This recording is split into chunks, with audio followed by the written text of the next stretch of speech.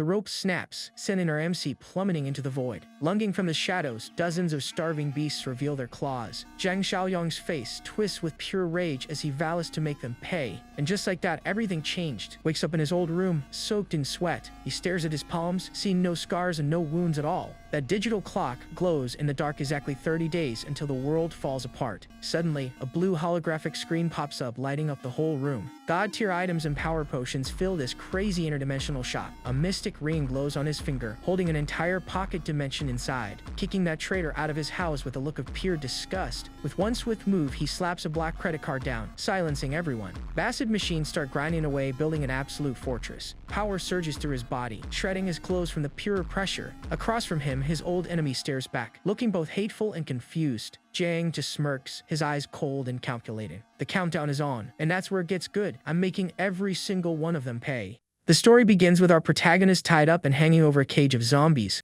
A woman smiles maliciously as she calls out the young man's name, Jiang Xiaowang. She taunts him, saying his friends are gone and his life is now meaningless. Remembering his companions, the boy is filled with guilt and hatred for everything that happened. He then yells at the wicked woman, saying she deserves a terrible end. A man beside her mocks the young man's anger and suggests dealing with him slowly. Then, this same guy thanks him for the supplies that will ensure their survival. With that, he presses a button and the rope holding Zhang Xiaoyang is suddenly released. The young man then falls straight into the cage, where the hungry creatures eagerly awaited him. The zombies immediately surround him and start swarming him from all sides. In his final moments, he swears that if he had another chance, he would make the two traitors pay. Suddenly, the protagonist jolts awake, completely confused by the situation. He hears a familiar voice asking what he meant by what he just shouted. The woman demands to know why he hasn't put the house in her name yet and questions him. Jiang Xiaoyang is in shock as he realizes he has been reborn before the start of the apocalypse. He remembers how in his past life, he was tricked by Kui Jing, who left him with nothing. Soon after, a global catastrophe turned most humans into zombies, creating chaos. With the help of friends, he built a safe shelter to survive amidst the danger. But the traitor showed up, pretending to be helpless to gain their sympathy. In reality, she was a spy sent by enemies to destroy the group from within. The girl yells, asking if he heard her, but Jiang Xiaoyang just curses her in his thoughts. He realizes he can't act on impulse, and she gives him 1 week to sort things out. The protagonist then pushes her out of the house and tells her to leave, leaving her confused. She is shocked and wonders when he became so assertive, as he used to be her doormat. Now alone in the house, the young man can finally think calmly about his next steps. He then turns and looks at a digital clock on a nearby table. The device shows there's only 1 month until the apocalypse, and he needs to prepare quickly. Suddenly, the young man's eyes glow, and he realizes something strange is happening. A system screen appears before him with a mission to prepare for the end of the world. He wonders what the system and the reward points he can earn from missions are. Then a shop appears, showing items like strength potions and supply boxes. At that moment, the young man's stomach starts to rumble loudly because he is very hungry. He remembers that in his past life, he was always under to save money for Ku Jing's dowry. Without a second thought, the boy grabs his phone to order food through an app. Since the world is ending in a month, he decides he deserves to eat well at least once. The scene then takes us to a fancy building in the city, where the delivery will soon be made. A huge, expensive feast arrives at his house, and the young man is impressed by it all. He picks up a piece of meat and says he's going to see what a 300 yuan dish tastes like. The protagonist brings the food to his mouth and finally tries the dish, which looks delicious. The flavor is so good that his body reacts explosively and his shirt even rips. With that, he begins to devour all the food at an absurd speed, without stopping for a second. However, in the middle of the meal, the young man's cell phone starts to ring, catching his attention. It was a call from Ku Jing's friend, and he already knew the manipulator had gone crying to her. The girl on the phone yells, asking how he could treat Kui Jing in such a horrible way. With no patience at all, the protagonist yells back, simply telling her to get lost.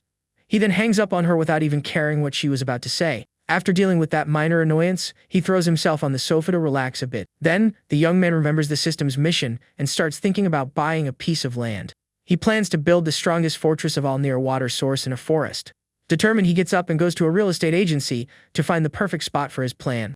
Arriving there, a realtor approaches him and asks if he wants to rent or buy a house.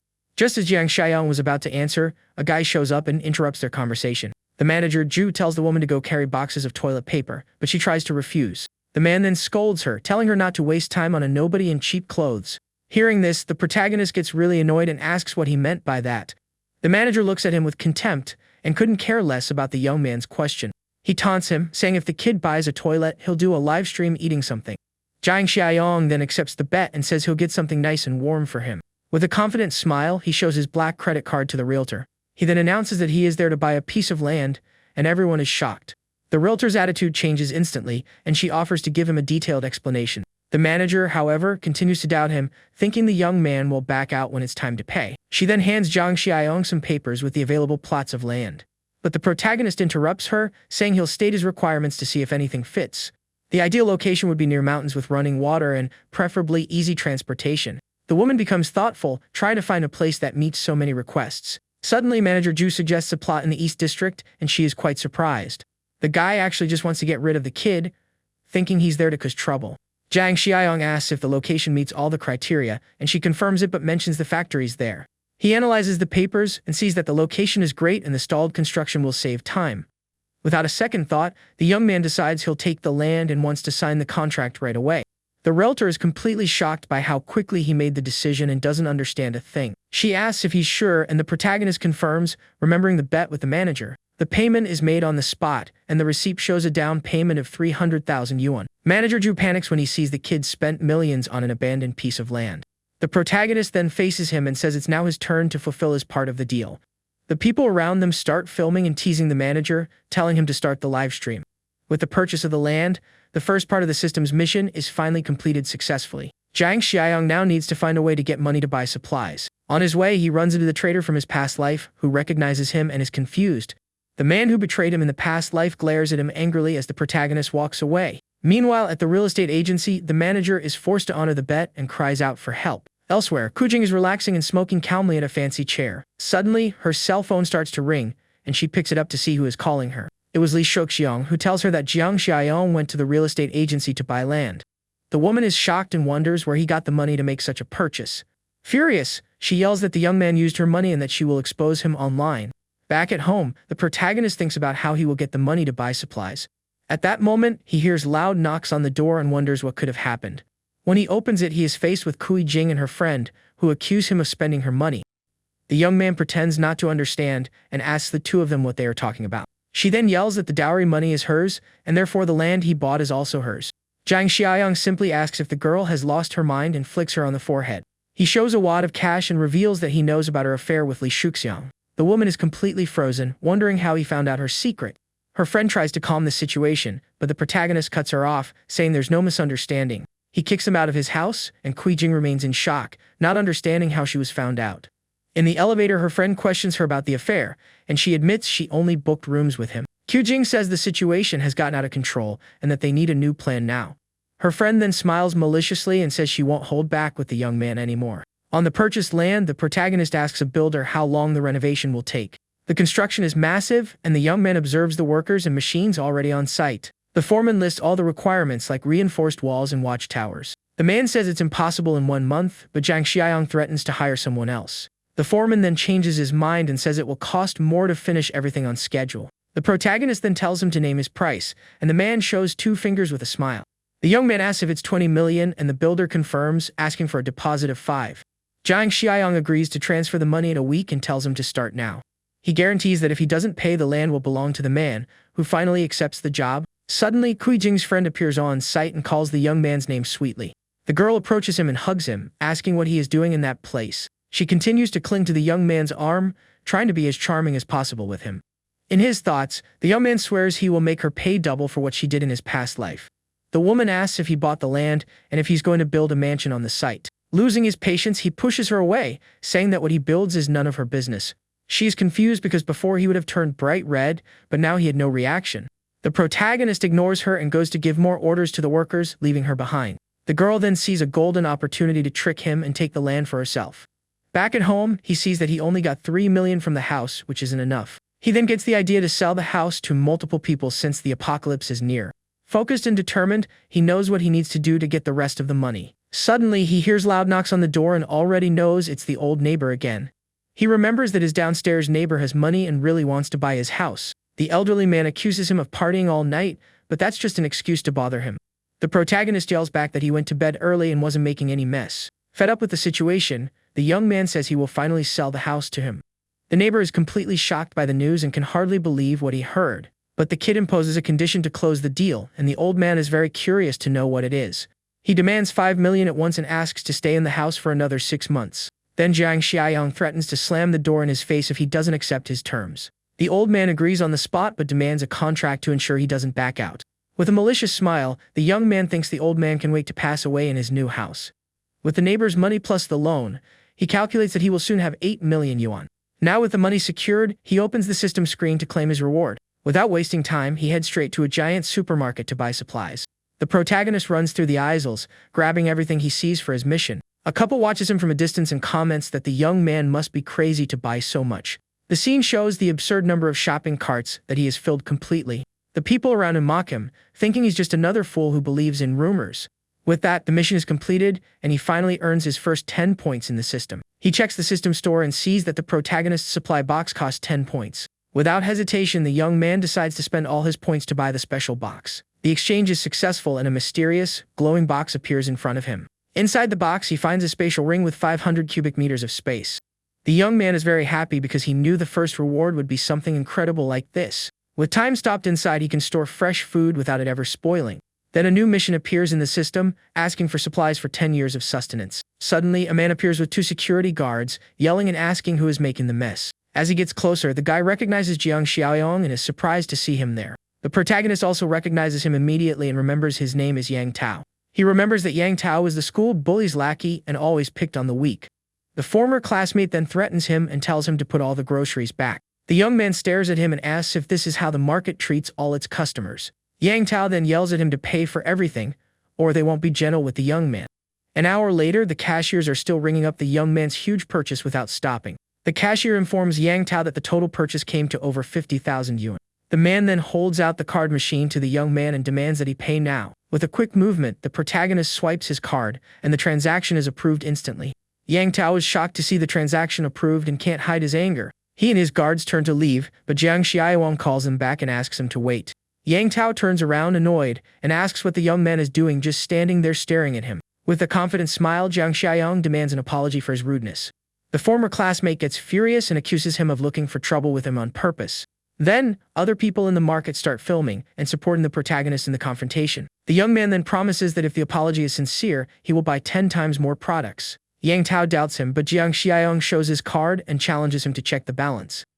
The young man then inserts the card into the machine to prove to everyone that he's telling the truth. Upon seeing the balance of 700,000 yuan, the man is completely shocked by the cash. Jiang Xiaoyong stares at him and reaffirms his promise to keep buying if he apologizes. With no other choice, Yang Tao bows dramatically and apologizes to the young man. The protagonist pats him on the head and advises him not to be so reckless. The guy's attitude changes instantly, and he asks why the young man is buying so much stuff. He then says that the market stock won't be enough and that he needs a wholesaler. The young man sees an opportunity, and Yang Tao mentions the name Zhang Shengzhi, the school bully. He then calls his boss, and Jiang Xiaoyong thinks about how the two of them steal from the market. The two then go to the warehouse outside the large commercial establishment. At that moment, a luxury car comes speeding towards them without even braking. The vehicle almost runs them over, and the two have to jump out of the way to avoid being hit. The protagonist is annoyed by the driver's arrogance and thinks about how he was never fooled. A man gets out of the car smoking, and he seems to be the so-called Zhang Shengzhi, the big wholesaler. Yang Tao introduces him to his boss as the big client he had mentioned before. The wholesaler, however, doesn't recognize him, and his lackey explains that he's a former schoolmate. After taking a drag from his cigarette, the man finally says he remembers the young man's face.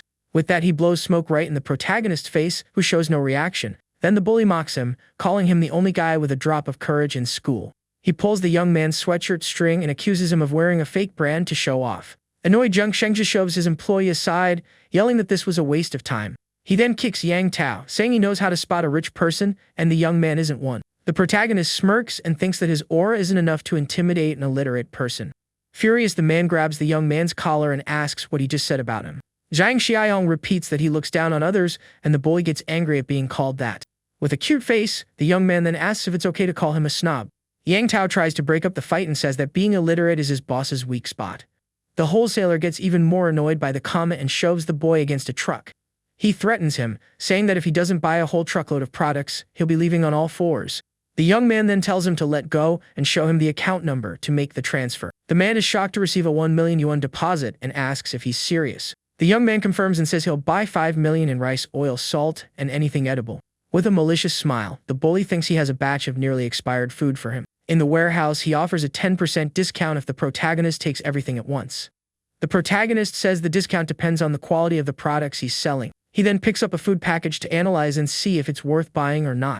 Upon checking, he realizes that only the outer layer is new, and the rest is nearly expired. The wholesaler is surprised by the young man's cleverness and offers a 50% discount. Jiang Xiaoyong refuses the offer, saying his 5 million is for buying quality products. He then reveals that he has other plans for the nearly expired food, and the man gets curious. The young man proposes to take everything with the discount but will only pay for the batch in a month. The bully is worried, but the young man assures him he will mortgage the house if he doesn't pay the debt. With a confident smile, he says that in a few days, even expired food will be worth a fortune. He then tells the man to deliver the goods to the address he will send shortly. Suddenly, the protagonist's cell phone rings, and he answers to see who is calling. While on the phone, he tells the two of them to separate the food for delivery. Yang Tao asks if the young man set him up, but his boss says his family is just average. The old man who wanted the young man's house shows up with a deposit of 400,000 yuan in cash.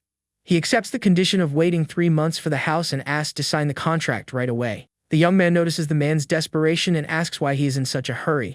The old man explains that his granddaughter needs to change schools, and the house is the only housing option. The protagonist jokes, asking if he's not afraid that he might raise the price of the house. The man begs him not to do that as the money is the savings of 2 generations. With a gentle smile, Jiang Xiaoyong calms him down and assures him he won't go back on their deal. With everything settled, the protagonist finally signs the sales contract for his old house. The old man is very happy to see the signed document and celebrates the deal he made with him. Then the man says goodbye, saying he won't bother him anymore, and the young man bids him farewell. Alone, he thinks that because they are so honest, the old man and his granddaughter wouldn't survive the apocalypse. Then the young man calls him back and asks for the man's current address, who is quite confused. The scene then shifts to the construction site where the foreman approaches the young man. The builder asks about the second payment and Jiang Xiaoyong says he will transfer it soon. The foreman informs him that the construction is almost finished with secure walls and the warehouse is ready for use. With everything ready, the young man calls Zhang Shengji and tells him to start delivering the goods. The delivery men celebrate the generous bonus and comment that the place looks like a real bunker.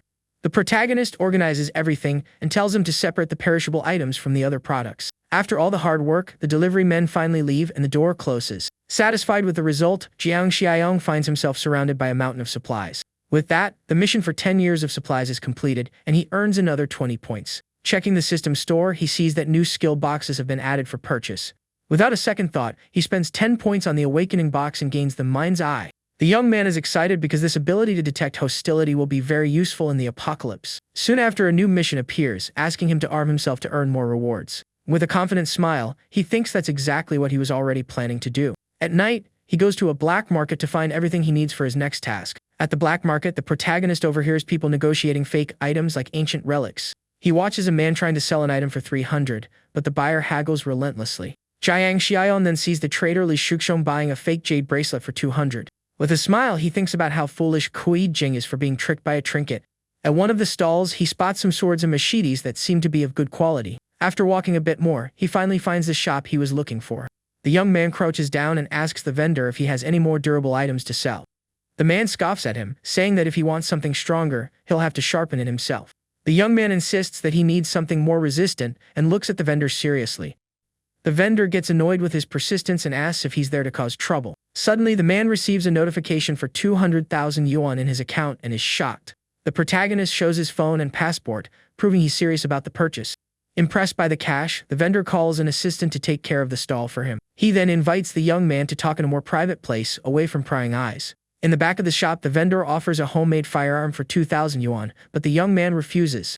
The man doesn't understand the young man's refusal and looks at him with a confused expression. He then offers a replica revolver for 5,000 yuan and bullets for 5 each. Jiang Xiaoyong gets annoyed and says that with a 200,000 advance, he deserves something better. The vendor is confused and asks what advance the protagonist is talking about. With his eyes glowing, the young man reveals that he wants to buy 2 million yuan worth of weapons. The vendor is surprised by the size of the order and asks who the mysterious young man is. He asks for a moment and steps away to get something important for their negotiation. The man opens a secret door that was hidden behind a wall in the warehouse. He then peeks through the crack to make sure no one is watching them. With the area clear, he tells the protagonist that he has found the right person for the job. The young man then gives the delivery instructions and demands that the payment be in cash. The vendor sees him off at the door and tells the young man to be careful on his way back. As he leaves the shop, he runs into Li Shuxiong, who looks at him with a disdainful gaze. The man accuses him of having family heirlooms to be spending so much money lately. He then taunts him, saying he's selling everything to live comfortably and without effort. The protagonist smirks and decides to test his new mind's eye ability.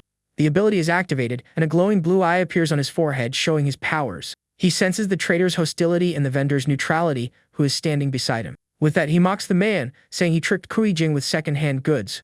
Li Shuxiang becomes enraged by the young man's comment and lunges at him with great anger. The vendor asks if they know each other, and Jiang Xiaoyong says they are more like enemies.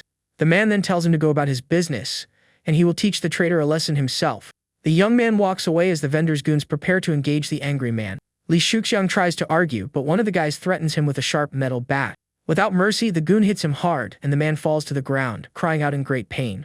Lying on the ground, the man swears revenge on the protagonist and tells him to wait for payback. 2 days later, in a warehouse, a truck arrives to deliver the purchased weapons. The young man watches the vehicle approach and prepares to receive the arsenal he ordered. With the weapons in hand, the mission is completed, and he earns another 10 points in the system. As a bonus, he receives a physical enhancement potion, which leaves him very surprised. The potion is a +2 level, which is double the one in the system store. Without hesitation, the young man prepares to apply the injection and increase his physical attributes. Upon injecting the liquid into his body, he feels intense pain and screams in agony. He calculates that with the 2 strength points, his capacity will increase by 40%. With the 20-point potion from the store, he decides to maximize this advantage and get stronger. Now with 8 strength points, he is 60% stronger than an average person. An aura of fire envelops his body, and he feels ready to test his new strength. He then spots some pipes and sandbags that could serve for his little test. The young man picks up an iron bar and prepares to see how powerful he has really become. With a precise kick, he bends the iron bar with impressive ease. The metal object shatters into pieces, and the protagonist is satisfied with the result. He realizes that now, not even the zombies at the beginning of the apocalypse will be a problem for him. The young man then lies on the floor to rest and decides to store the weapons in his spatial ring. With a gesture, the weapon crates are sucked into the ring and disappear into thin air. He then gets up and thinks that since the apocalypse is the next day, he needs to prepare. He remembers the old man's honesty and how desperate he was for the house for his granddaughter. Even after all he's been through, he still sympathizes with the plight of the less fortunate. Therefore, he decides to send some supplies as a form of payment for the man's help. The protagonist then gets in his car and drives to an old building in a remote neighborhood. Upon arrival, he complains that without GPS, it would be impossible to find such a hidden place. He goes up the stairs and notices that the old man lives in a simple, cheap place on the top floor. Before knocking on the door, the young man prepares to use his spatial ring to get the supplies. He remembers that if he doesn't take the boxes out first, it would be very difficult to explain how he got them. With the ring glowing on his hand, he prepares to summon the boxes of food and drink. The supplies then appear out of nowhere, stacked in the hallway, making everything very cramped. The old man hears the noise and runs to the door, thinking it's the landlord collecting rent. Upon opening it, he is faced with the protagonist and recognizes him immediately with surprise. The man is shocked to see the pile of boxes and asks what the young man is doing there. The young man asks him to help carry everything inside before any neighbors see them. Inside the apartment, the old man comments on the young man's energy, who moved everything at once. The protagonist surveys the place and sees that the room is decent and the front door is very solid. He then turns to the old man and says he has something very important to tell him now. The young man warns that starting the next day, the world will undergo a major change. The man doesn't understand and says he can store the supplies at his house since he's moving out. In a picture frame, he sees a photo of the old man with his granddaughter, who seems to be a kind young woman. Seeing the photo, he remembers the girl's name and her image comes to his mind. He asks the old man his granddaughter's name, and the man is shocked that he knows. The old man explains that she is in her hometown and will only move after the transfer. The young man then remembers that in his past life, the grandfather risked everything to save the girl. He swears to himself that he will make up for the old man's regret in this new life. The protagonist then tells the man that he will no longer be moving into his old house. He explains that starting the next day, the world will become a living nightmare, and nothing else matters. The old man is confused and can't understand what the young man is trying to tell him. Jiang Xiaoyong realizes it will be difficult to explain the situation to the older man. He then tries a different approach, asking if the old man knows what hunger is. To prove his point, he uses the spatial ring and makes all the supply boxes disappear. The man is frightened by the magic and wonders what kind of trick the young man used. The protagonist reveals that he has superpowers and can predict the future to convince him. With a serious and determined look, he asks where the old man's granddaughter's school is. The two then get in the car, and the young man drives at high speed towards the location. The car speeds through the city streets, and they arrive at the school in a matter of minutes. Upon arrival, the young man asks which class and dorm the girl is in to find her. In the schoolyard, a girl is being surrounded by a group of angry bullies. One of the girls hits her hard and accuses her of having something a guy named Zhang Xiaoqing likes. With a bruised face, she tries to defend herself, saying she wants nothing to do with the boy. Losing patience, the girl kicks her hard and knocks her to the ground without any mercy. The bully then pulls her hair and accuses her of playing hard to get with the boy. Another girl holds her tightly while the group's leader looks at her with a disdainful gaze. Suddenly, one of them spots the girl's grandfather and the protagonist approaching and scoffs. The old man yells at them to let his granddaughter go, and the young man follows with a serious look. One of the bullies then turns and tells the older man not to meddle in their business. The old man gets furious and attacks the boy who threatened him but is easily overpowered by the group. One of the boys holds him tightly, and the other prepares to hit him with a bat. But before he can land the blow, the protagonist catches the bat with one hand. With a cold look, he asks if they are learning to be thugs at such a young age. The bully calls him Big Brother, and the protagonist knocks him down with a single blow. The boy falls to the ground with a dull thud, and his friends are shocked by the young man's strength. Impressed by the young man's strength, the bully wonders if he is trained to fight. The two then decide to attack together to try to have a chance against the protagonist. With a determined look, he prepares to face the two bullies at the same time. He faces the two boys who arm themselves with a bat and a knife for the upcoming fight. The boy with the bat attacks first and tries to hit the protagonist's head with force. But with a quick move, the young man dodges the blow, and the bully barely misses the target. The protagonist realizes his reactions are much faster after the enhancement. With that, he takes advantage of the opening and grabs the boy's neck with impressive strength. With brutal force, he throws the bully to the ground headfirst to incapacitate him. The boy passes out instantly with his eyes rolled back and mouth open, showing it's over for him. Then the other boy tries a surprise attack from behind with a sharp knife in his hand, but the protagonist turns and catches the blade with ease, surprising the attacker. With no time to react, a swift kick goes straight towards the blonde bully's face. The blow lands squarely, and the boy is thrown far away by the impact of the attack. He hits the ground hard and lies there, groaning in pain, unable to get back up. With the two attackers defeated, Zhang Xiaoyong turns to the girls who were watching. He then approaches their leader, who looks at him scared and asks what he wants. The bully's face turns red, and she glares at him with a look of pure hatred and surprise. She remains in shock, unable to believe what just happened right in front of her. The young man then grabs her hair and asks if she likes doing this to others. He then holds the knife to her neck, and she screams, terrified by the situation. With a quick flick of the blade, he lets her go, and the girl screams in sheer desperation. The protagonist's eyes glow with an intense blue light, showing his determination. The bully falls to her knees on the ground and realizes something terrible has happened to her. She puts her hands to her head and discovers that her long hair has been completely cut off. Furious, she yells that she won't let him get away with what he just did to her. The young man ignores her and says that long hair will only be a burden in what's to come. He then turns to Shanshan and calls for her to leave, leaving the bullies behind. Shanshan is confused and asks where they are going now that they've left the school. In the car, she is shocked to realize she won't be going back to classes anymore. The protagonist explains that a great famine is coming and survival is the priority. The girl scolds her grandfather, thinking he fell for another one of the many phone scams. Zhang Xiaoyong then corrects her and swears he will keep the girl safe in this new life. He reveals that the information about the famine came from him, not from some random scam. Shanshan then looks at him and asks who he is, as she has never seen him before in her life. The young man introduces himself and says she doesn't need to worry about the bullies who attacked her. She becomes concerned by the news and asks if the famine is really going to happen. He then reveals that he made up the story about the famine for her grandfather to understand the situation. The girl is shocked by the revelation and yells that the apocalypse is about to begin. The young man then asks her to check the news and videos to see the first signs. On her phone, she sees a post about a sword that lights up the moon and scatters the leaves. Then she sees a video of people biting each other and is shocked by the scene. Another post talks about a strange fog that has returned with a very weird smell. A person in the video complains about being bitten and asks to be taken to the hospital urgently. The protagonist confirms that the signs of the apocalypse are already appearing everywhere. He then explains that the next day a toxic fog will cover several provinces. The fog will affect living beings, and a part of the population will turn into zombies. And the other part that is not infected will not be spared from the terror to come either. He continues to explain that the people who pass away will turn into one of the creatures. The protagonist then asks if she knows what zombies are, and the girl says yes. He warns that when it all begins, she won't find the situation so unbelievable. Suddenly, they hit a huge traffic jam on the road and get stuck. The young man notices that even the emergency lane is completely blocked. The old man is worried about the zombies, but the young man says it's not that urgent yet. In his thoughts, he worries about the possibility of a small outbreak happening right there. Suddenly, a yellow car cuts in front of them and merges into the emergency lane. The abrupt maneuver forces the protagonist to brake hard to avoid a collision. The passengers are thrown forward by the impact, and the girl screams from the shock. Annoyed, Zhang Xiaoyong curses the driver for merging without even signaling. He then turns the steering wheel sharply and decides he won't let the other driver get away. With a daring maneuver, he pulls his car in front of the other and blocks it on the road. The protagonist's car is parked sideways in front, blocking the yellow vehicle's path. With a furious look, he glares at the other driver, who keeps trying to get past him. The man in the other car starts yelling at him from the window, but the young man is not intimidated. The old man suggests avoiding trouble, but Jiang Xiaoyong says he doesn't mind sending him a message. Finally, the traffic starts to move, and the young man celebrates the end of an almost 1-hour wait. But the girl warns him that the car from before is trying to cut them off again on the road. Without a second thought, the protagonist accelerates and rams his car into the other drivers.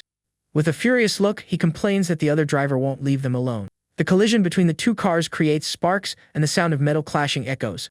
The old man asks him not to stoop to the other's level, but the young man doesn't listen. He says that with the apocalypse coming, there's no need to tolerate scum like that. With a risky maneuver, he swerves the car to the side, and the other one hits the guardrail. The yellow vehicle is dragged along the road, and the protagonist manages to get rid of it. Annoyed, the driver gets out of the car and yells at the young man who is already far away. The man then takes out his phone and calls the traffic police, requesting the footage. He swears he will show the young man that there are people he can't mess with. At night, they arrive at the fortress and the garage door opens for them to enter. The old man gets out of the car, impressed with the place, and the young man observes the shelter's entrance. They approach the building, and the man is shocked by the size of the place. The protagonist tells them to rest because from the next day on, everything will be difficult. The next morning, he observes the landscape from the window and prepares for what's to come. Shanshan stretches in the hallway and celebrates not having to go to school anymore. With a smile, he invites her to see the fortress that will be their new home. The young man explains that the walls are made of reinforced concrete to ensure safety. The solid steel gate with remote control is also super resistant to attacks. He warns them that without his permission, no one but them can enter the fortress. The girl then asks if they should leave the survivors who arrive there to perish. He then asks her to come with him, and the three of them go out to explore the fortress together.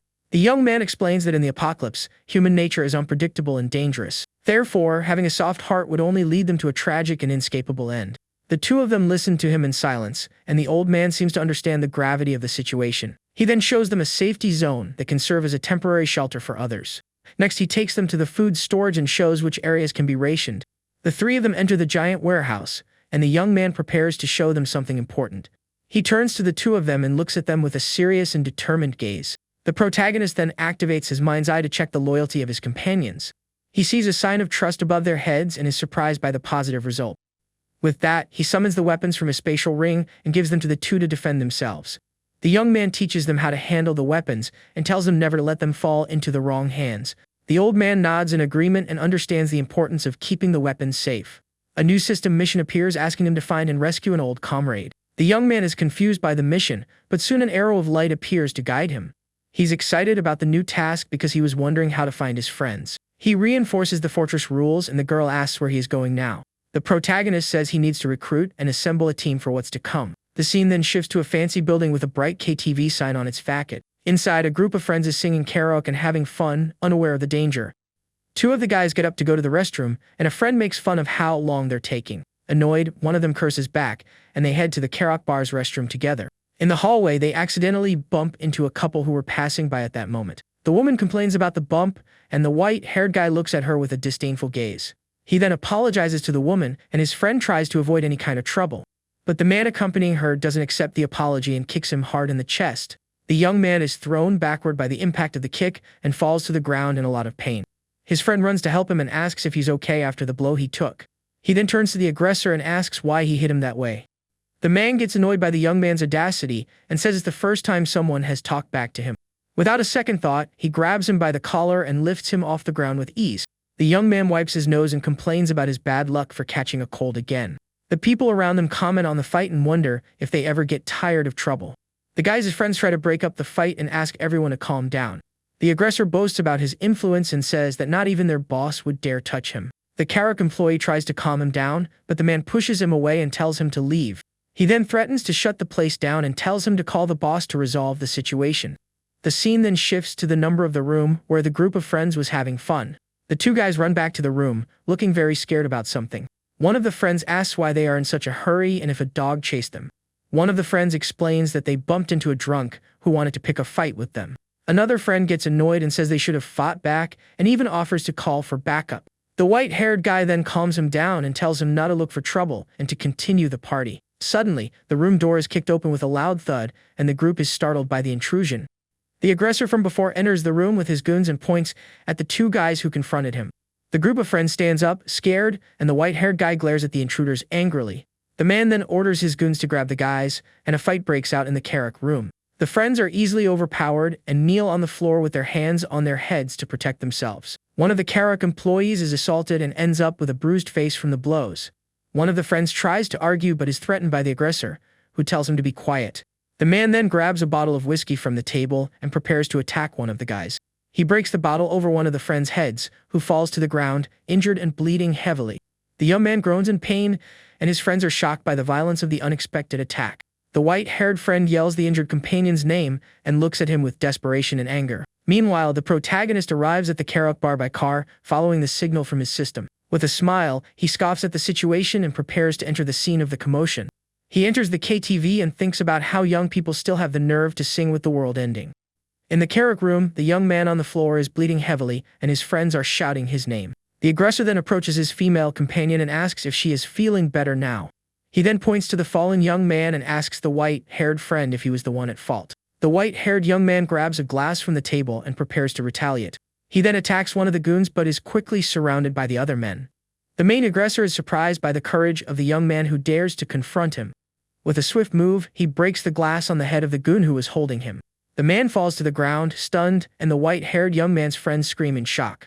Annoyed, he lunges at the other aggressors, and the fight intensifies in the room. One of the friends cowers in the corner and tells the others to go all out against them. The two groups clash, and an exchange of punches and kicks happens non-stop in the place. The white-haired young man fights bravely but is eventually overwhelmed by the disadvantage. One of the friends despairs and yells for the other one who is getting beaten to join the fight. The man then musters up his courage and jumps on one of the goons. He bites him hard on the arm, and the goon screams in pain from the unexpected bite. The man gets angry about the bite and yells for help to get the young man off him. The friend who is cowering yells for the others to help him, since he's holding off two of them. The bitten goon then starts to bite back, and the young man is shocked by his strength. The man complains about the bite and says the young man is acting like a rabid dog. The aggressor then throws him to the ground and easily overpowers him, showing his superiority. The protagonist observes the scene and prepares to join the fight and help his friends. With a quick move, he lifts one of the goons by the neck with a single hand. He then throws him hard against the glass table, which shatters on impact. With the fight interrupted, the protagonist yells for everyone to stop what they are doing. One of the friends is impressed by the young man's strength, who subdued the aggressor with one hand. The group leader asks who the young man is and glares at him with a look of pure hatred and anger. The protagonist approaches his friend and asks if he was bitten during the commotion. The white-haired young man denies it and asks why he is asking such a strange question. Zhang Xiaoyang then tells him to come with him, and the two prepare to leave the room. The aggressor tries to stop them, but one of his goons starts to feel sick and distracts him. The goon says his head is spinning and his boss asks if his cold has gotten worse. The protagonist observes the scene in silence and already knows what is about to happen there. The man says earlier it was just a runny nose, and now he feels very ill. The young man then asks if his shoulder was bitten by the other guy during the fight. The goon confirms and asks what that has to do with him feeling unwell. He explains that the young man was already infected, and the bite near the head will speed up the mutation. The aggressor gets annoyed with the young man's audacity and tells him to stop meddling. With a quick move, the protagonist throws the infected young man into the karaoke room. He then locks the door firmly and holds it to ensure no one gets out. The young man thinks it's a good thing the zombies don't know how to open doors on their own yet. The people inside the room scream and pound on the door, desperate to get out. The young man turns to his friend and asks which of the aggressors need to be eliminated. The white-haired young man is confused and asks if they know each other from somewhere. The main aggressor advances on the protagonist and accuses him of being too arrogant. With a quick move, he grabs the man's hand and stops him from advancing further. He then throws him hard against the glass wall, which shatters on impact. One of the goons gets angry and lunges at the protagonist to avenge his fallen boss. The young man dodges the attack and lands a solid punch on the chin of the man attacking him. The goon falls to the ground from the blow, and the young man positions himself over him with a cold look. The man starts to have convulsions and foam at the mouth, leaving his friend very worried. The goon runs to help him and asks what happened since it was just one punch. The protagonist then challenges the others and asks if anyone else wants a taste of his fists. He then asks his friend to take their injured companion outside and wait for him. The three young men leave the room, and the protagonist prepares to deal with the rest of the group. The main aggressor gets up and says they are also leaving that place, but the young man stops him and asks what he's doing standing there in front of him. He accuses him of almost taking out his friend and questions his lack of memory. The man gets annoyed by the young man's audacity and throws him to the ground with a single push. He then locks him in the room with his goons and prepares to leave the place for good. The aggressor yells from outside and swears he will skin the protagonist alive for everything. Suddenly his eyes turn red, and he begins to transform into a creature. With a terrifying roar, he turns to his goons who are shocked by the scene. The creature then advances on them, and the friends panic at the transformation. From outside, the protagonist hears the cries for help and the sound of the door opening. An employee appears, and he tells him to lock the door and call the police and the hospital. The man is confused by the term rapid flow and doesn't understand the gravity of the situation. With a shout, the young man tells him to obey, and the frightened employee runs to carry out the order. He locks the door with the key, and the screams from inside the room continue non-stop. The protagonist then turns to his friends and tells them to leave that place. The employee is shocked by the noise and wonders why everything is so chaotic. Another man appears and asks about the so-called rabid flu, the other one mentioned earlier. He then suggests checking the surveillance cameras to see what's happening. In the security room, the employees watch the horror scene with fear and desperation. On the footage, they see the zombies attacking people in despair at the massacre. The protagonist then says goodbye to his friends and tells them to hurry up and leave. He gets in his car and drives away from the karaoke bar, which is no longer a safe place. In the car, the white-haired friend thanks him for his help and asks who the young man is. The young man introduces himself and says he was hired to protect them without giving more details. One of the friends asks about the rabid flu, and the protagonist reminds him of what happened. The young man is silent for a moment and then asks if there is any cure. The protagonist explains that the disaster will only get worse because the world is already ending. Suddenly, a scream from outside the car catches the attention of all the passengers. They see a person being attacked, and the young man explains that it's just a localized outbreak. He warns that soon everything will get out of control, and they need to follow his orders to survive. The friends agree and call him Brother Yang, showing that they trust his leadership. The system then informs him that the former partner mission has been successfully completed. In the system store, he sees new supply boxes and notices that an old one is still there. He decides to buy all the boxes as they seem useful, and they will soon return to the fortress. The protagonist then remembers that he still has a trust issue to resolve with the group. He remembers how in his past life, one of Zhangqi's friends betrayed them and caused a massacre. With a serious look, he turns to the friends and asks who the traitor among them was. The scene then shifts to a building where Kui Jing is on the phone with someone important. She complains about the delay in the delivery of supplies and says she is afraid to leave her house. Suddenly, she hears knocks on the door and is startled by the unexpected noise at her home. She then says goodbye to the person on the phone and goes to see who is knocking at her door. Through the peephole, she sees her friend and opens the door to find out what happened to her. The friend tells her that the neighbor on the first floor was taken away by the police and an ambulance. Kui Jing then realizes that was why everything was so chaotic in the building earlier. Her friend says that the so-called rabid flu is not just a rumor and asks about the supplies. She gets annoyed with the delay and tells her friend to call the man and tell him about the protagonist. Kui Jing explains that one of his goons watched the young man and found out about the abandoned factory. The friend then realizes that the young man probably already knew about the pandemic in advance. She then tells her friend to call the man and close the deal as soon as possible. She then tells her friend to demand a larger share of the profits when he starts making money. The protagonist then arrives by car at the fortress with his new teammates. They get out of the vehicle, and the white-haired young man is impressed with the place they are at. He says the place looks like a fortress, and the protagonist confirms that this is everyone's first reaction. The young man then approaches the old man and his granddaughter, who welcome him with relief and concern. They ask if the young man is okay, and he reassures them, saying they don't need to worry about anything. With a smile, he prepares to introduce the new members of the group to the two of them. He introduces them as Zhang Chai and his classmates, who will now be their companions. The girl welcomes the group and says she trusts Brother Xiaoyang's choice. The protagonist then asks the old man to show them around and explain the rules to the newcomers. One of the friends raises his hand and asks if he can ask the leader an important question. He asks if they can also receive weapons to help defend the place with the others. The protagonist is silent for a moment, and his gaze becomes serious and thoughtful. Another friend scolds him and says they need to earn the group's trust first.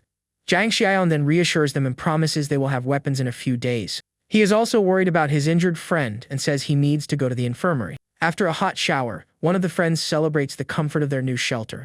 The young man who asked for the weapons gets annoyed with the other for interrupting him earlier. He argues that at best they are being protected and at worst they are under house arrest. But his friend reminds him that the protagonist saved them, and they should be grateful for that. The friends start to argue, and one of them questions why the protagonist saved them. Another friend complains that the infirmary is safer than a prison and suspects something. He then suggests that the young man might be planning something bad and that they need to act first. The young man says he would rather betray the world than be betrayed and plans to take over the fortress. With a malicious smile, he comments on the girl, and his friends fall silent. The awkward silence hangs in the air, and no one knows what to say about the comment. The young man then says he was just kidding and tries to relieve the tension that had formed in the group. The friends are relieved, and one of them says he shouldn't joke about such serious things. In his thoughts, the traitor says that in chaotic times, one must be ruthless to win. The protagonist then says goodbye to the old man and his granddaughter and asks them to rest. He then turns to the two of them and makes an important request before leaving the fortress. The young man asks them to keep an eye on the other two friends because he senses a traitor. Alone in the warehouse, he prepares to use his points and buy items in the system store. He analyzes the available items and decides to buy the 3 supply boxes from the store. The protagonist then touches the screen and selects the first Apocalypse Farmer's box. He buys all 3 boxes at once, and the bright lights indicate the new acquisitions. In the boxes he finds corn seeds, starch sausage, and 1,500 rounds of ammunition. He is satisfied with the rewards and knows they will be valuable in the apocalypse. The scene then shifts to the road where the protagonist is surrounded by 2 black cars. He arrives at the address and confirms with the person on the phone if the location is correct. He then tells the person on the phone that they will eat together when he gets back. Outside the fortress, the driver of the yellow car orders his goons to break down the gate. The group then starts attacking the gate with bats and kicks, but can't even scratch it. One of the men warns that the door is too thick and they won't be able to break it like this. The driver gets annoyed and wonders who uses such a sturdy door on a normal house. With no other option, he orders his goons to get the bigger weapons they brought with them. Inside the boxes, they find several bottles of wine that they will use as Molotov cocktails. The men then light the bottles and throw them over the fortress wall non-stop. The explosions set the top of the wall on fire, and the flames begin to spread quickly. The fire spreads along the wall, and the group of invaders watches the scene with satisfaction. More bottles are thrown, and the fire gets bigger and more dangerous on the site. Inside the fortress, the group rushes to put out the fire with buckets of water and fire extinguishers. Shan realizes that the protagonist was right, and the disaster is already happening for real. The young man and the old man then grab their weapons and prepare to face the invaders. They climb the watchtower, and the young man says he's going to see who is looking for trouble. From the top of the tower, he recognizes the driver and the car from the incident on the road earlier. The old man also recognizes him and is shocked to see that the man followed them to the fortress. The driver also spots them on the tower and is surprised to find them there again. His goons confirm it's him, and he gets annoyed seeing it's the same young man from the road. He then yells for the protagonist to come out, or he will burn the whole place down with fire. With a cold look, he gives the driver and his goons 5 minutes to get out of there. The man gets annoyed by the threat and orders his men to bring more Molotov cocktails. Suddenly, a new mission appears in the protagonist's system with a clear objective. The old man asks what they should do, and the mission orders that the threat be eliminated.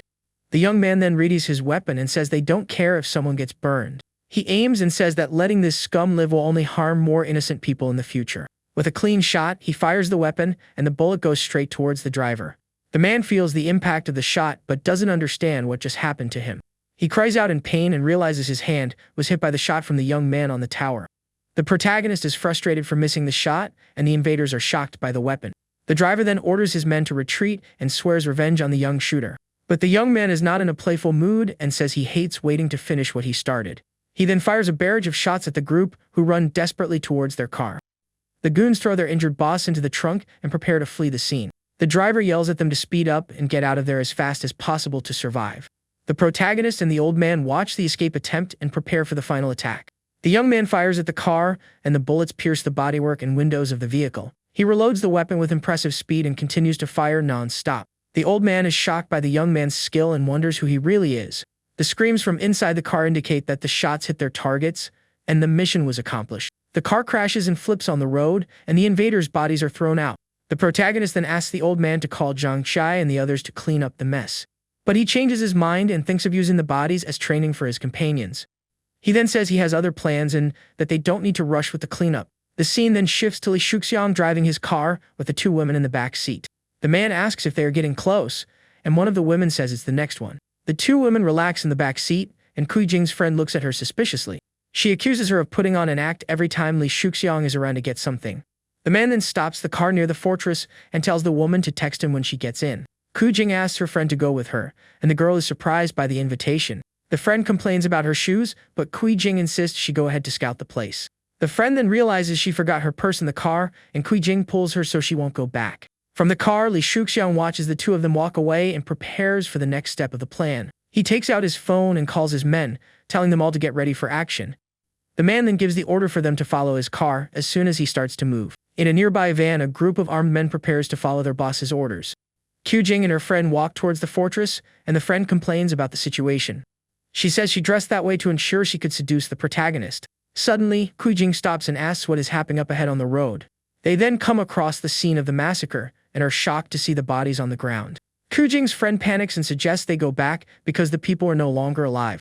The woman analyzes the scene and speculates that two groups fought over the protagonist's supplies. She then deduces that the young man probably didn't survive the confrontation and laments the loss. Suddenly, one of the bodies moves, and her friend suggests they get closer to investigate. One of the men the protagonist defeated gets up and peeks over the fallen car. The two then approach the fortress gate to see if they can find any clues. They notice that the gate is tightly shut, and the friend wonders if the young man is okay. Suddenly, they hear a voice calling and turn to see who is speaking to them. Shanshan appears on the fortress wall and questions them about how they know the place. Kui Jing says she is the young man's girlfriend and that they are his friends who came to visit. The girl then informs the protagonist that two women are outside, and one claims to be his girlfriend. Kui Jing understands the young man's change in attitude, and her friend worries about the crossbow in his hand. But the woman reassures her and says that Li Shuxiang brought weapons to handle the situation. The protagonist then appears and asks what the two of them are doing there at his fortress. He activates his mind's eye to check their intentions and prepares for the worst. With a fake smile, the friend says they were worried and came to see if he was okay. The young man scoffs at them and asks about the presence of Li Shuxiang and his men nearby. The two are shocked by the question and wonder how he knows about their plan. Suddenly, a shot is fired, and the two are startled by the sound of the firearm. Kui Jing's friend yells at the young man, and he reveals himself with a weapon attached to his arm. Kui Jing's friend advises her not to provoke the young man, but she doesn't listen. The protagonist laughs and says shooting them would be too easy an end for the two of them. Suddenly, they hear a groan and turn to see where the strange noise came from. The men the protagonist defeated rise as zombies and surround them on the road. The young man then says he will let them perish at the hands of the creatures he himself created. The zombies roar and charge at the two women, who run for their lives. They scream in desperation and run as fast as they can to escape the creatures. Kui Jing's friend screams Li Shuxiang's name, who hears the screams from inside the car. She continues to scream for help while being chased by the zombies on the empty road. The man is startled by the scene and wonders how there can be rabid flu patients there. He then grabs the radio and tells his men to turn around and flee from that place. Kui Jing curses him for being a coward and abandoning her to perish at the hands of the zombies. Desperate, she screams that she doesn't want to go out like that and tries to fight for her life. She then shoves her friend backward to buy time and try to escape the creatures. The strap of her purse gets caught on her friend's ankle, causing her to trip and fall. The girl falls hard and lies there defenseless as the zombies approach to attack. The zombies surround her and begin to attack her mercilessly, and she screams in pain and despair. She curses Kui Jing as a traitor while being devoured alive by the hungry creatures. The woman laughs at the scene and says her friend deserved what happened for being so naive. With that, the mission is completed, and a new task to clear the streets appears in the system. Shanshan is shocked and wonders how people turned into zombies so quickly. The protagonist explains that it is now officially the apocalypse, and the deceased will transform. He then calls everyone for a meeting and prepares to give the next instructions. In the meeting room, the group sits around the table to listen to what the young man has to say. He advises them to stay indoors for the next 2 days to adapt. The white-haired friend is worried about his companion who is injured in the Karuk fight. In the infirmary, the injured young man is lying in bed and appears to be in a serious condition. The veins in his hand begin to darken and spread up his arms slowly. The marks of the infection also appear on his neck, and he grinds his teeth in pain. The scene then shifts to the city where chaos ensues and people run in desperation. The wholesaler Zheng Shengzhu watches the chaos from the window and is concerned about the situation. He decides to go to the warehouse to get supplies and warns his family not to open the door. He hears knocks on the door and is startled by the unexpected noise at his home. The man peeks through the peephole and prepares to see who is on the other side. He then tells his family to be quiet and covers his son's mouth with his hand. With a golf club in hand, he asks who is at the door and hears Yang Tao's voice. Relieved, he opens the door and prepares to welcome his lackey who is waiting for him. But when he opens it, he's jumped by a group of men who knock him back with a powerful kick. The men surround him and attack him without mercy, leaving the wholesaler with no chance to defend himself. His family watches the horror scene and despairs at the violence of the attack. The goons hold him on the ground, and he yells for them to let him go immediately. He then curses Yang Tao and asks why he is doing this after everything. The former lackey scoffs at him and says that to his boss, he was just a servant. He then demands the keys to the warehouse and the address to steal all the supplies. The wholesaler grinds his teeth in anger and refuses to cooperate with the betrayal. Yang Tao then turns to the man's family and looks at them with a malicious smile. He grabs the woman by the hair and uses her as a hostage to blackmail his boss. His son yells for him to let his mother go and lunges at the man holding her. The boy bites him hard on the hand, and Yang Tao gets annoyed with the child's attitude. He then throws him hard against the wall, and the boy cries out in pain from the impact. The wholesaler despairs and asks them to leave him alone and go after him instead. Yang Tao assures him they will be safe if he cooperates and takes them to the warehouse. They then arrive at the warehouse, and the door opens for the group to enter. The men enter the storage facility and prepare to take all the supplies they can find. But when they get there, they find the place almost empty, with only a few boxes. Yang Tao thinks of the protagonist's name and begins to devise a new plan in his mind. He realizes that if he can get the supplies from the young man's factory, they'll be set for life. The wholesaler advises him to stay away from him, as he saw him with a weapon during the delivery. Yang Tao then says that's his problem and looks at him with a contemptuous smile. He then blackmails him and says that in exchange for the supplies, his family will be safe. The wholesaler is speechless and glares at his former lackey with a look of pure hatred. From a distance, the group hears the roars of the creatures and is startled by the strange noises. The scene then shifts to the fortress infirmary, where the injured friend is hospitalized. The group gathers around the bed and watches the young man writhing and roaring like a zombie. The man thrashes on the bed and tries to break free from the restraints that hold him tightly. The friends watch him in fear, and one of them even covers his ears to block out the screams. The traitor of the group then turns to the protagonist and says they need to put him down. The young man stares at him in silence, and the white-haired young man gets annoyed by the suggestion. He yells at the traitor and questions his lack of compassion for their friend. The traitor argues that he's already gone, and if he gets loose, they will all be in danger. The protagonist agrees and says that once someone turns, there's no going back.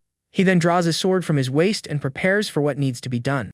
The young man hands the weapon to the traitor and tells him to do the dirty work himself. With a cold look, he tells him to end the suffering of his friend who is turning. The traitor hesitates for a moment and stares at the sword with fear and uncertainty in his eyes. The protagonist reminds him that he always wanted a weapon, and now he has the chance to use one. The white-haired young man then approaches and takes the sword from the cowardly traitor's hand. He looks at his friend thrashing on the bed and prepares for what needs to be done. With a determined look, he says he will do whatever it takes to protect them. The protagonist then hands him the weapon and watches the scene with a serious expression. The protagonist questions him and asks if he is sure about what he is about to do, but the white-haired young man says he trusts him and prepares for the act of mercy. The young man smiles and tells him to go ahead and end his friend's suffering once and for all. The young man then approaches the bed and raises the dagger for the final blow on the zombie. With a cry, he brings the blade down forcefully but stops before it hits his friend's neck. The zombie opens its mouth and drools, showing that the transformation is complete and irreversible. The protagonist then grabs his friend's hand and stops him from completing the act of mercy. The white-haired young man looks at him, confused, and asks why he suddenly stopped him. The young man explains that the situation is special and that he still has a use for the zombie on the bed. A system notification appears, informing him that a rare variant has been discovered there. The protagonist then locks the infirmary door and leaves the zombie inside alone. He approaches the creature thrashing on the bed and looks at it with a serious expression. The young man then calls him by his name, and the zombie grinds its teeth in anger and aggression. With a confident smile, he says he has an important task for the new zombie. The scene then shifts to the wholesaler Zhang Shengji, who crashes his car on the road. The vehicle stops on impact, and smoke starts coming from the car's dented hood. The man gets out of the car and complains about his bad luck for getting into an accident. He then turns around and realizes he's almost at his destination and feels relieved. But a zombie appears from behind and attacks him by surprise with a terrifying roar. The creature bites him hard on the arm, and the man cries out in pain from the unexpected attack. He pushes the zombie away forcefully and tries to get up to flee from the creature's attack. The wholesaler then runs back to his car and prepares to escape from there. He grabs a crowbar from inside the vehicle and arms himself to face the zombie. With a clean hit, he strikes the creature's head and defeats it with a single blow. He then realizes he can't stay there and decides to jump the fortress wall to save himself. The man jumps over the wall and lands safely on the other side, away from the zombies.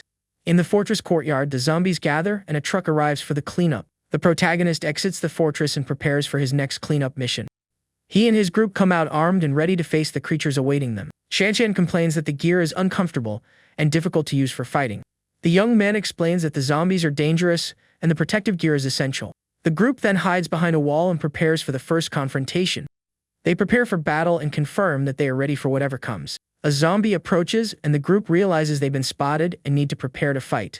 The protagonist reminds them of their training and tells them to keep their distance and protect themselves. The zombie advances, and one of the friends prepares to dodge the attack and counter-attack. He says that when a zombie misses an attack, it's the perfect chance to eliminate it for good. One of the friends then raises his axe and prepares to strike the creature's head. The blow lands squarely, and the young man yells from the impact of the axe on the zombie's skull. The protagonist then explains that the skull is the hardest part, and the blow only injured it. The zombie then lunges at the young man and grabs him forcefully to bite him. The friend panics and cries out for help as the creature gets closer to his face. The protagonist praises the young man's defense and reminds him that his companion needs help. The white-haired young man then moves with agility and strikes the zombie with a bat. The blow lands squarely and the creature is thrown to the side by the impact of the hit. The protagonist encourages them to continue, and they attack the zombie together without stopping.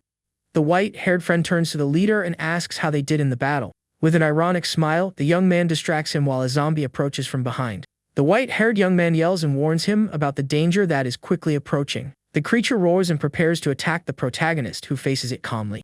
The young man then grabs the zombie's head with one hand and stops it from advancing further. He scolds him for letting his guard down and reminds him to always watch his surroundings. The friends are shocked by the scene and can't believe the young man's strength. The wholesaler Zhang Shenji climbs the fortress wall to escape the zombies. He is surprised to see mutants wandering around and wonders if the young man is already gone. Suddenly, he hears the sound of a car and prepares for what might happen. He then recognizes the protagonist's car and sees the group fighting against the zombies. The wholesaler hides and watches the group hunting the creatures with skill and courage. Suddenly, he sees a shadow moving under the car and is startled by the scene. Kujing's friend, who has turned into a zombie, emerges and prepares to attack. The zombie then grabs the wholesaler's leg and prevents him from fleeing the scene. She pulls him to the ground with a strong tug, and the man cries out in pain and desperation. He looks at the creature in fear and can't believe what is happening. The zombie then lunges at him and grabs him tightly to bite him again. The man panics as the creature approaches and tries to break free from its grasp. He cries out in pain as the zombie attacks him and bites him all over his body non-stop. The protagonist then appears and shoots the creature in the head to save the wholesaler. The man gets up, panting and injured, and looks at the young man who saved him from the attack. The young man approaches and asks what he is doing there at his fortress. The wholesaler says he can't believe he's still alive and thanks him for saving him. The protagonist then notices the bite marks in the man's arm and becomes concerned. The dark veins and pale skin indicate that the infection is already spreading. The young man then points the weapon at him, and the man realizes he was bitten by the creature. He begs the young man not to shoot and asks him to listen because he has something to say. The man admits that he is infected and that he will soon turn into a zombie. He then reveals that his former lackey kidnapped his family to blackmail him. The wholesaler says he is not a noble person, but that he has never done anything terribly wrong. He begs the protagonist to save his family and says they are innocent in the story. The young man thinks that even though it was for profit, the man helped him a lot in the past. He then turns to the wholesaler and prepares to make an important decision. He then thinks that the fortress still has space and needs more women in the group. The protagonist smiles and says that the task of rescuing the man's family is profitable. A new mission appears in the system, asking him to rescue the wholesaler's wife and son. The young man then guarantees that he will take care of his family, and the man is moved by the promise. He kneels on the ground and swears he will be his loyal servant in the next life as a thank you. The wholesaler then turns to the protagonist and asks him to end his suffering. He says he doesn't want to turn into a mutant and put his family in danger. The young man looks at him in silence and thinks about what to do with the infected man. He then asks Shanshan to bring a bicycle from the warehouse for the wholesaler to use. The protagonist tells him to go far away and avoid people so as not to hurt anyone. The man thanks him for his help and says goodbye to the young man who saved him twice. He then gets on the bicycle and pedals away from the fortress as fast as he can. With tears in his eyes, he shouts the names of his wife and son who were kidnapped. The transformation begins and one of his eyes turns red as he grinds his teeth. The group then gathers and prepares to burn the bodies of the invaders they defeated. They pour gasoline on the bodies, and the protagonist prepares to set everything on fire. With a lighter, he ignites the pyre, and the flames consume the bodies in a large bonfire. The group watches the fire, and the young man says he is exhausted after such a hectic day. With the cleanup done, the mission is completed, and he earns another 10 points in the system. He then warns that they are not yet ready to face groups of zombies or hordes. He then calls his companions and tells them he needs them to follow him for the next step. The group follows him, and they enter a large warehouse filled with shelves and boxes. The protagonist calls the old man by name, and the man turns to listen to what he has to say. He hands over the key to the warehouse and says that the fortress's security is now in his hands. The old man is worried about the young man going to the city alone amidst the chaos. The white-haired young man offers to go with him, and his friends agree to help. But the protagonist refuses their help and says they would only be a burden on the dangerous mission. He then gets into his car and prepares for the journey alone with his weapons on the seat. In the car, he checks the system store and sees that it is empty with no new items. The young man complains about the slow updates and decides to spend points to refresh the store. He presses the manual refresh button and prepares to see the new items that will appear. The store is updated, and new supply boxes appear with varying and different prices. He notices that the cost of the update is doubled and that he needs to be more careful with his points. The young man then decides to buy the black tech box, which costs a total of 20 points. The purchase is successful, and he spends most of his points on the rare item. A bright light blinds his vision, and the car glows intensely with the new acquisition. The box opens and reveals a +5 level physical enhancement serum inside. The protagonist complains about the bright light and wonders what just happened to him. He is shocked to see the serum and is excited about the item that will increase his strength. Without a second thought, he injects it into his arm and uses the serum immediately. The young man coughs and grinds his teeth in pain as the serum takes effect on his body. His attributes rise to 13, and he is now 260% stronger than a human.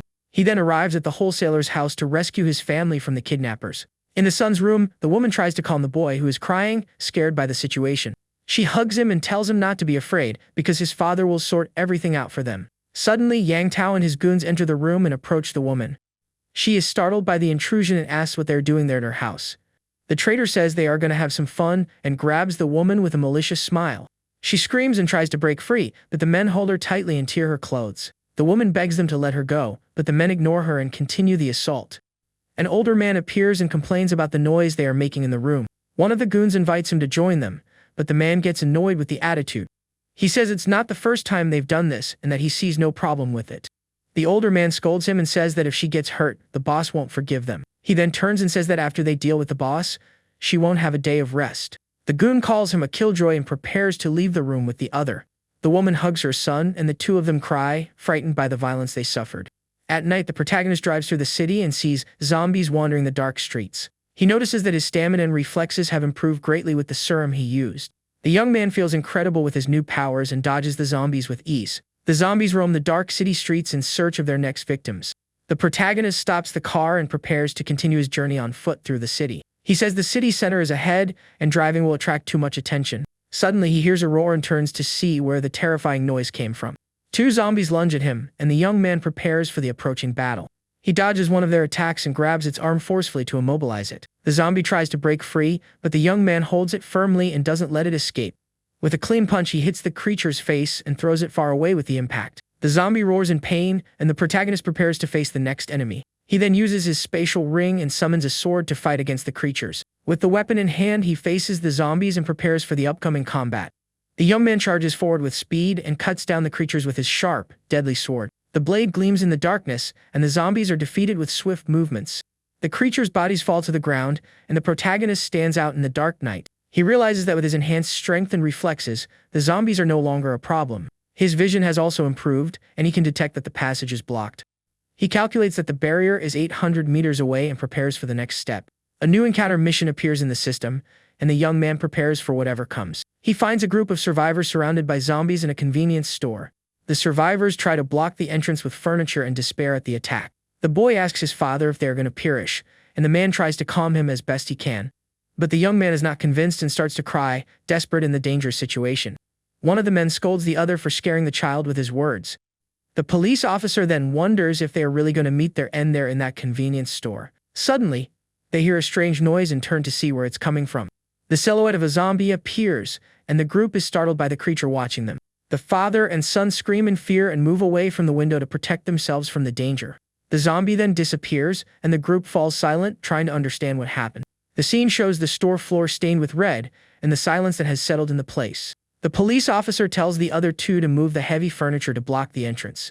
He tells them to be quiet, and the group hides so as not to attract the zombies' attention. They then see the creatures' bodies on the floor and wonder what happened there. Armed and ready to fight, they wonder who is responsible for the massacre.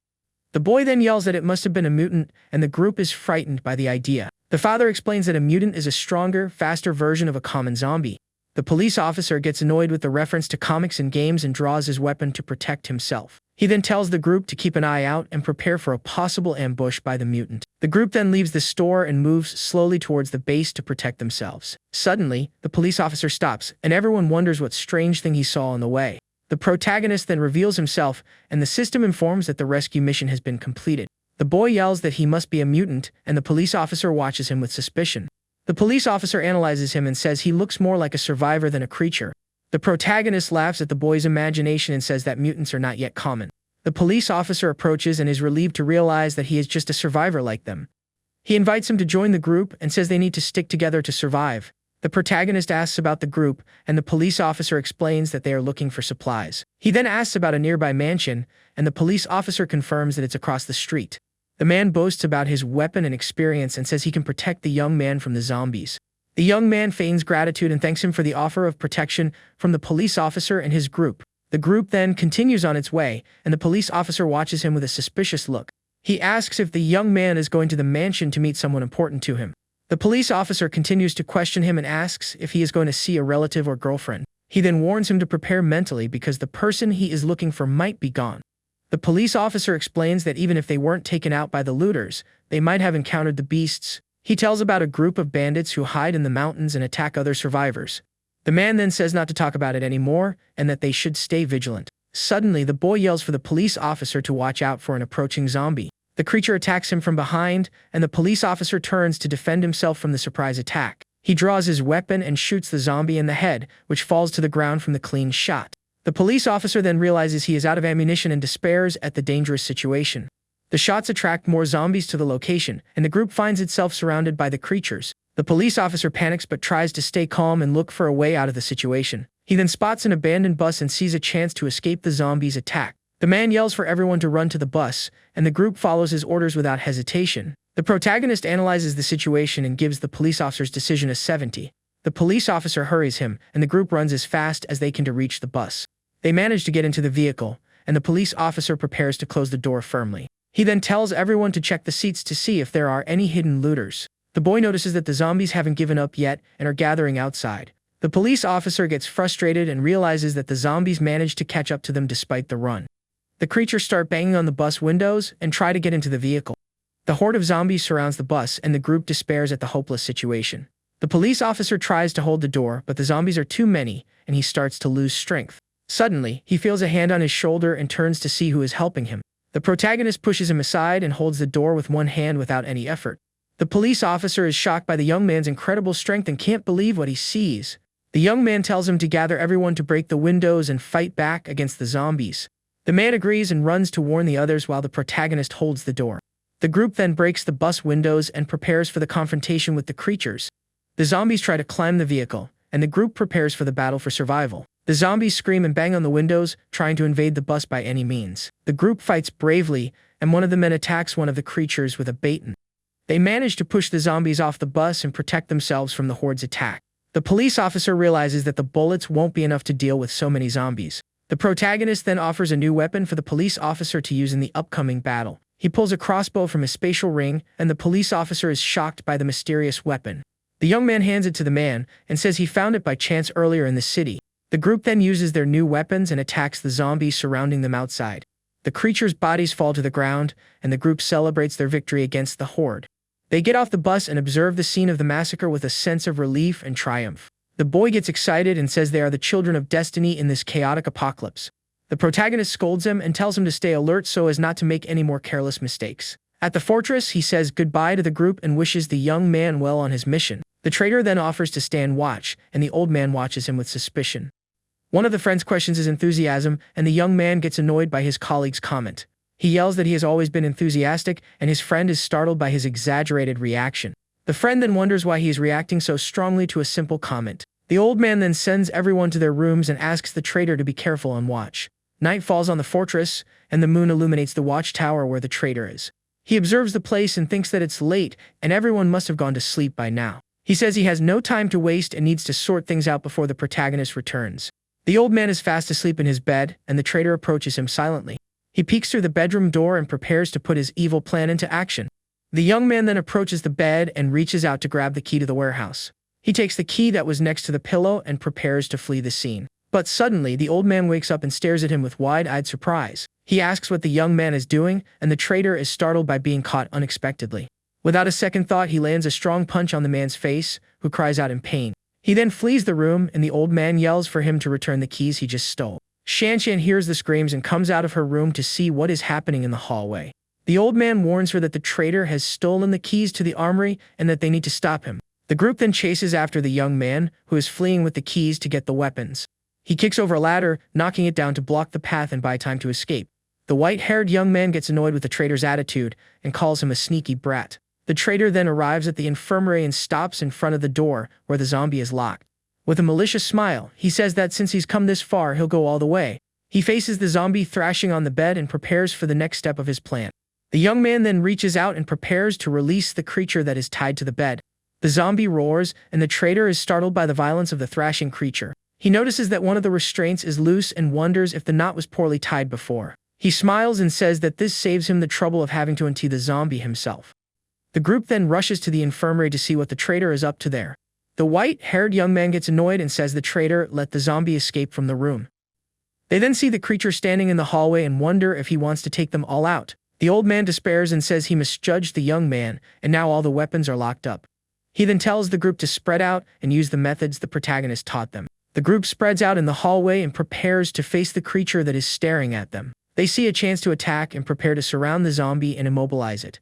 The white-haired young man grabs it by the neck and tries to hold it with all his strength. The others help him, and they manage to control the creature with teamwork. The old man then tells them to tie it up and take it back to the infirmary safely. They push the zombie into the room and prepare to lock the door again. The white-haired young man slams against the door and closes it forcefully to lock it in. The old man watches the zombie through the window and feels tense and alert about the dangerous situation. The group comments that it was surprisingly easy to subdue the creature and they suspect something. The old man then despairs and realizes they wasted too much time and the traitor has already gotten the weapons. Suddenly, the traitor appears and questions them about who they are calling a brat. He is frustrated for not finding the weapons and says there was only one in the armory. With the weapon in hand, he says it's enough to deal with them and find the rest later. The old man then tells everyone to move and go to the back to protect themselves from the traitor. The white-haired young man questions him and says that the protagonist is their savior. The traitor argues that now they are practically slaves to the young man who saved them. The old man calls him ungrateful and says that some people are impossible to teach. The traitor points the weapon at the zombie and tells the old man to shut up and obey him. The zombie's eyes glow with a red light and it prepares for the attack. The traitor then opens the door and tells the creature to go after the group that is chasing him. The scene then shifts to the city where the protagonist says goodbye to the group of survivors. The police officer warns him about the tricky terrain of the mansion and tells him to be careful. He then invites him to join them in the garden after he finds his people. The young man thanks him for the information and gives the police officer a thumbs up before leaving. One of the survivors questions if they shouldn't help the young man on his mission. The police officer laments the situation and says it's a shame for a young man with so many skills. At the wholesaler's house, the power goes out, and the kidnappers worry about the situation. Yang Tao wonders if the boss managed to complete the task he gave him. He gets annoyed and says he's going to let off some steam tonight, or he won't be able to sleep peacefully. Another goon says they can tie up the woman so she doesn't try anything against them. The older man agrees and says they should enjoy it while they can without regrets. He then gives up on the idea and tells them to be careful not to hurt the woman.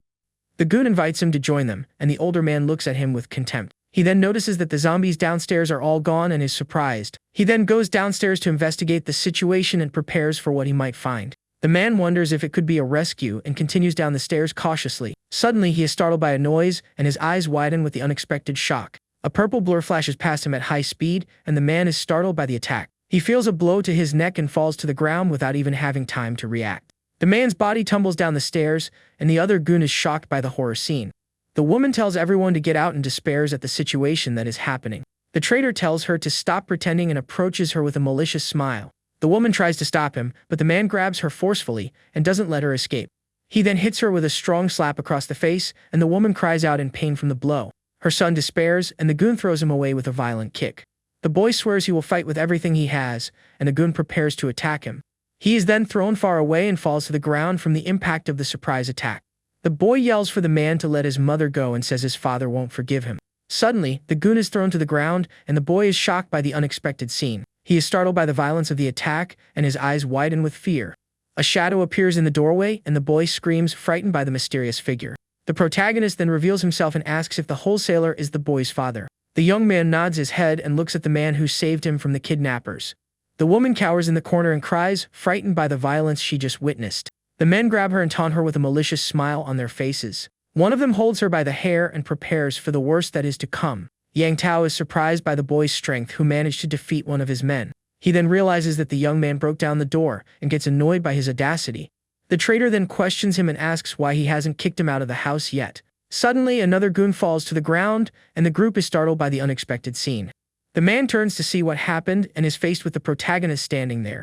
He puts his hand to his head and is startled by the presence of the young man who appeared out of nowhere. The protagonist then advances and lands a clean punch on the traitor Yang Tao's face. The man is thrown far away by the impact of the blow and falls to the ground in a lot of pain.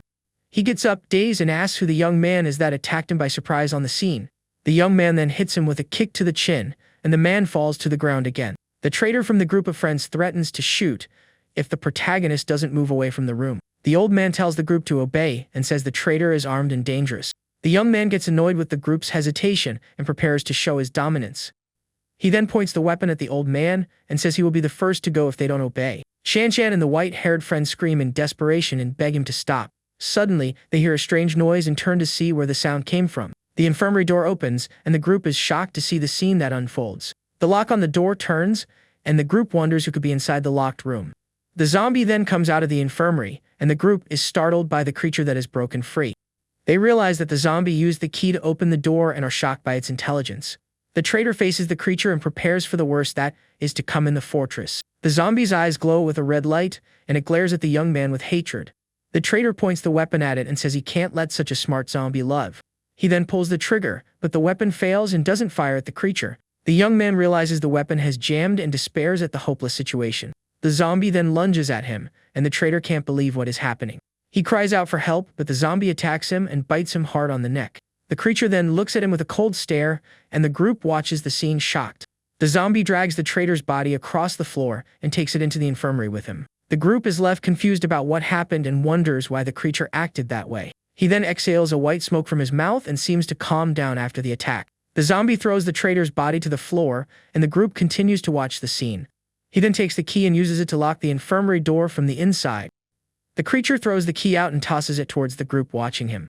The key falls to the floor, and the old man stares at it with a look of surprise and confusion. The infirmary door closes, and the zombie locks itself inside with the traitor's body.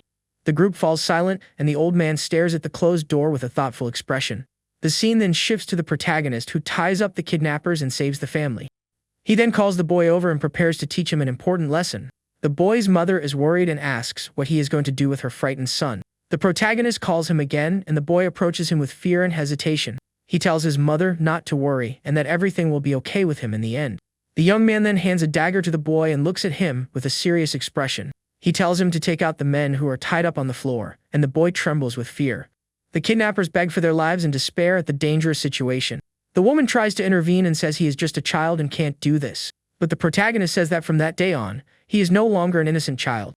He then tells him to gather his courage and take out the animals who hurt his mother. The boy remembers the scenes of violence and is filled with anger and determination.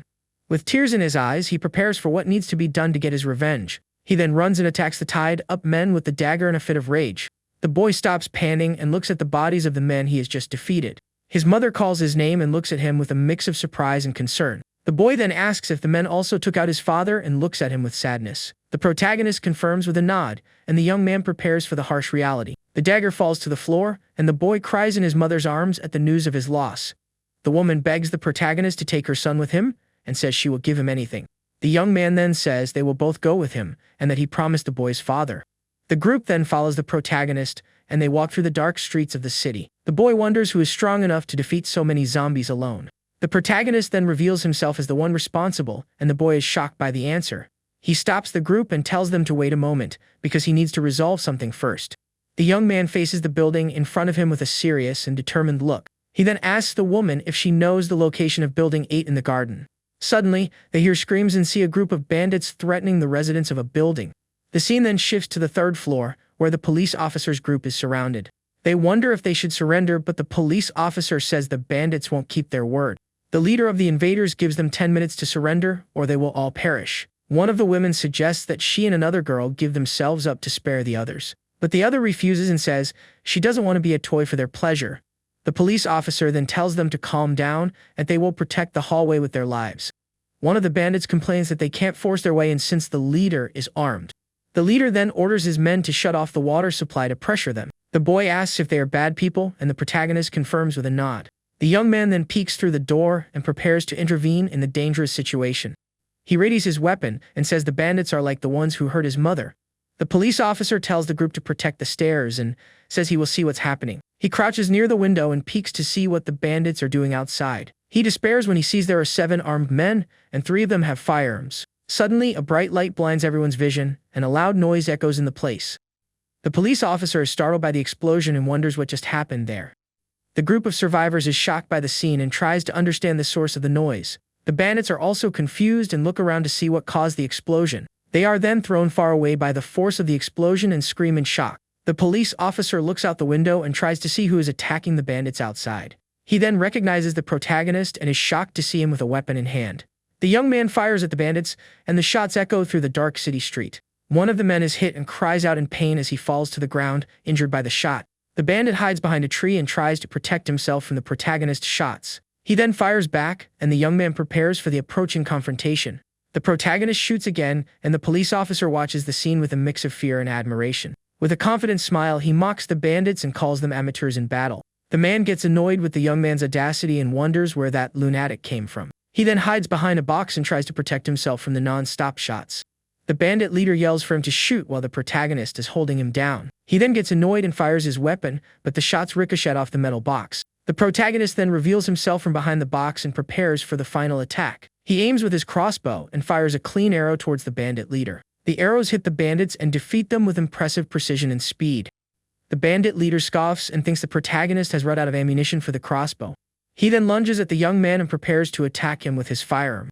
The man points the weapon at the young man's head and prepares for the final shot. He pulls the trigger, but the protagonist dodges the shot with superhuman agility. The young man then grabs the man's arm and prevents him from shooting at him again. He looks at him with a cold stare, and the man is startled by the young man's proximity. The protagonist then forces the weapon against the man's head and disarms him with ease. The bandit falls to the ground defeated, and the young man observes his body without any emotion. He then kneels beside the man and looks at him with a serious and determined expression. The young man enters the building and is faced with the remaining goons who surround him at the entrance. He looks at the men with a cold stare and prepares for the approaching battle. The goons attack him at the same time, but the protagonist defeats them with ease. He then approaches the door and calls for the survivors to come out of the apartment. The boy praises him and says he looked incredible fighting the bandits outside.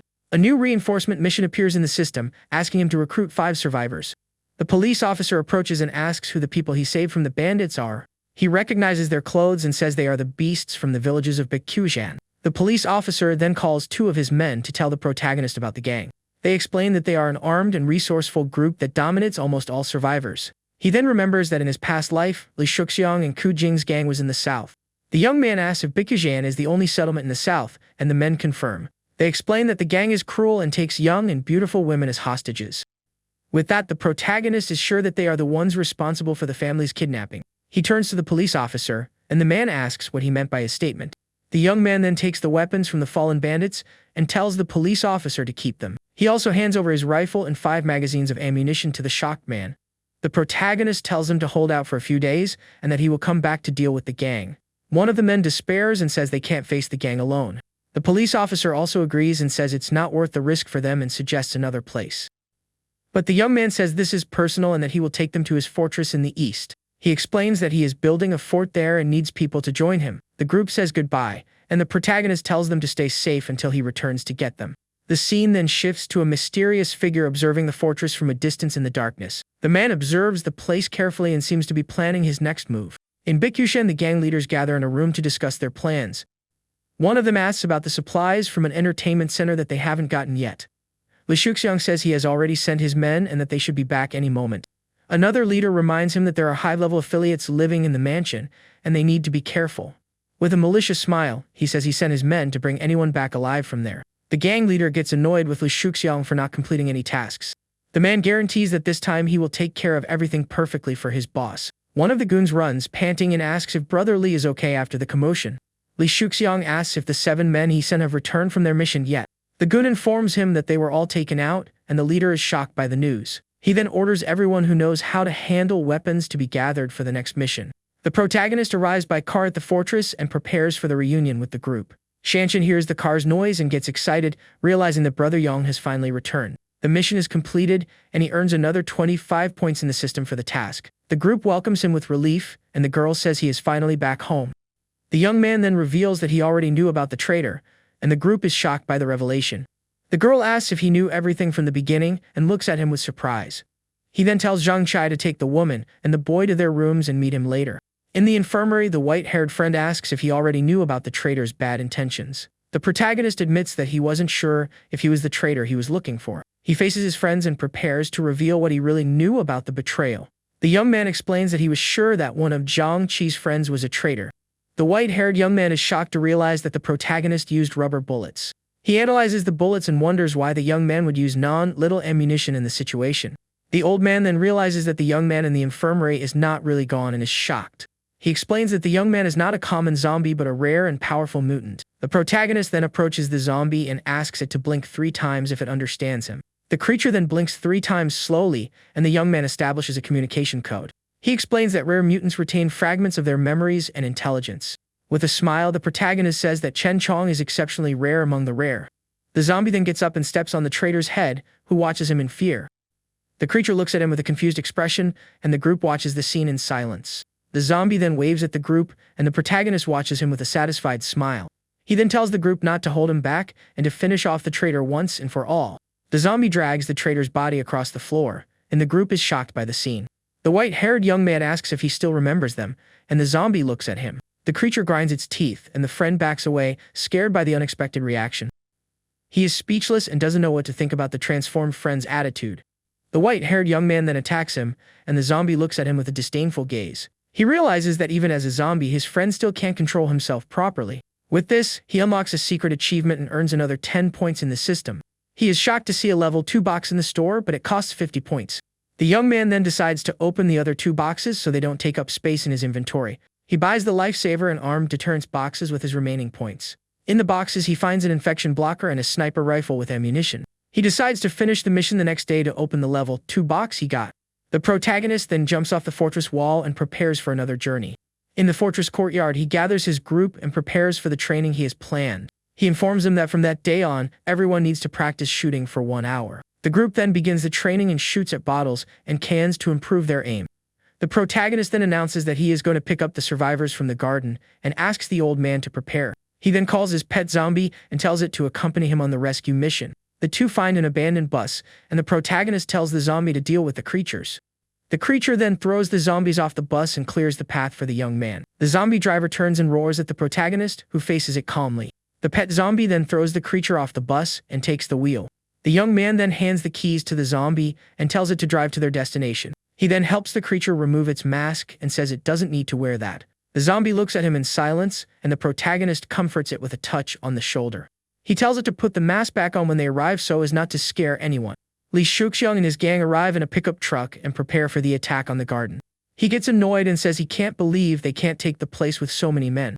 The group then advances and prepares for the confrontation with the survivors who are waiting for them. On the road, the zombies gather, and one of them's across the protagonist standing there. The creature looks at him with confusion and doesn't understand what he is doing there alone. The zombies are thrown far away by the force of the speeding bus. The bus door closes and the creatures are left behind on the dark city road. The bus speeds down the road, and the group moves away from the danger of the zombie horde. They then arrive at Building 8 and prepare for the rescue of the survivors. The group of survivors eats and rests while waiting for the promised rescue.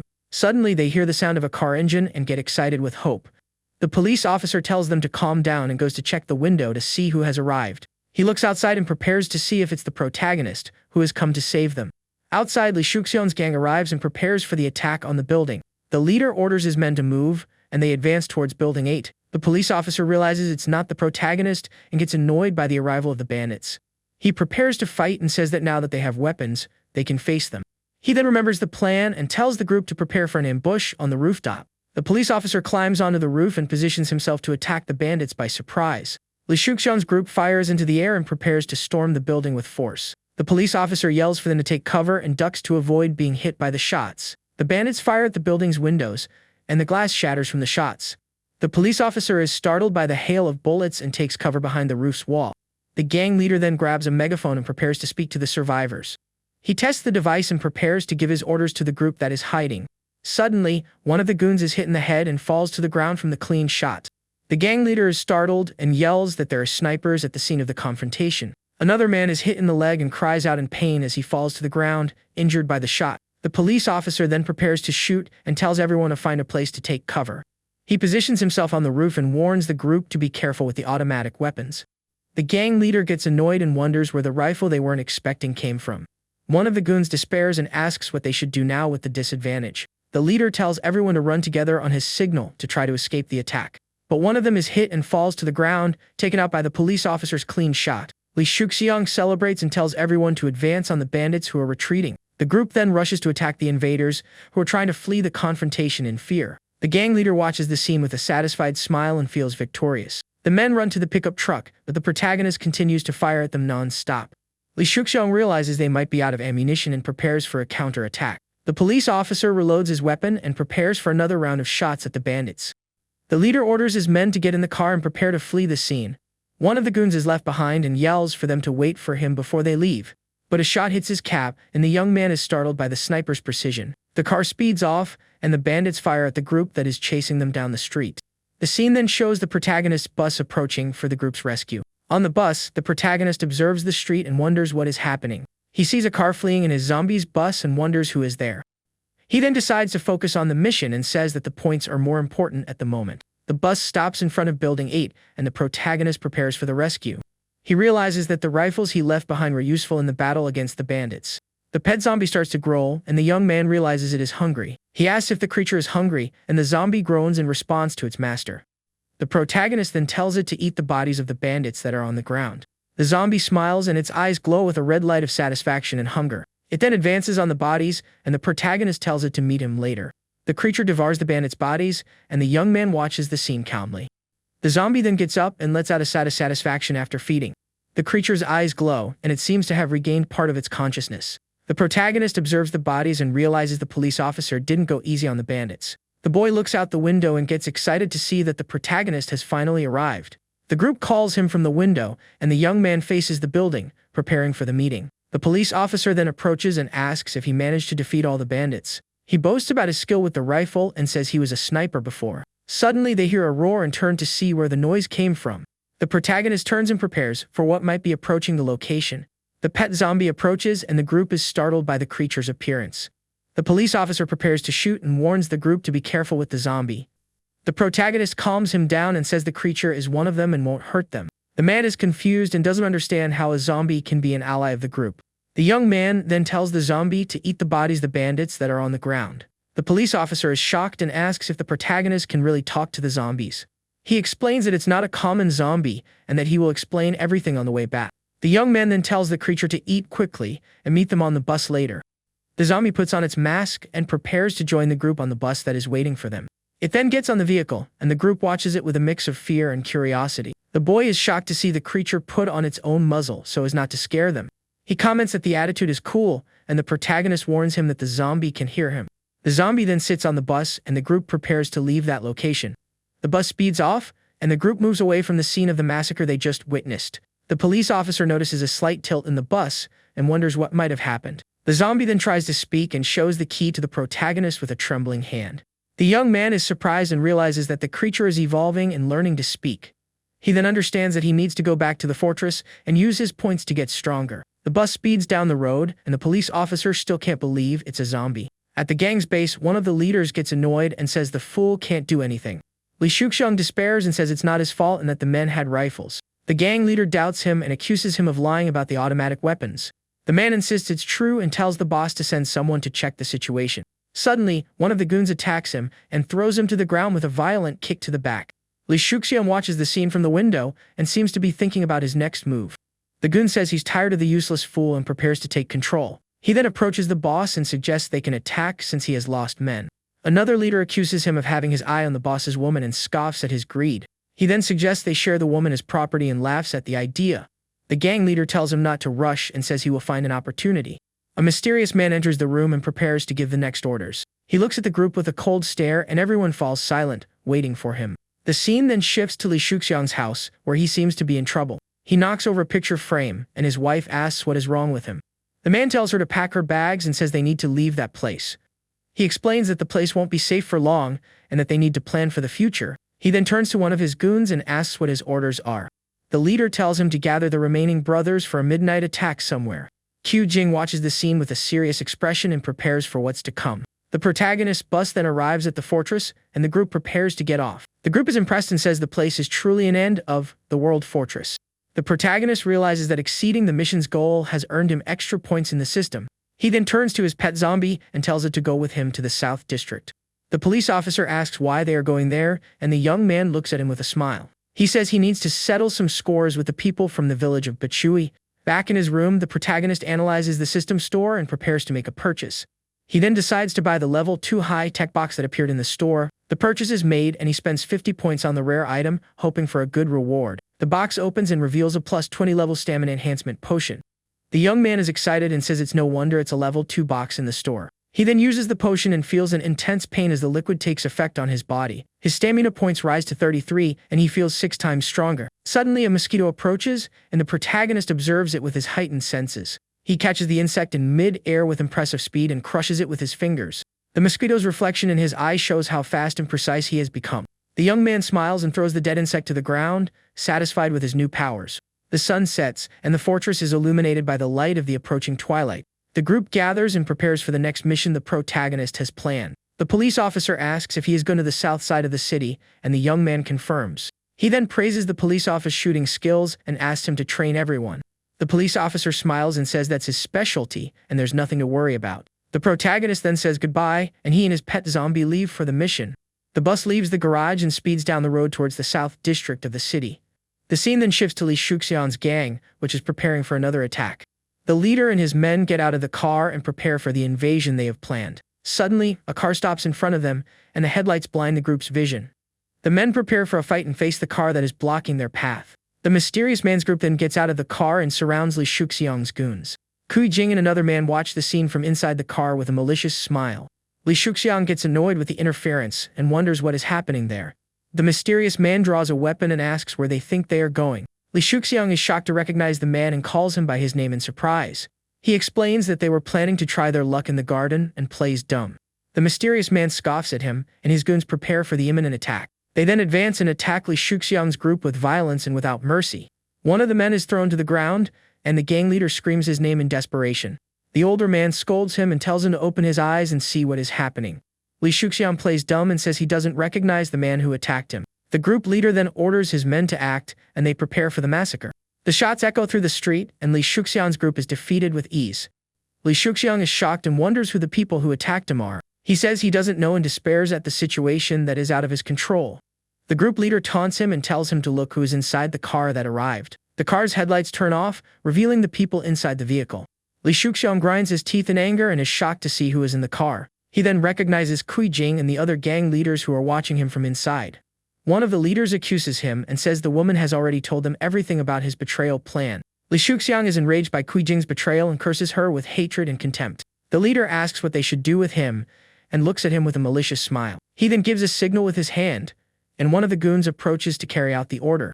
The man puts a rope around Li Shuxiang's neck and prepares him for his end. He then pulls him forcefully and hangs him in front of everyone as punishment for his betrayal. The traitor coughs and struggles but can't break free from the rope that is choking him. He is hung from the mansion gate and his body sways in the night wind. The protagonist's bus approaches, and he observes the scene from outside the gate. He and his pet zombie get off the bus and prepare to enter the mansion. The two of them jump over the wall and enter the place to face the gang that is waiting for them. The young man crouches down and faces the goons with a serious and determined look. He scoffs at Li Shuxiang's body and says he is a pathetic and weak dog. The protagonist then throws a stone with incredible force. The rope holding him snaps and the traitor's body falls to the ground with a dull thud. The protagonist observes the scene and prepares for the next step of his revenge. He then grabs a zombie and says he will help it get revenge for its pathetic end. In the mansion, Kui Jing and one of the gang leaders are having fun together in one of the rooms. The woman complains that she did a good job and that they are treating her badly for it. The man says her reward is coming and approaches her with a malicious smile. Suddenly, one of the goons hears a noise and turns to see what is happening. He looks out the window and observes the scene outside with a curious look. The young man is startled by what he sees and wonders what is happening outside. One of the goons is taken out and the others are startled by the surprise and unexpected attack. The bedroom door is kicked open, and the three of them are startled by the sudden intrusion. The protagonist and his pet zombie enter the room, and the group is shocked by the scene. The young man faces the gang leader with a cold look full of hatred and revenge. He then holds the knife to the man's neck and looks at him with a threatening gaze. The man swallows hard and the protagonist attacks him with the sharp, deadly blade. The gang leader falls to the ground, defeated, and the young man prepares for the next target.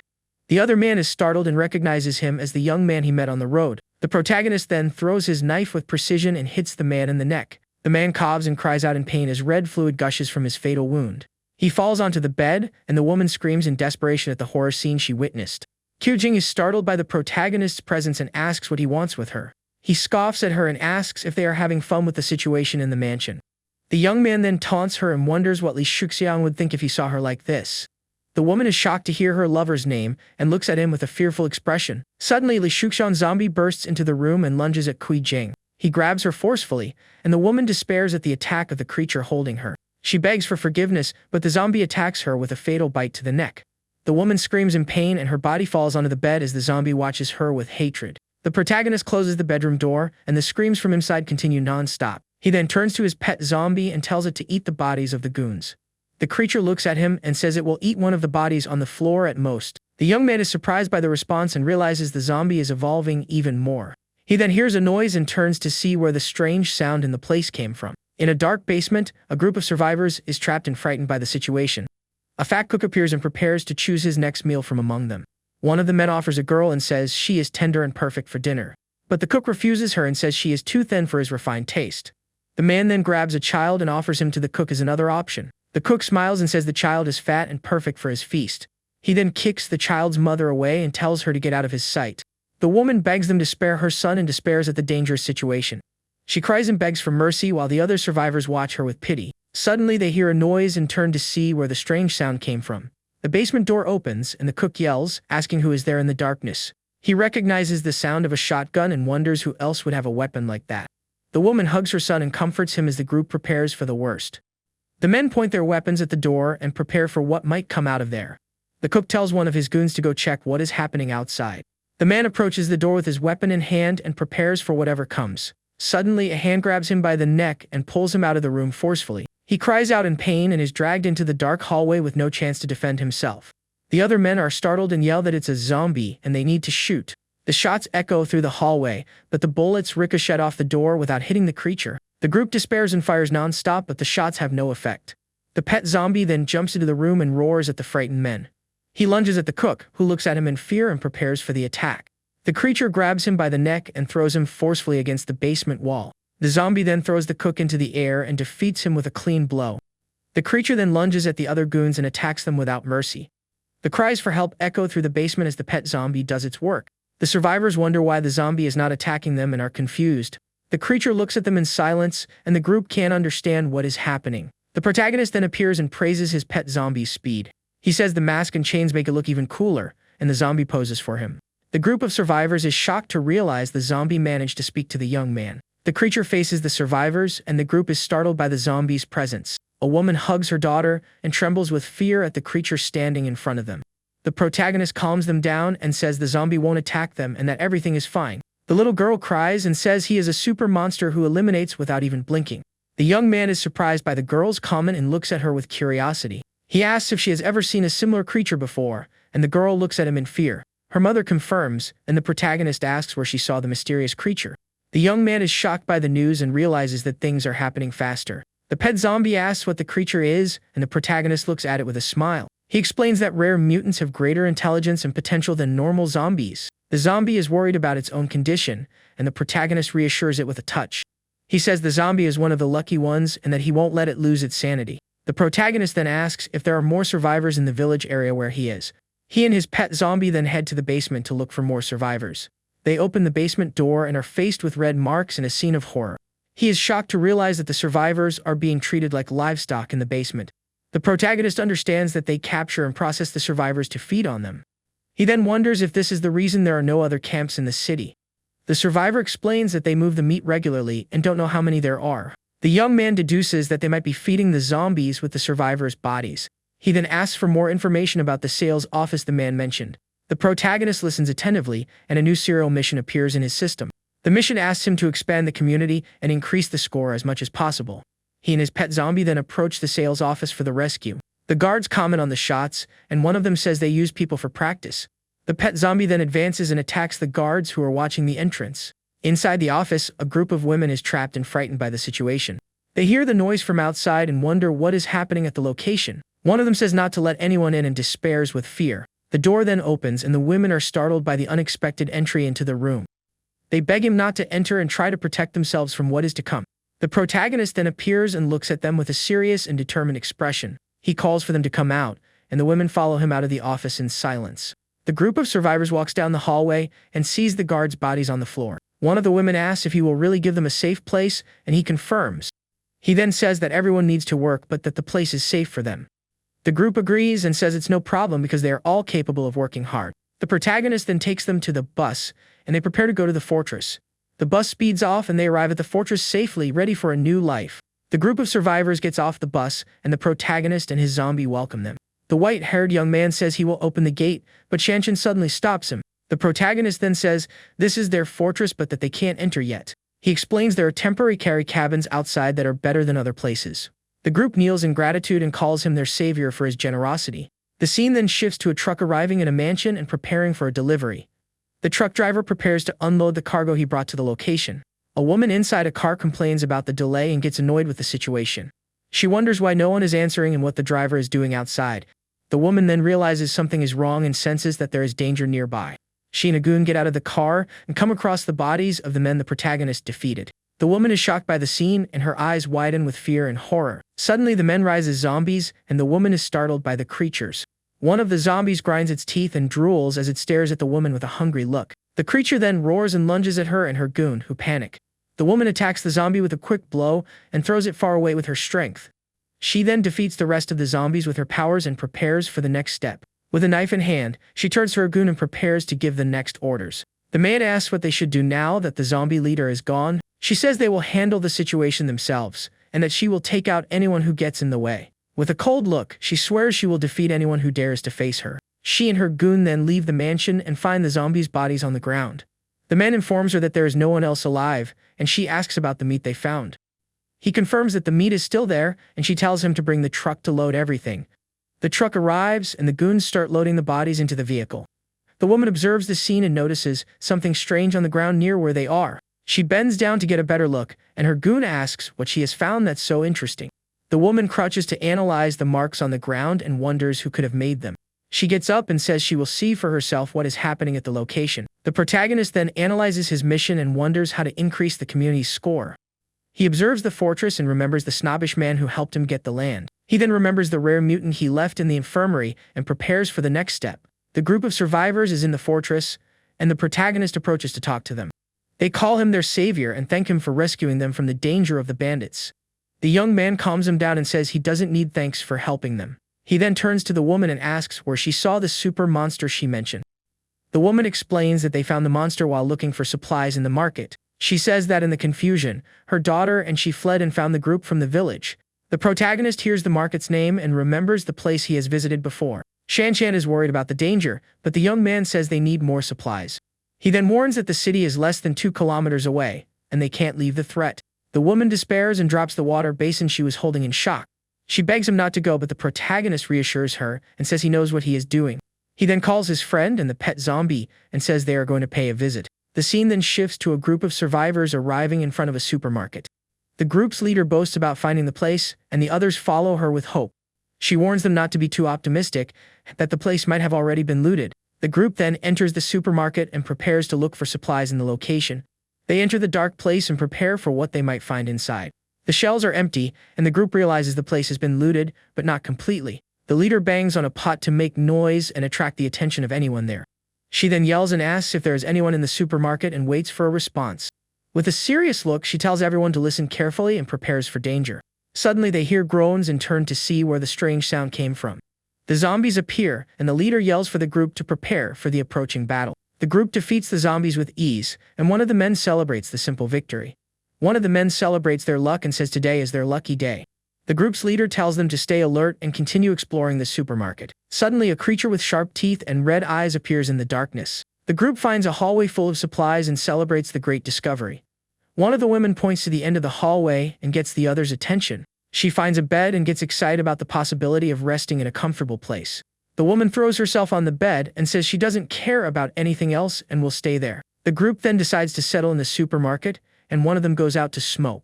He lights a cigarette and prepares to relax a bit after so much tension. The two men talk outside, and one of them asks if they should really stay there. The other explains that the place has many entrances and exits and will be difficult to defend. He then suggests a 2-story building he saw at the entrance that seems safer. Suddenly, the man is startled by a noise and turns to see what is happening. The monster the woman saw before appears and attacks him with its sharp, deadly claws. The man screams for help and runs desperately to escape the creature that is chasing him. The rest of the group hears the screams and wonders what is happening outside. The man is hit by several spikes and falls to the ground, injured and bleeding heavily. The monster then attacks another man, and the horror scene unfolds in the supermarket. The woman is startled by the creature and tells them to run, but they can't. She then runs for her life and tries to escape the monster that is chasing her. The monster yells that no one can escape, and the group runs desperately to survive. One of the men is hit and cries out in pain as the monster attacks him without mercy. The woman screams as she doesn't want to perish and runs as fast as she can to escape the creature. She looks back and sees the monster getting closer and closer with its claws. The woman runs towards a light and gets excited with the hope of finding an exit. She yells that the exit is near and continues to run with all her strength. But she trips over body on the floor and falls hard, unable to get up. The woman is startled by the creature's hand on her shoulder and screams in sheer desperation. She cries and begs for her life as the monster approaches for the final attack. Suddenly, the protagonist's pet zombie appears and looks at her with a cold stare. The woman turns to it confused and doesn't understand what the creature is doing there. The zombie then tells her not to be afraid, and the woman is shocked by the creature's voice. The protagonist then appears and looks at her with a serious and determined expression. He extends his hand to her and introduces himself as the person who bought the land. The young man helps her up, and the woman recognizes him as the client from the real estate agency. He asks for her name, and the woman remembers the day they met at the store. She yells about the monster. The protagonist calms her down and says he has already taken care of everything. The woman looks at him in silence and can't believe what just happened. Her eyes widen with surprise and she realizes she was saved by a miracle. Suddenly, the monster that attacked her appears and scoffs at the zombie that saved her from danger. The protagonist asks if the zombie can handle the monster alone, and it agrees. The two then jump from the roof and prepare for the battle that will take place below. The monster is excited to see the zombie and says it's the first time it has met one of its kind. It then advances at high speed and prepares to attack the pet zombie. The creature hits it with a strong blow and throws it far away with the impact of the attack. The monster wonders if eating one of its own kind will speed up its evolution and laughs. The zombie then prepares for a counterattack and faces it with a serious and determined look. It jumps and hits the creature with a powerful blow that knocks it to the ground hard. The monster is impressed by the zombie's strength and praises it for its skill. It then hits it with a high kick, and the zombie is thrown backward by the impact. The zombie is hit squarely, and the monster prepares for the final attack in the battle. It looks at the zombie with a cold stare and prepares for what will happen next. The creature jumps and transforms into an even bigger and more terrifying monster. It roars and says the power it has accumulated will finally be useful in battle. The zombie faces the creature with a look of surprise and prepares for the next attack. The monster looks at it with its bright red eyes and a malicious smile on its face. The battle between the two intensifies, and the exchange blows echo through the supermarket. The protagonist's friend is worried and says the zombie is losing the battle against the monster. The young man then draws his weapon and prepares to intervene in the fight and help his companion. He asks the zombie to hold on for a second and promises not to provoke it later. The pet zombie is overpowered by the monster and yells for the creature to let it go. The protagonist then fires his weapon, and the shot echoes through the dark supermarket. The bullet hits the monster squarely in the head and throws it backward with the impact. The creature retreats and prepares for the next attack with even greater fury. It digs its claws into the ground and propels itself forward with incredible speed. The monster laughs and says the young man managed to hurt it and swears we'll take him out for it. The protagonist's friend is shocked to see that the creature didn't perish from the shot to the head. The young man then fires a barrage of shots at the monster, which glares at him with hatred. The creature caws and laughs as the bullets seem to have no effect on its body. The group is startled by the monster's resistance and wonders if it is gone or not. The protagonist then suggests that his pet zombie eat the monster to get stronger. The mission is updated, and he realizes that eliminating dangerous elements counts towards the score. He then decides not to leave empty-handed and suggests they clean out the supermarket. The protagonist uses his spatial ring and sucks all the supplies into it. With a smile, he says it's better to store the bodies than to let them turn into zombies. The scene then shifts to the woman and her goon, who are observing the fortress from a distance. The man uses binoculars and asks her what she thinks of the place they found. He then spots Shanshan on the fortress wall and watches her with attention and curiosity. The man also sees the survivor camp outside and analyzes the situation. He scoffs at the group and says they are poorly armed and their only advantage is the warehouse. The man wonders how they managed to defeat the gang leaders who attacked them. The woman laughs and says the heavens must be pitying them for sending new prey. She then suggests they go back to regroup and get more weapons and people. The car then speeds off, and they move away from the fortress to plan their next attack.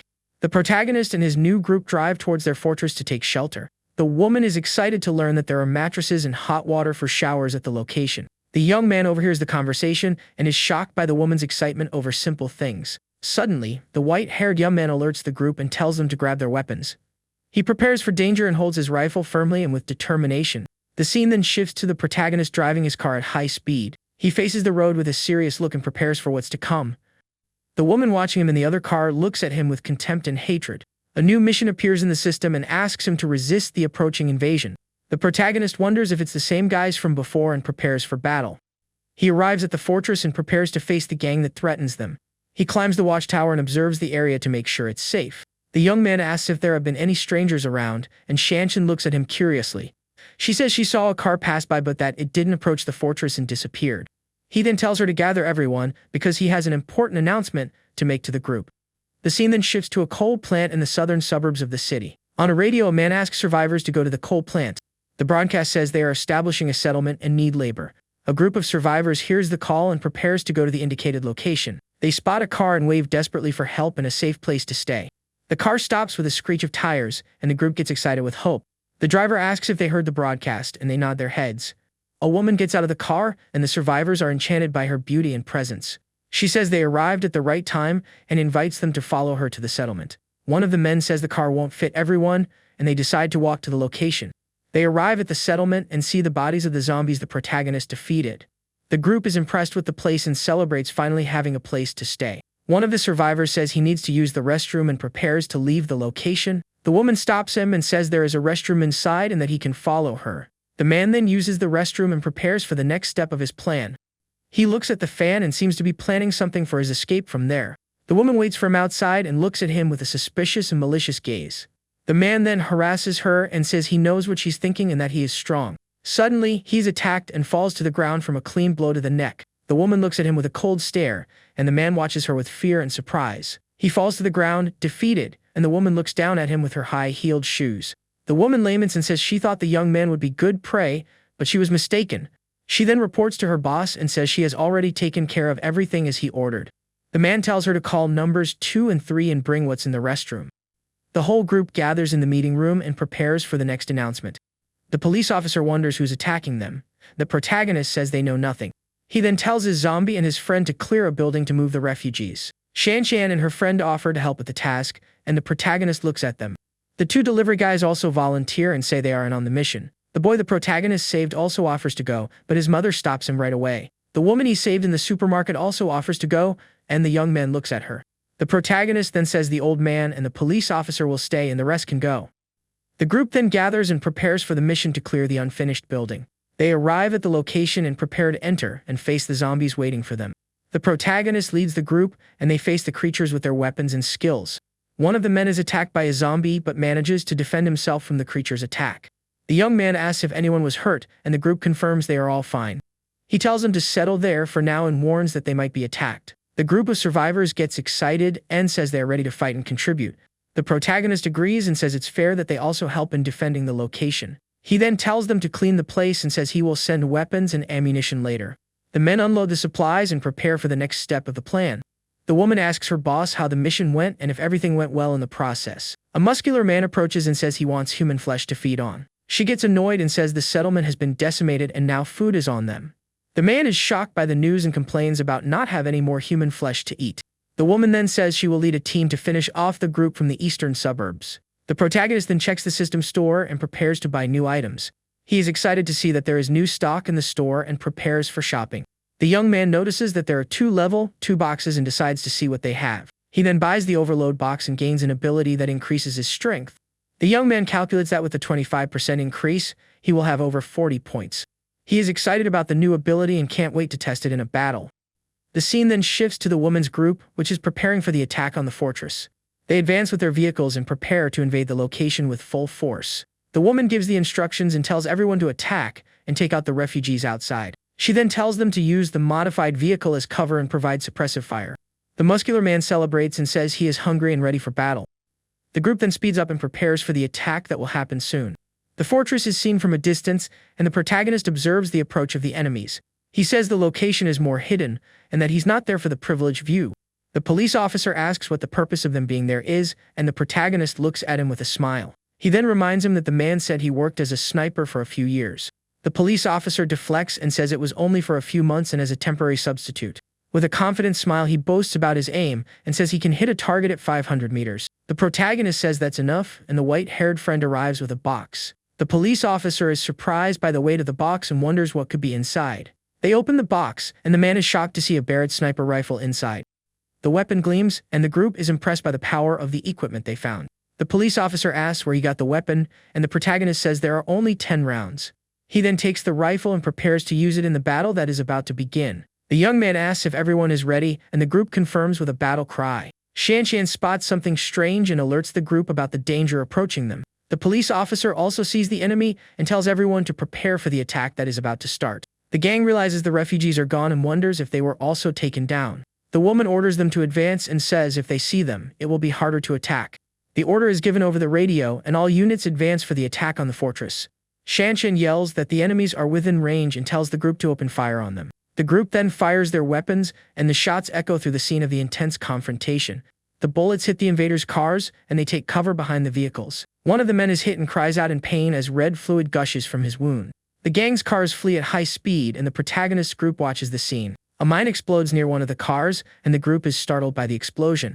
The woman despairs and says they have been spotted and that the ambush has been discovered. The shots continue, and she tells everyone to advance and hide near the wall. The cars crash, and the chase intensifies on the fortress road. The muscular man stumps the ground and prepares for the attack that is about to happen. He roars with anger and prepares to take out everyone who gets in his way. The man is hit by several shots but remains standing and ready for battle. He notices that someone is breaking down the door and gets annoyed by their audacity.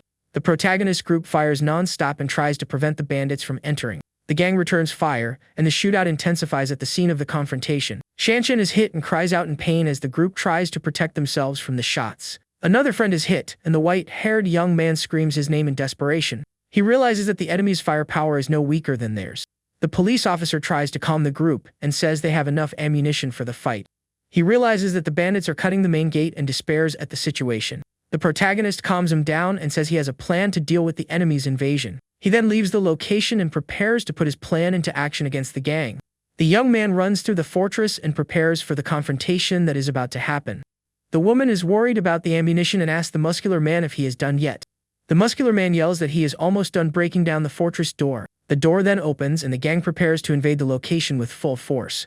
Shanshan yells that the gate is open and tells the group to stop them from entering. The gang leader laughs and says she will see how they deal with the terror of an evolved one. She tells the group to follow her and prepare to provide cover as soon as they enter. The muscular man opens the door with his strength, and the group prepares for the invasion. The protagonist then communicates over the radio and tells the police officer to prepare for his signal. The police officer positions himself with his sniper rifle and aims at the gang's muscular man. He finds him in his sights and prepares for the clean shot that will take him down. The creature roars, and the protagonist group is startled by the man's appearance. The old man is shocked and asks if that is still a human being and looks at him in fear.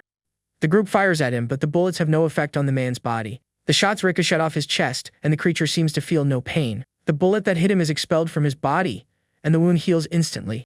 The old man is shocked to realize the creature can regenerate and can't believe what he sees. The gang leader scoffs and says they must be seeing an evolved one for the first time. The police officer then prepares to shoot and says he will try something different this time. He fires the sniper rifle, and the bullet goes straight towards the muscular man.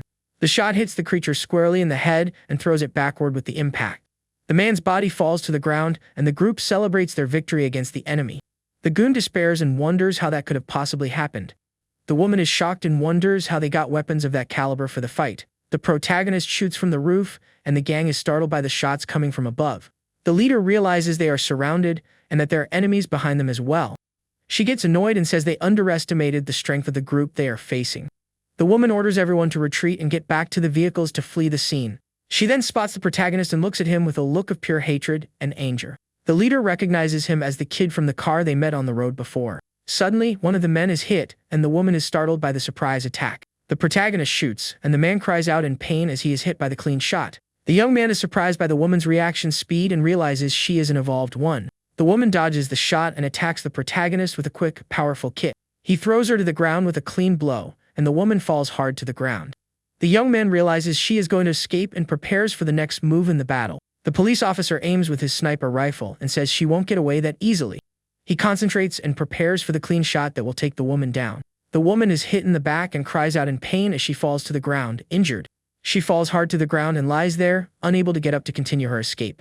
The police officer is shocked to realize he missed the shot and didn't hit the target as he wanted. The goon picks her up and carries her to the car while yelling for the driver to speed up. The gang flees and the protagonist is frustrated for letting the woman escape. The mission is completed and he earns more points and increases the community's score. A new mission appears, asking him to attack the enemy base and eliminate the cannibals. The group celebrates the victory and is excited about the security of the fortress that protects them. The protagonist asks if there are any casualties, and the police officer says no one perished but some were injured. He then tells them to bring the refugees from the abandoned building, because the place is safe. The young man is excited about the 76 points he earned and prepares to spend them. The scene then shifts to the gang returning to their base after the failed confrontation. The leader is helped by her goons and prepares to enter their refuge. She is annoyed with the defeat and wonders what happened in the battle they lost. The woman complains that they were careless and didn't think they would have heavy weapons. She then yells and orders them to bring human flesh for her to feed on and regain her strength. One of the goons looks at her in silence and doesn't move to carry out the leader's order. She gets annoyed with the disobedience and tells him to get a move on because he is useless to the gang. The man curses her and says she dares to talk to him like that after everything. The woman is shocked by the rebellion and asks if he is turning against her. She then orders her men to take him down and prepares for the approaching confrontation. The goons fall silent and don't move to attack the man who challenged her in front of them. The man boasts and says he is now the strongest and that the brothers have put up with enough.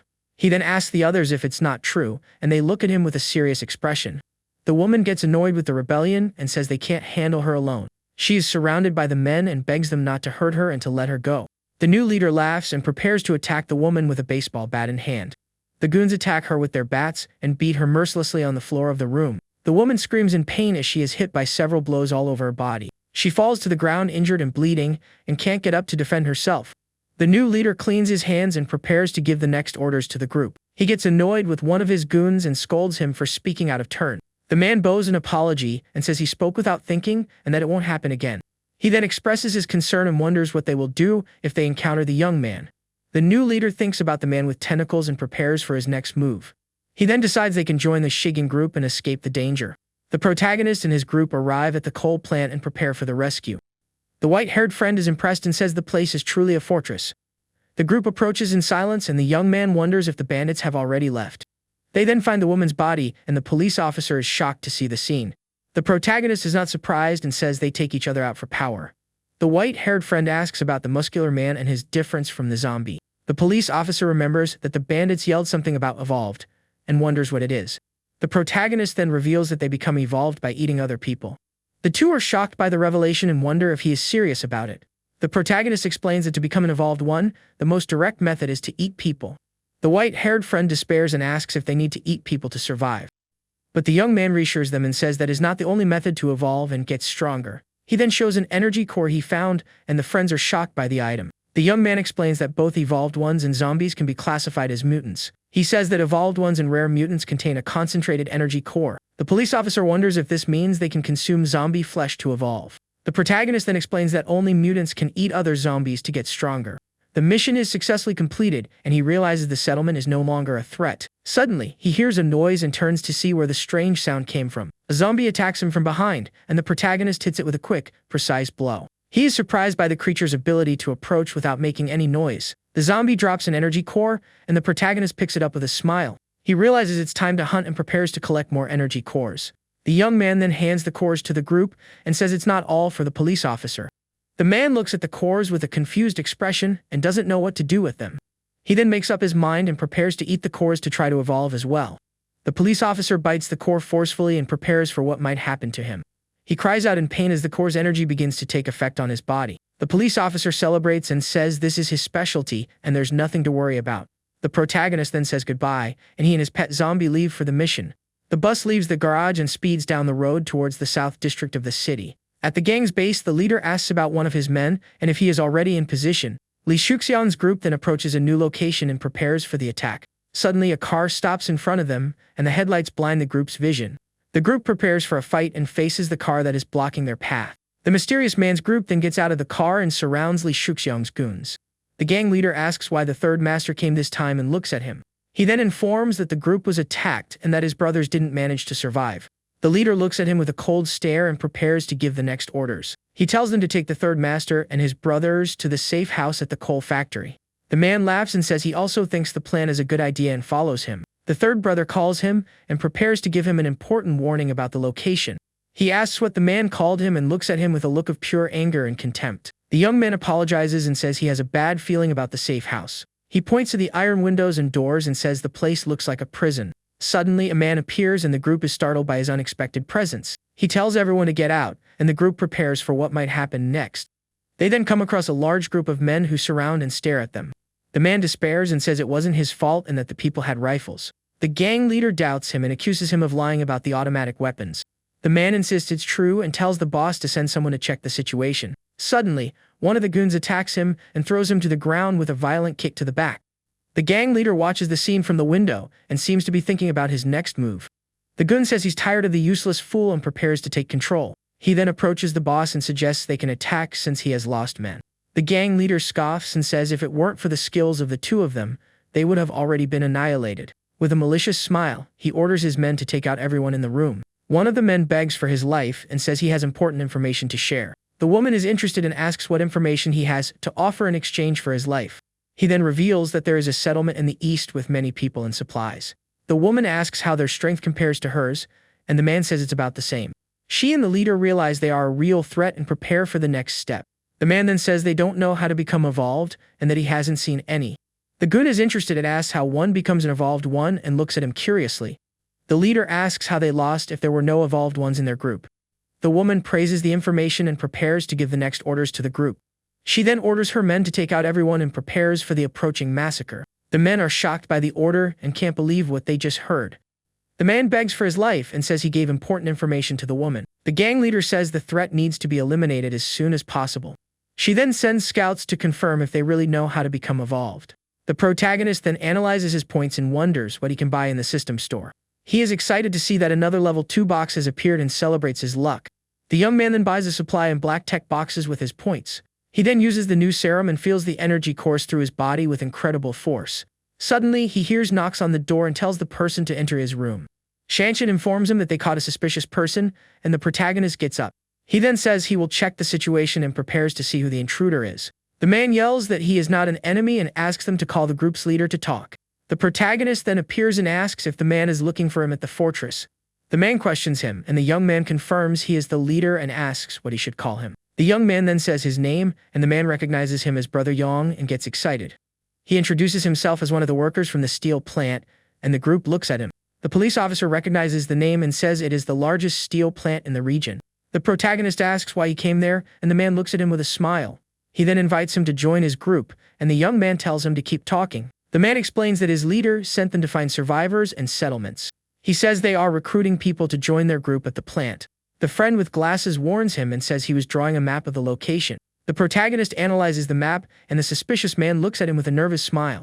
He then activates his mind's eye to check the intentions of the man looking at him. The system shows a sign of anger, and the protagonist realizes he has bad intentions. The young man points the weapon at the man and prepares to interrogate him about his plan.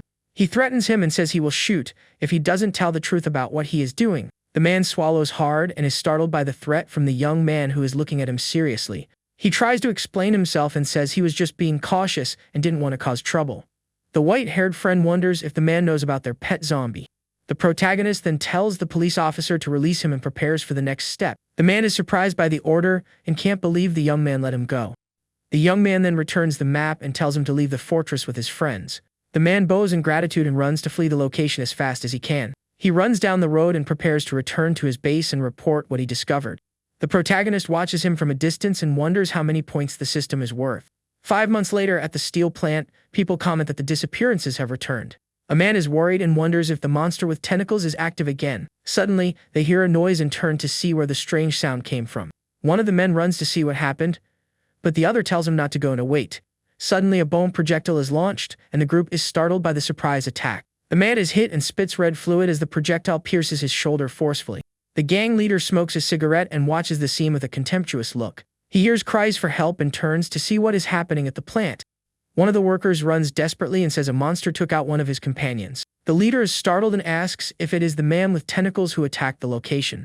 He gets annoyed and wonders if the monster is attacking without any warning this time. The man then tells everyone to hide and the evolved ones to follow him into battle. The group approaches the garbage dump and prepares to face the creature. He warns them not to fight and to escape immediately if they encounter the monster. The leader observes the location and prepares for what he might find in the middle of the garbage. He is surprised not to find the creature and wonders if it has already left. The group finds tracks and speculates that the monster took its prey and fled the scene. They realize that the disappearances have increased since the settlements were decimated. The leader then realizes it is not the man with tentacles and prepares for the worst. The scene then shifts to the protagonist's fortress, where he observes the landscape. He thinks that he has survived longer than in his past life and that there is hope. The young man is worried about the system mission that still hasn't appeared for him. Suddenly, Shanshan yells that they are back and waves at the protagonist from outside. The young man is startled by the unexpected arrival and prepares for what might happen. He then jumps from the roof and lands with a dull thud on the fortress ground. The white-haired friend says that with their strength, no one would have followed them without being noticed. The protagonist then asks the boy how he did and if he is getting used to it. The young man boasts and says he did very well and even took down a zombie by himself. The young man congratulates him, and a new mission appears in the system for him and his group. He wonders if the potential allies are the people from the steel plant he met. The police officer is worried about him going alone and says it is very dangerous for him. The group is also worried and says they won't be able to help him if something goes wrong. But the protagonist reassures them and says that with his current strength, not even the zombie could hurt him. He then says goodbye to the group and says he is counting on them to take care of the fortress.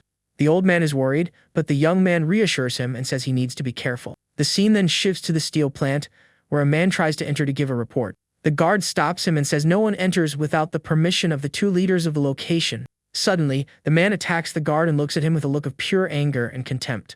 He wonders what is happening to his emotions that are losing control. The guard threatens him and says that even if the boss values him, they won't spare him.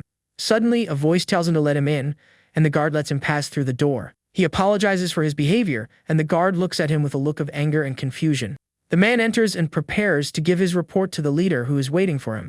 The scene then shifts to the protagonist approaching the steel plant for his mission.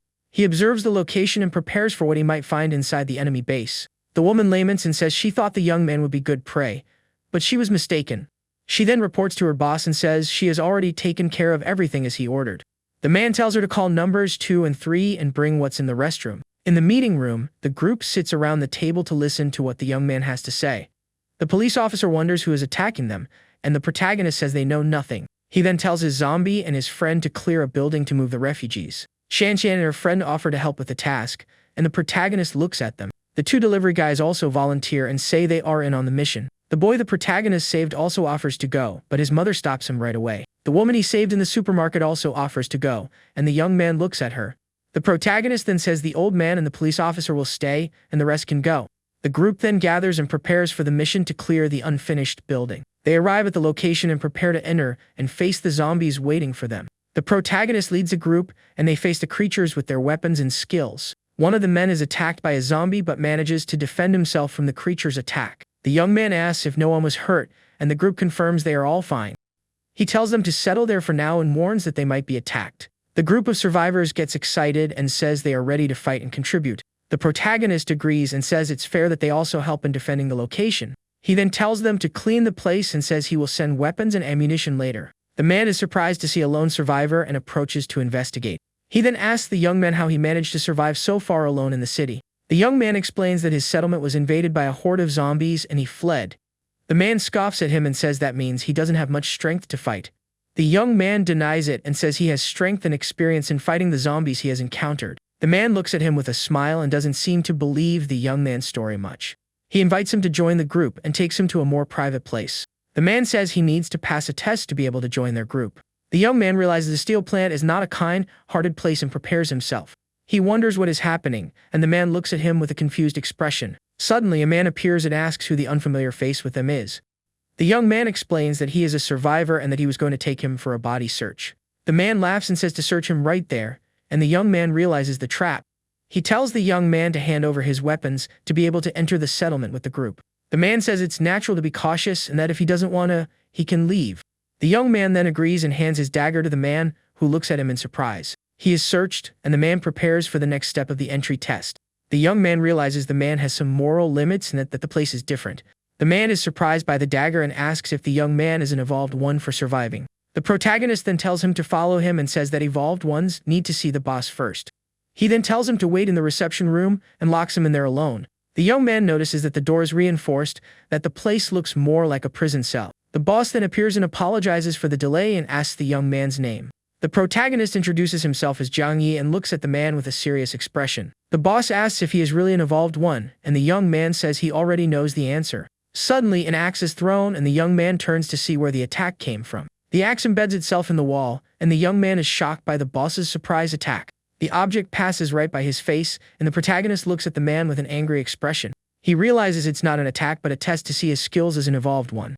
The young man then grabs the axe handle and yells that it's a dangerous thing to do. The boss laughs and says he was right, and that the young man is really an evolved one like him. The protagonist then questions him and asks if he would have taken him out if he weren't an evolved one. The boss then asks him if he knows how to become an evolved one, and the young man confirms.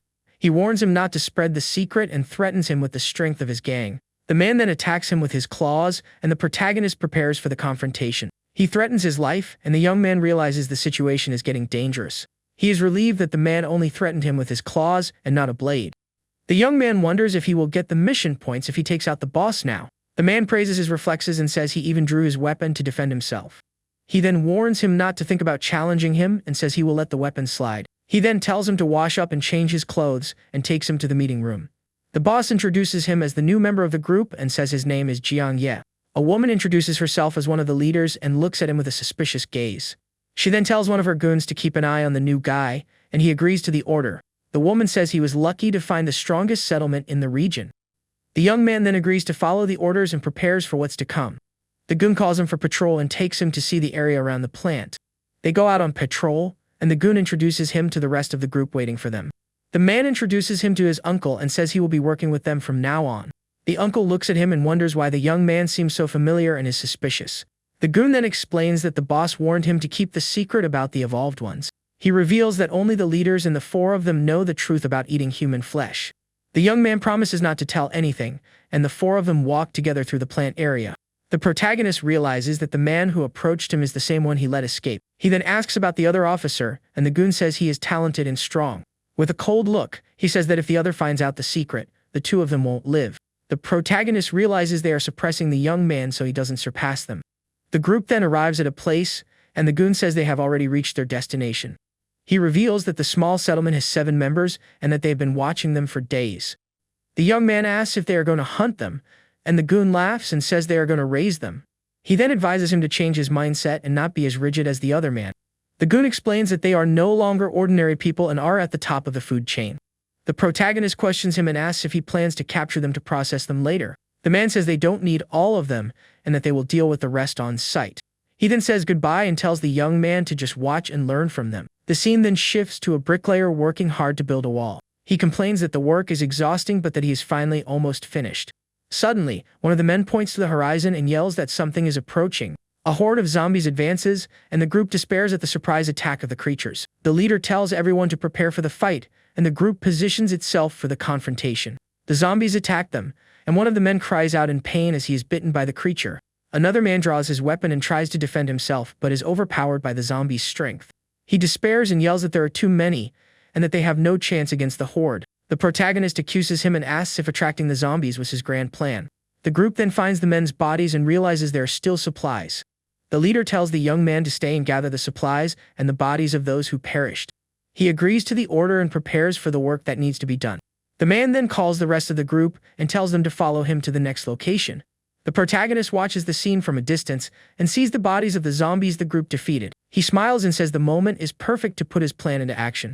The survivors thank the group for saving their lives from the zombie attack. A woman asks if they will have water and a shower in the new place they are going. The man comforts her and says there is hot water and that she will be able to clean up well. One of the men in the group walks in silence and seems to be worried about something. He suddenly turns around and his friend asks what is wrong with him at the moment. The man says he felt something strange and his friend prepares for what might happen. He then tells everyone to stay alert and prepares for the approaching danger. One of the men offers to protect the woman and tells her to stay behind him to save herself. The group leader asks where the threat is and they can't find anything. He then scoffs at the man and asks if he is getting paranoid about the situation. The man insists he felt something and prepares for what might be hidden nearby. Suddenly, he is hit by a tentacle and cries out in pain from the surprise attack. The friend is startled and yells that it is a monster with tentacles that is attacking them. The creature dodges an attack with speed, and the group is shocked by its agility. The man turns and realizes the monster is behind him and prepares for the worst. He faces the creature in fear and can't react to the approaching attack. The protagonist then analyzes the zombies' bodies and finds 2 mutant cores. He is satisfied with the discovery and says the cores are a good reward. Suddenly, he hears cries for help and turns to see what is happening. The man is captured by the tentacles and despairs, thinking it's his end. Suddenly, the protagonist's pet zombie attacks the monster and the two face off. The woman screams, frightened by the scene, and can't believe what is happening. The man and the woman hug each other in fear and watch the battle between the two creatures. The monster roars and faces its opponent with a look of pure hatred and anger. The man is shocked by the scene and can't believe the strength of the monster that attacked them. Suddenly, he grabs the woman beside him and uses her as a human shield to protect himself. The woman cries out in pain as she is used as bait, and the monster attacks her with its tentacles. The tentacles wrap around her and lift her into the air as the man flees to save his life. The woman is crushed by the tentacles and cries out in pain from the creature's attack. The tentacles break and the woman falls to the ground, injured but still alive after the attack. The man then approaches, and the protagonist looks at the coward with a look of contempt. He then recognizes him and prepares for the confrontation that will happen next. The protagonist asks if that is the monster with tentacles they mentioned. The man says no and that this is just one of the original monsters spawn. He explains that the monster transforms common zombies into creatures similar to itself. The young man then realizes he needs to flee and that he has no chance against the creature. He tells the protagonist to hold off the monster and says he will go get reinforcements to help. The group then runs to flee the location and leaves the young man behind to face the creature. The protagonist sees through the man's plan and prepares for the approaching confrontation. He then faces the monster and prepares for the battle that will decide his fate. The monster wraps its tentacles around him and squeezes him tightly to immobilize him. He laughs and says the concept of the monster with tentacles spawn is very interesting.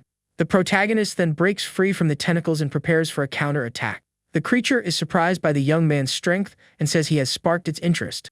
The monster slithers across the ground and prepares for the next move in the battle. The two face each other and the protagonist is wrapped in the creature's tentacles again. He then says he will test the ability he awakened and prepares for the attack. The young man stomps the ground hard and a blue energy suddenly envelops his body. He yells and activates his physical overload ability to increase his strength. He then creates a black panther of energy and launches it at the monster with full force. The creature is hit squarely and the impact of the attack throws it far away with force. The monster is thrown against the wall, and the protagonist watches it with a serious expression. He then steps on the creature and crushes it with his enhanced strength from the power. The woman watches the scene shocked and can't believe the young man's strength. The protagonist then attacks the monster with his knife and cuts it into several pieces. The creature's body disintegrates, and it is defeated by the young man's final attack. The woman approaches and asks if he is okay after the intense battle he fought. She screams, and the protagonist looks at her with a serious and determined expression. He calms her down and says he is human and not a monster like the creature he faced. The group then runs to the fortress and celebrates finally arriving safely. The group's boss arrives and asks what happened and where his companions are. One of the men desperately explains that his friends were defeated by the monster's spawn. He then says that not even the three of them together were a match and that the new guy Zhang Yi surely perished. Hearing this, the group's leader becomes furious and a vein pops on his forehead with rage. He then glares at his subordinates with a look of pure hatred and contempt for their incompetence. The men swallow hard and prepare for the worst that is to come from their boss. The leader then attacks them with his axe and yells that they are a bunch of useless people. With a clean blow, he strikes the man who disobeyed him and defeats him on the spot. The group then rushes to hold him back and tells him to calm down so he doesn't do anything else foolish. Suddenly, something is thrown to the ground, and the group turns to see what the object is. Someone then appears, and the group is startled by the unexpected arrival of the mysterious figure. The protagonist and the woman he saved look at the group with a calm and serious expression. One of the men is shocked to see that the new guy is alive and can't believe the scene. The woman asks what the object on the ground is and looks at it with curiosity. The young man then says he took out the creature and that he avenged the relatives of the crying man. The gang leader and the woman are shocked and wonder if the young man is really that strong. The protagonist then tells him to get a vehicle and clean up the mess he left. The boss then asks if the monster was stronger than a certain Li Cheng he knew. The man says the creature defeated his friends instantly and that Li Cheng wouldn't do that. He then looks at the two of them and says that even they would have had a hard time against the monster. The woman wonders how the young man is so strong since he didn't even react when she threatened him. The boss speculates that the monster might have used an ambush and that it wasn't a great feat. With that, the woman says it makes sense, but that if he joins Li Cheng, they will have problems. Suddenly, she tells him to be quiet and the group turns to see who is arriving. One of the men arrives and the boss asks what he wants with him at that moment. The man says that Zhang Yi's strength is similar to his and that he should be an officer. The leader refuses and says they don't know the young man's past to trust him. The woman then agrees and says he needs to prove his worth to the other members. The man gets annoyed and asks if defeating a monster isn't enough proof for them. With a malicious smile, the woman suggests that if he defeats the original monster, that would solve it. The man gets annoyed and says not even the two of them could do it and that it's not fair to ask him. The woman then says they won't send him alone and that everyone will help on the mission. The protagonist is surprised to learn that the plan revolves around him and feels important. The leader taunts him and says it's no problem since he might be stronger than the two of them. The boss then says that if the mission is successful, he will have the third most important position. He then asks the other man if he minds the new guy surpassing him. With a peace sign, the man says he has no objections and that they will leave in 2 days.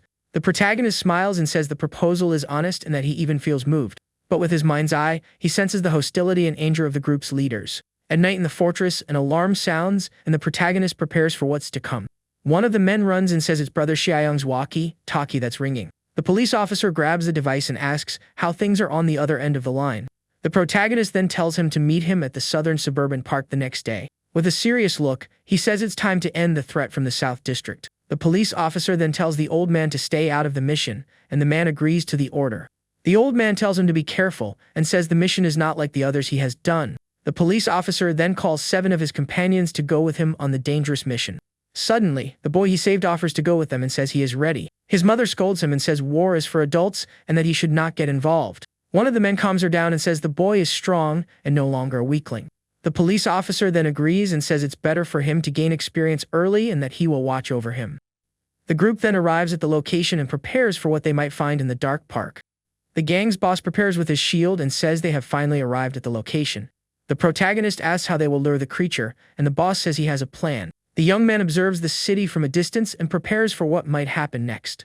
With a serious look, he activates his powers and prepares for the approaching battle. He faces the building in front of him and prepares for the confrontation with the creature. The reinforcement group observes the location from a distance with binoculars and prepares for action. One of the men asks if they should approach, but the police officer stops him from going. He then tells the group to prepare and says they will attack from the sides when the action starts. The gang's leader then calls one of the younger boys over to her with a smile. The young man approaches and asks what the boss needs while carrying a huge backpack. With a malicious smile, she tells him to enter the park, and he is confused by the order. The other leader then approaches and asks the woman what is happening there. She reveals that the monster is looking for its child, so they will use the boy as live bait. Desperate, the young man yells that he doesn't want to be the bait to attract the dangerous creature. At that moment, firm footsteps approach the scene and catch everyone's attention. The boss grabs him by the collar and threatens him, telling him to shut up and obey. Without any pity, the boy is thrown into the park to serve as bait. He hits the ground hard and lies there, groaning in pain, unable to get up properly.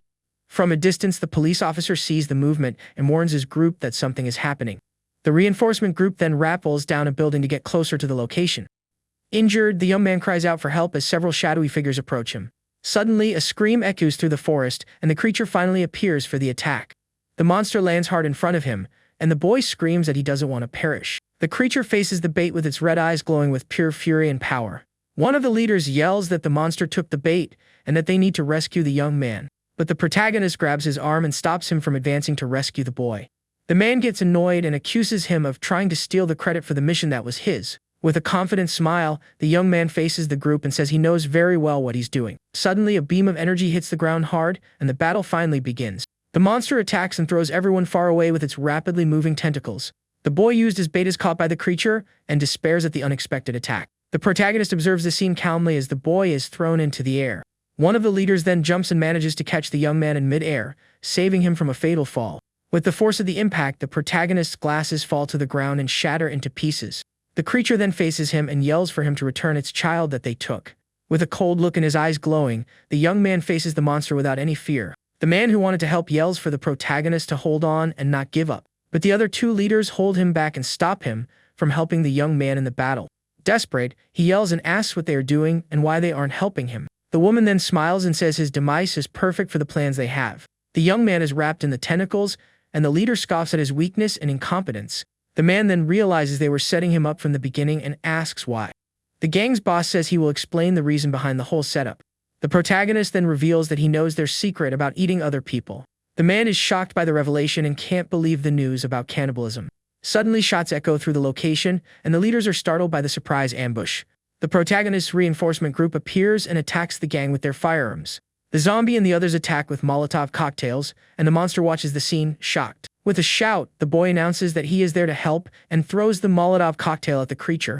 The bottle flies through the air and prepares to hit the monster with the flames that envelop it. The object then shatters, and the flames spread through the air, heading straight for the target. The fire hits the monster squarely, but it seems to feel no pain from the attack. The boy despairs and screams as he sees his father's face in the reflection of the creature's eye. The monster then murmurs its son's name and looks at the protagonist with a pained expression. The young man yells that the creature is too strong and is impressed by its resistance to fire. But the monster scolds him and tells him not to curse because it's impolite. The reinforcement group warns to be careful because it's not a common zombie they are facing. The pet zombie then advances into battle, and the group yells for it to be careful. The creature attacks it with its tentacles, but the zombie dodges the blows with agility. The gang is startled and wonders what that creature is and if it's another mutant. The leader is shocked to see a mutant fighting alongside humans and can't believe the scene. The zombie is then wrapped in the creature's tentacles, which hold it tightly. The creature squeezes it with its tentacles, and the zombie prepares for a counterattack. With a quick move, it breaks free from the tentacles and prepares for the next blow. The group yells for it to be careful, and one of the tentacles heads straight for it. The zombie then catches the tentacle with its hands and prepares for the next phase of the fight. The creature then wraps it again with its tentacles and lifts it into the air forcefully. With the protagonist trapped, the zombie scoffs and says he has finally met his match. The gang's boss gets annoyed and says the young man still has time to make jokes. Suddenly, the protagonist breaks free from the tentacles, and the gang is shocked by the scene. One of the leaders yells for him to wait and can't believe the young man's strength. He then remembers that the boy called him Uncle Xiaoyang, and the boss asks, "So what?" The leader then remembers that the leader of the Cheng fortress was named Jiang Xiaoyang. The boss yells that the kid tricked them and gets angry about the trap they fell into. With this, the woman realizes that the group that attacked them is the main force of the fortress. She then spots the police officer and his group and prepares for what might happen. The leader faces the group and prepares for the battle that is about to begin there. She then says that the strongest of them has the strength of Li Cheng and that they all have weapons. The woman realizes that the biggest problem is the protagonist and his powerful mutant. She is worried about the zombie that is as strong as the monster with tentacles. The leader despairs and says they have no guarantee of victory and will suffer losses. With a shout, she tells the boss to hold them off and asks the other leader to provide cover. The man agrees and prepares for battle with his axe in hand to fight. The woman then runs to flee, and the boss throws his axe with all his might. The weapon flies through the air and prepares to hit the group that is hiding in the forest. The reinforcement group yells to watch out and dodges the attack of the approaching axe. The shots and the axe hit the trees, and the group protects itself from the gang's attack. The police officer gets annoyed with the confusion and wonders what they are planning with that. One of the men then warns the boy to be careful as the woman advances towards him. The man then pushes the boy and warns him that the enemies are after him to capture him. In an instant, the man is hit by a powerful blow and is thrown far away by the force. The gang's leader lands hard, and one of the men says she is a very strong, evolved one. She then approaches the boy and suddenly looks at him with a malicious smile on her face. The woman lands gently on the ground and prepares for the next step of her evil plan. She recognizes him and says she has finally found him as she prepares for the action to come. The boy yells that he won't be used as a hostage and tries to break free from the woman's grasp. The leader is surprised by the young man's attitude and says he has some skill after all. But without mercy, she hits him with a strong punch to the face and leaves him very dazed. Meanwhile, the monster screams for its child and attacks the protagonist's pet zombie. The zombie then retaliates and attacks the creature with its tentacles, and the two face off. With a roar, the pet zombie prepares for the next attack in the intense battle. The protagonist then tells Brother Chong to release the monster and let it go. The zombie turns confused and can't understand its master's order at that moment. The young man thinks that the monster is ready to risk its life and that it's not good to interfere. The leader then threatens the group and tells them to lower their weapons so as not to hurt the boy. The police officer yells and offers to be the hostage in the boy's place to save him. With a smile, the woman says that seeing their desperation, she knows she got the right person. The police officer despairs and wonders how he will explain the situation to the boy's mother. The leader yells for everyone to drop their weapons and move at least 100 meters away. The police officer then agrees and orders his men to obey the woman's order to save the boy. She then demands that the protagonist's monster defeat the tentacled creature so she can escape. Suddenly, one of the men yells for Sister Ling to watch out for the approaching attack. With that, the tentacles emerge from the ground, forcing the woman to jump back to save herself. But one of the tentacles hits the protagonist squarely and injures him badly in the process. The gang's leader despairs and yells his companion's name upon seeing the shocking scene. The woman then wonders what happened and why the monster wasn't immobilized. She then turns and sees the protagonist standing there, watching her with a calm and serene look. The young man and his pet zombie just watch the scene and wonder what she will do. The police officer yells for the boy to run while the creature's tentacles wrap around him there. But the protagonist calms him down and says the boy is not in danger and will be fine. The police officer is confused and wonders how the boy is not in danger in that situation. The creature then holds the boy with its tentacles and looks at him with a different expression. The monster then calls him son and says his name, and the boy is shocked by the revelation. The protagonist says he kept his word and that the monster's wife and son are fine. The boy asks if it's really his father, and the young man says yes because they have similar bodies. With a cry of joy, the boy hugs his father and cries with happiness at the reunion. The gang's leader is shocked by the scene and tells his men to retreat and flee the location. The monster then faces the gang's leader with a look of pure hatred while hugging its son. The creature's tentacles advance quickly to attack the gang's leader who is trying to flee. The man is captured by the tentacles and cries out in pain from the creature's tight grip. Desperate, he tells his companions to help him and cut the tentacles for him to escape. He then gets annoyed with the woman and asks why she isn't doing anything to help him. The boss realizes he has been betrayed and yells furiously that the leader used him as bait to escape. The woman thinks she has no chance against the monster and that the only way out is to flee while he distracts it. With a determined look, she decides to abandon her companion to save her own skin. But suddenly, a tentacle grabs her leg and stops her from continuing her escape. She is then thrown hard to the ground, and the impact leaves her dazed and unresponsive. Lying on the ground with broken glasses, she glares at the monster with a look of pure anger. The leader gets up, injured, and curses the monster, preparing for what will happen. With that, the woman is caught by a tentacle and screams in pain as she is lifted into the air forcefully. The boss then scoffs at her and says she got what she deserved for betraying him like that. The other leader faces his trapped boss and says now it's just the two of them in this battle. Suddenly, a hand touches his shoulder, and he is startled by someone's sudden approach. He turns and is shocked to see the protagonist and asks how he got there so quickly. The young man tells him not to move and promises he will get out alive if he cooperates with the plan. The monster then lifts the gang's boss into the air and prepares for the final attack against him.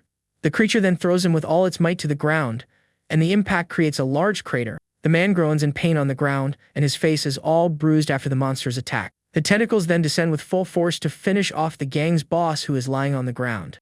With that, the creature hits him with a fatal blow and defeats him once and for all with its strength. Next, the monster turns to the woman and wraps her in its tentacles to immobilize her. She screams in pain as she is squeezed tightly by the tentacles of the furious creature. With a face full of hatred, the woman faces her imminent end without being able to do anything to escape. Then the tentacles crush her completely, and the gang's leader is finally defeated right there. Meanwhile, the pet zombie finishes off the last gang member who is still alive. The protagonist observes the scene and a mission completed. Window appears with an 80-point reward. He then smiles and says the so-called potential ally was Zhang Shengju, whom he helped before. The young man turns to the man and asks if he has any doubts about what just happened. The man asks if they are from the eastern city and what he meant about eating people. With a serious look, the young man asks if he thinks people just evolved by luck. The man is then shocked and realizes that to become evolved, they have to do something terrible. A memory then comes to his mind, and he remembers a child asking for a piece of meat. He remembers when he gave his food to a mother and her daughter so they could eat. The girl's mother then smiles strangely and apologizes for her daughter's behavior. He offered some of his food, but the girl's mother politely refused the offer at the time. Terrified by the memory, the man starts to break out in a cold sweat and can't believe the truth. In a flashback, we see people desperate with the return of the tentacled monster in the city. A woman screams and asks if anyone has seen her daughter, who suddenly disappeared in the confusion. Shocked by the revelation, the man starts to feel sick and can't hold back his nausea. With a look of pure hatred, he prepares to do something drastic with the new information. He then runs at high speed and attacks the bodies of his former gang members. The man screams furiously at the betrayal of his former companions who deceived him. With a cry of rage, he takes out all his frustration on the bodies that are on the ground. After calming down, he stops panting and covered in the filth of his allies' remains. He then turns and asks if the protagonist group also gained power in the same way. The police officer scolds him and tells him not to compare them to the cannibals he knew. The protagonist calms him down and reveals that they have other ways to gain power without cannibalism. He then hands a mutant core to the man and says they use that to evolve. The young man explains that they are zombie cores and that they are more effective and without side effects. Curious, the man asks what the side effects of eating human flesh to evolve are. The young man says that emotions become harder to control and violence becomes an addiction. He then advises the man to stop now so that his violent desires don't get worse. With that, the protagonist turns to the monster and prepares to talk to it about the future. The young man then asks if Zhang Shengji can still speak clearly even with the mutation. With difficulty, the monster thanks Brother Jiang for saving his son's father. The young man gets annoyed with the scene, and the monster continues to thank him in a confused and emotional way. The young man tells him to stop and says he already understood what he means with his thanks. He thinks that his mind is intact, but that his scary appearance might be a problem. The protagonist then understands that the monster has gotten used to the place and is at peace now. The creature praises him for his intelligence, and the young man corrects him, saying that's being smart. He then tells Li Cheng to lead the remaining people at the West Wind base. But Li Cheng refuses and says he can't be the leader because no one would be safe around him. The protagonist then thinks of a solution to the problem that suddenly arose there. He suggests that the police officer lead the base while Li Cheng returns with him to the eastern city. With a pat on the shoulder, he tries to comfort the man who is feeling very guilty. The young man then says he will keep an eye on the demon that exists in Li Cheng's heart. The scene then shifts to a neighboring city on the border of City S, which is in ruins. A group of people runs desperately, and one of them screams for help while trying to escape. One of the young men tries to help, but his friend stops him and says there's no saving him anymore.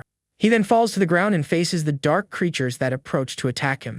The friend then despairs and yells in frustration for not being able to do anything to help him. The young man is wrapped in plants and wonders if someone will appear to save him. He is then attacked by the creatures and cries out in pain from the blows he receives there. His body is dismantled, and the plant monsters watch the scene with their red eyes. One of the creatures then devours the man's remains and prepares for the next target. Meanwhile, a woman says she can't run anymore and has no strength to continue. The man encourages her to continue and says that if they stop, they will be defeated by the creatures. Suddenly, a voice tells him to wait, and the young man turns surprised by the unexpected arrival. The group's leader makes a sign for silence and asks everyone to listen carefully to what's coming. With that, he concentrates and tries to identify the source of the mysterious sound in the dark forest. One of the young men rejoices and says it's the sound of the wind, indicating they are near the jungle's exit. But the joy is short-lived as a strange noise startles them and puts them on alert again. The leader yells that the creatures have caught up to them and tells everyone to run so they won't be caught. Desperate, the man says they are so close to making it and can't perish now like this. Then they all run as fast as they can to escape the clutches of the plant monsters. Suddenly, a light appears on the horizon, and they realize they have finally reached the edge of the forest. The woman celebrates excitedly and says they managed to escape, but a vine appears behind her.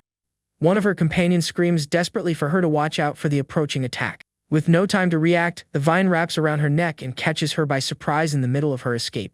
She is then lifted into the air by a giant plant creature and screams in sheer terror at the scene. The monster then devours her without mercy, and the woman has no chance to defend herself from the attack. Next, another member of the group is captured, and his friend is shocked by the terrible scene. He screams his friend Jatong's name and cries desperately for not being able to do anything to help. The leader realizes the creatures have caught up to them again and prepares for the worst to come. Seeing his companion's desperation, the leader slaps him to bring him back to reality. He warns that his friend is already gone and that if he doesn't pull himself together, he will be the next to go. With that, the survivors continue running and finally manage to get out of the dangerous forest. The plant creatures then stop at the edge of the forest and watch them with a threatening growl. The plant creatures just watch the group at the edge of the forest with a threatening look. Then an entire horde of monsters begins to march towards the abandoned city. Far away, the group of survivors walks through a park and feels a little more relieved. One of the young men then recognizes the place and is surprised to see where they ended up. He then confirms that they have reached the suburban park of City M and are safe. One of his friends finds the silence strange and says the place seems completely abandoned. The leader supposes that the neighboring city was evacuated because of what happened in City S. But suddenly, one of the young men points to something in the distance and gets everyone's attention. With that, he points to a mysterious figure that is hidden behind a nearby pillar. Thinking it's a survivor, the group approaches and asks where the evacuation point is. The figure then reveals itself to be a monster with red eyes and frightening tentacles. The group is shocked to see the creature and realizes they've made a terrible mistake by approaching. They scream in fear as they see the monster standing on the pillar, watching them intently. The creature then just stares at them with a cold, calculating gaze, showing no emotion. One of the young men asks if they're being followed, but the leader doesn't think that's the case. The leader is confused and wonders why there are plant monsters outside of the jungle as well. He questions why the jungle hasn't spread, and one of the boys asks what they'll do now. But another strange noise gets their attention, and the group looks up, completely terrified. With that, more plant creatures appear and start advancing toward them quickly. They then realize they're surrounded, and that there's nowhere left to run from the horde of monsters. One of the men panics and says that if they had stayed in the jungle, his friend would still be with them. With that, the plant monsters advance, releasing a green smoke as they close in on the group. In desperation, another guy grips a knife and yells that he doesn't want to be taken down like that. He then prepares to do something drastic to avoid being captured by the approaching creatures. But suddenly, a giant tentacle strikes one of the plant monsters, destroying it in one blow. The humanoid creature then stands in front of the group, protecting them from the other monster's attack. With a serious look, the being faces the enemies, and the group wonders what's happening. The scene then changes to a large base where several people are lined up in military formation.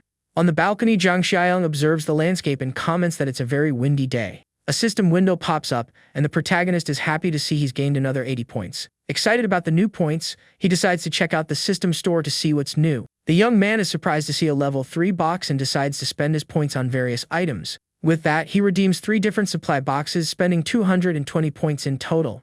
Upon opening the boxes, he receives an armor jeep, an enhancement serum, and an enslavement mark. He thinks that he can only use the mark on one target and decides to wait and see how his allies do. Suddenly, a new mission appears, and the objective is to eliminate the threat posed by weeds. The young man is confused and wonders if the mission is literally to help someone clear a field. Just then, a voice comes through a communicator asking Xiaoyong for help, saying he's in trouble. Meanwhile, at the base, the men wonder if the creature is another zombie working with Boss Zhang. The creature then drags one of the plant monsters away as a single tear rolls down its eye. The boy yells for his father, and one of the men calls him Lo Zhang, recognizing the creature. Just then, the monster's wife and son appear, and she talks about their wedding in a confused way. The protagonist explains that the mutation damaged her speech and that she actually means to say, husband. With that, the creature hugs its wife and son in a very emotional and happy reunion. The young man then analyzes the remains of the plant monster and wonders what that thing is. The monster then starts listing several food names, and the protagonist tries to understand the list. The survivor leader explains that they came from S City, which was taken over by the jungle and plants. The guy thinks about the plant mutants, and the survivor says that M City isn't safe either. The young man confirms this, saying that most of the local population turned into zombies too. With that, he tells Shengbo to get the armored jeep, which is 2 blocks away from their base. He then turns to the survivors and invites them to check the border between the 2 cities. The group then walks to an area covered in vines that spread across the ground. The young man crouches down and notices that the vines have grown even more since he was last there. With a determined look, he informs everyone that they are heading into the jungle. One of the survivors is shocked by the news and can't believe what he just heard. The man says the jungle is dangerous and that they fought hard to escape and don't want to go back.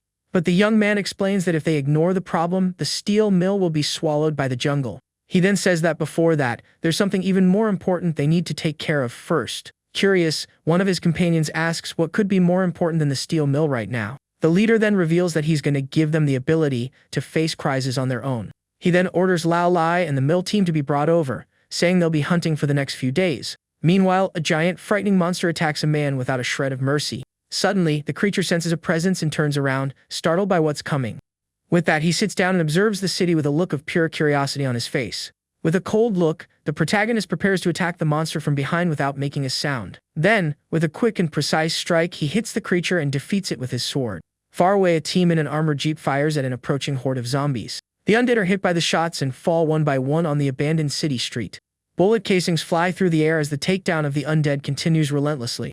The young man then crouches down and checks a zombie's body to confirm its elimination. One of the men complains that there are too many zombies and that the city is infested with creatures. A strong man smashes a zombie and asks where the city's survivors are. But suddenly another undead appears and faces him with a frightening and threatening roar. Fearlessly, the man charges forward and strikes the creature with a powerful punch right in the face. He then complains that he's tired of facing zombies and wanted to find living people. Suddenly, he notices something strange, and his red eye glows with a new discovery. With a shout of joy, he celebrates finding what appears to be a survivor nearby. But one of his companions scolds him, asking if he wants to get taken down by going out like that. The man outside says the zombies were eliminated by Boss Jiang and that it's safe. With a malicious smile, the strong man realizes they are alive and prepares to act. The strong man notices they are pure humans and haven't consumed others of their kind. But he sees the group is well armed and decides to wait a few days to attack to avoid any risks. With that, his desire to attack grows stronger, and he yells in frustration for having to hold back. Back at the base, the protagonist's system shows his points have been spent, and he calls everyone to the room. In the meeting room, the young man praises the hunting team, saying they collected a lot in 3 days. He then tells Li Hongli and Zhang Qi to divide the mutant cores they obtained, but one of them refuses, saying that most of the credit for that hunt goes to brother Xiaowang. The guy explains that they need elite fighters for the team, not half-baked mutants. Another group member encourages them to accept, saying everyone trusts the leader's judgment. With that settled, Zhang Xiaoyang turns to a woman named Shan Shan and asks her to come with him. She then follows him without question and opens a door so they can both enter a room. Once inside the room, the young woman turns and asks brother Xiaoyang what he's planning. But suddenly, a guy who is hiding in the room makes a signal, asking them both to be quiet. A group of people is hidden, and the protagonist warns them that what he's about to do might hurt a little. Next, they are pushed into a small closet, getting squeezed in there together. One of the men is a bit flushed and breaks into a cold sweat over the embarrassing situation he's in. Outside, the guy asks brother Xiaoyang how he was so fast in putting them in there. The young man then grabs him by the collar, calling him a brat, while the other asks him to take it easy. Mercilessly, the protagonist kicks him with full force into the room where Shanshan was waiting. The young woman is sitting with some syringes on the table, preparing to inject something into her arm. One of the men jokes if Shanshan got a shot, saying she's become one of the best fighters. The silver-haired guy laughs, and the protagonist tells the young woman to spar with him for a test. But the young man refuses to fight, saying he doesn't hit girls at all and that he won't do it. With a smile, the leader tells her to slap him and to use all the strength she has. The guy brags about his strength, saying he's very strong now and can take the hit easily. Without warning, she hits him with a powerful slap that deforms his face from the strong impact. With that, the man is thrown far away and hits the wall, shocking the others with the scene. The young man reveals he gave her a physical enhancement serum and that no one can beat her. With a swollen face, the guy laments, thinking he wasn't as close to the boss as he thought. But one of his friends teases him, saying the leader wouldn't get that close to him anyway. The protagonist then gathers some of his strongest allies for the next planned mission. He points to the survivor from S City and invites him to go back there with them. Shocked, the man points to himself and asks if the invitation was really for him, left speechless. He then refuses to go back, saying he finally managed to escape that horrible place. One of the men scolds him, saying they are going to help rescue his friends and family. The leader just stares at him with a serious look, waiting for the scared guy's final answer. Suddenly, one of his friends offers to go in his place and joins the mission group. Meanwhile, the cannibal is in the suburbs of M City, trying to remember something. He complains that his brain is getting slow and that he needs fresh meat to keep from getting worse. With that, he feels a sharp pain and writhes as he struggles to maintain control of himself. He then runs down an abandoned street, yelling that he remembered the place and that it's around there. With that, he finds a door and forces it open to see what's on the other side. Inside the room, a group of men and women is gathered, having fun in a dark place. The newcomer calls to get their attention, and the group stares at him, surprised by the unexpected visit. One of the cannibals gets angry and asks what he's doing there and how he dares to come back. The man asks for calm, saying he didn't come to steal anything, but to share some information. A woman doubts him, questioning his generosity since they are all monsters there. He swears it's true and talks about pure humans, but says he can't handle them alone. The group of cannibals then surrounds him, looking at him suspiciously as they listen to the proposal. The group's leader smiles and says he'll trust him, but if it's a trap, he'll be dinner.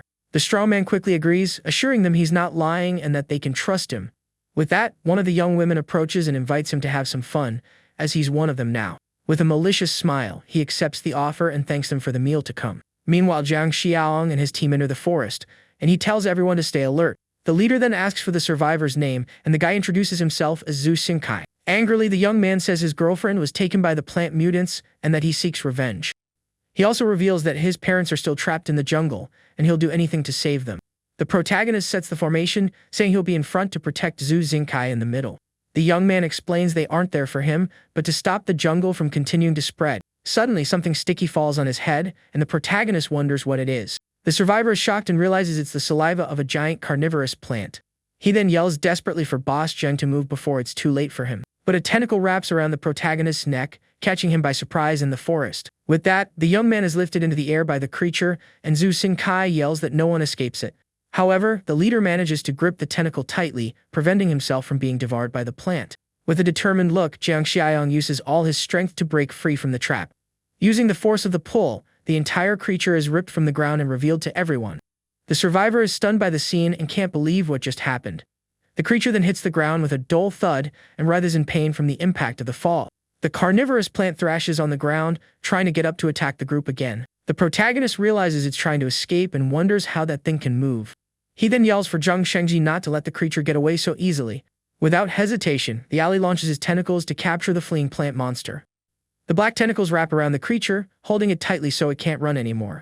With that, the monster is stopped in its tracks and can no longer move anywhere. Zhang Shengji pulls the creature back with his tentacles and throws it hard onto the ground. The carnivorous plant hits the ground hard and is incapacitated after the powerful blow it took. Upon being defeated, the creature releases a green smoke that spreads through the air around them.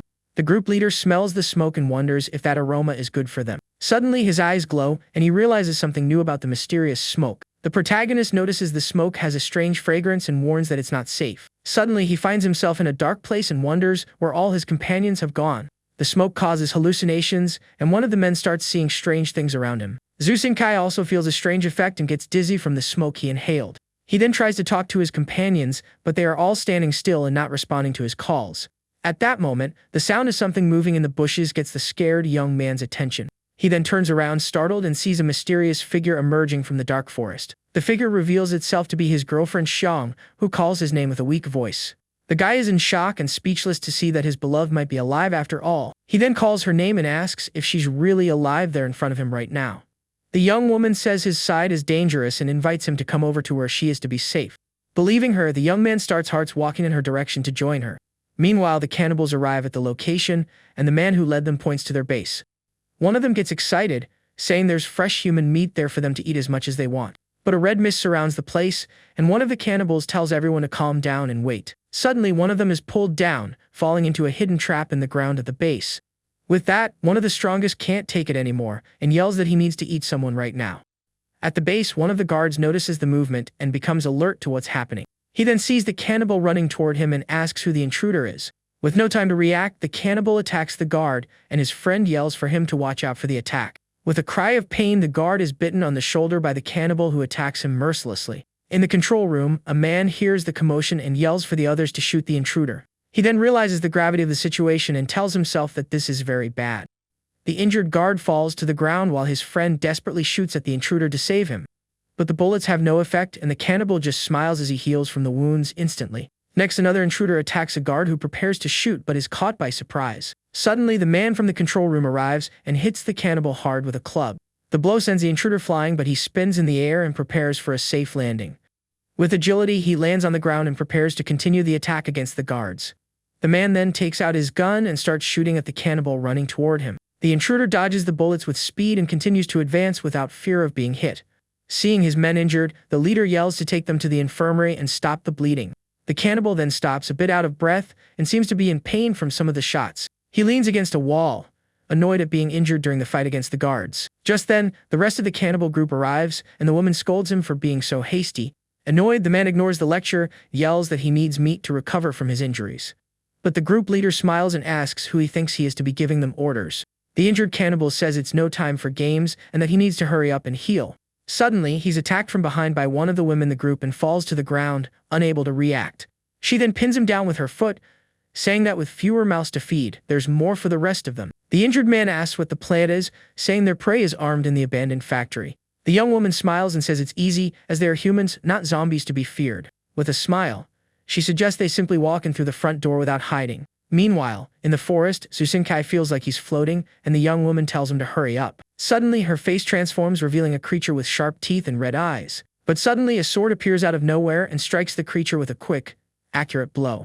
The strike is precise, and the figure of the young woman is split in half in mid-air with no chance to defend herself. With that, she falls to the ground, and the guy watches the scene, shocked by what just happened. In despair, the young man screams his beloved's name and cries for having lost her again like that. The protagonist recovers and admits that even he was caught in the creature's illusion. Angered, Susinkai confronts him, asking why he took down his girlfriend. The leader tells him to look more closely at what was really defeated in front of him. The guy is confused, and the protagonist helps him snap out of the trance to see the hidden truth. The illusion then fades, showing that the young woman was a disguised plant monster. Susinkai is shocked to see he was deceived by a creature made of vines and leaves.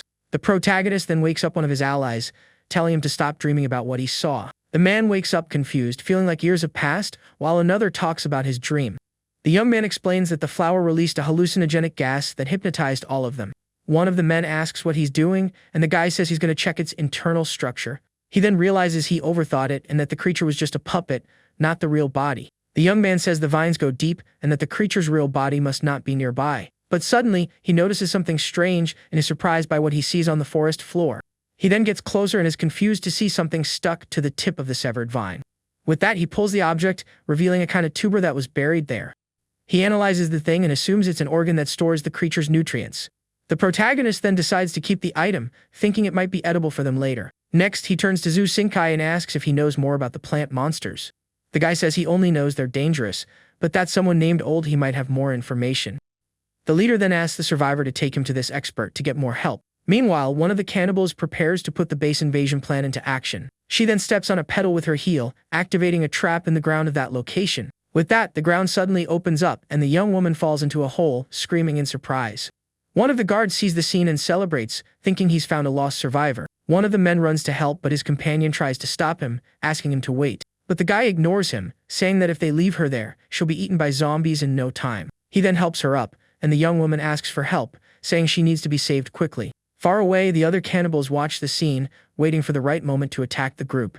One of them smiles and praises the woman's acting, who easily deceived the guards. But suddenly, the young woman hits the guard who helped her with a strong kick, surprising him. With a smile, she brags, saying that besides acting, she's even better when it's time to fight.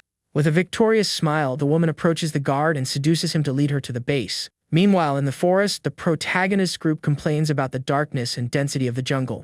The leader then asks how much further, and Zhu Xingkai points to a building, saying they're close. Suddenly, a voice calls out to him, and the guy turns around, startled by the unexpected call. A woman with glasses appears and he recognizes her as Aunt Yang, an old acquaintance. But the guy hesitates, thinking it might be another hallucination caused by the creature's smoke. With that, he covers his mouth and prepares for the worst, thinking he's dreaming again. But Jiang Xiaoyong calms him down, saying they didn't inhale anything and that the people are real. One of the men from the other group gets angry and scolds him for taking such a risk. He then says they can no longer save Zhu Xingkai because he has been assimilated by the monsters. The woman ignores the argument and prepares for battle, counting to 3 for the attack. With a war cry, the group of survivors charges forward to attack the protagonist's team. The young man asks for calm and tells everyone to stop the fight, as there's no need for a confrontation. But several arrows are shot in their direction, and the attack continues without hesitation. The arrows then stop in mid-air right in front of the protagonist, blocked by a force. With a shout, the guy tells everyone to stop attacking and to calm down so they can talk. Aunt Yang's group is shocked by the scene and doesn't understand how the arrows were stopped. With that, Zhu Xingkai steps forward and asks the woman to calm down, as they are not enemies. The survivor leader orders everyone to cease fire and observes the group with suspicion. The guy then explains that they came from outside the jungle and are there to save them. With that, Aunt Yang asks about the rest of the group and what happened to her friend Xia Tong. The guy explains that half the group is gone but that he managed to escape with those who remained. The woman's group then stares at the protagonist's strange companions with great suspicion. With that, the 2 monstrous allies just stare back at them with serious looks on their faces. But Jiang Xiaoyong reassures them, telling them not to worry as they are his allies. He then turns to his companions and asks them to say something and break the ice. One of them says he is kind and the other shows off strangely to try and socialize. The leader is embarrassed and Zhu Xingkai reinforces that they are saviors and have helped them. After much confusion, the woman finally gives in and invites them inside.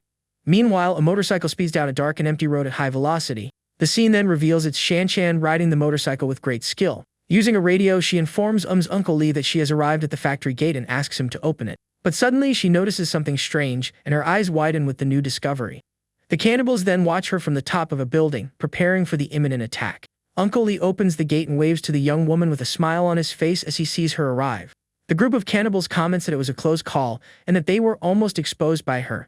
They then realize the girl is a pure evolved one and get excited to devour her. Once inside the base, the man asks about the injured, and she says they are in the infirmary. Upon entering the room, they see one of the guards on a stretcher, and the situation looks very serious. Shanshan then hands over an infection inhibitor, saying it was a gift from Brother Xiaoyong. The young woman explains that since the guard has no symptoms, he wasn't bitten by a real zombie. Suddenly, a redhead appears and says she knows the answer because there are mutants in the western suburbs. Intrigued, the leader asks who she is, and the woman introduces herself as a new member who fled the area.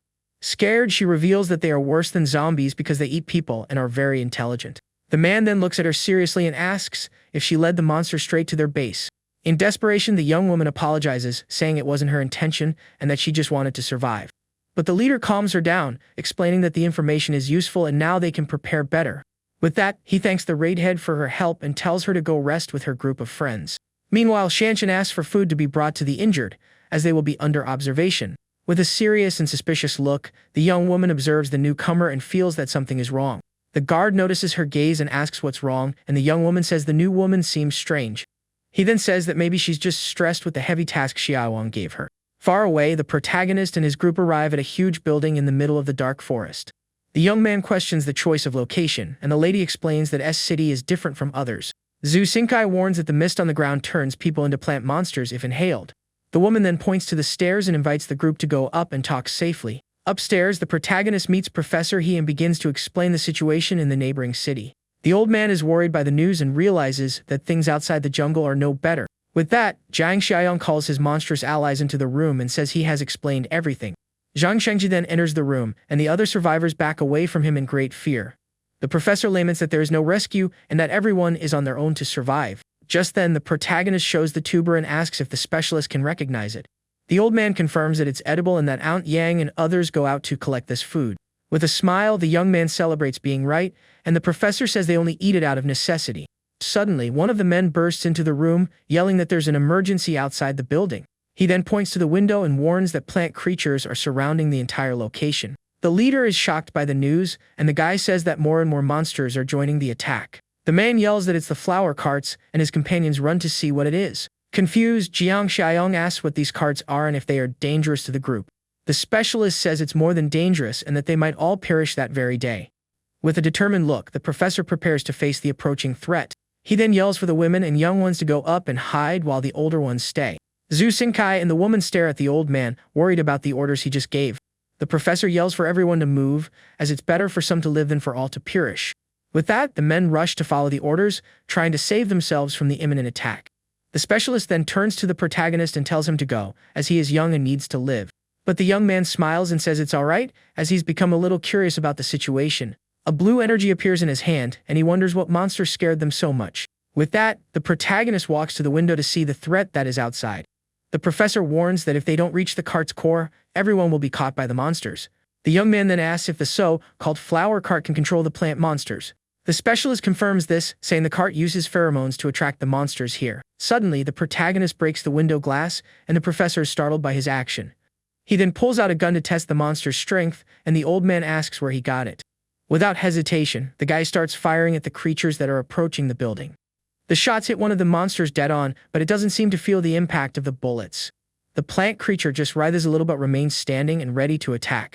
The young man notices they are quite resilient and wants to see how quickly they regenerate.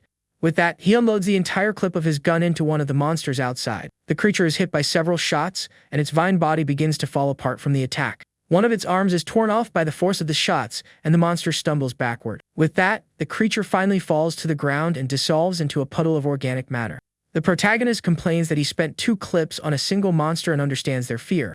Suddenly he goes to a box and opens it with his bare hands, shocking the others with his strength. One of the men is stunned to see him open the wooden box without using any tools. Inside the box, the group finds several Molotov cocktails, and one of the men gets very excited.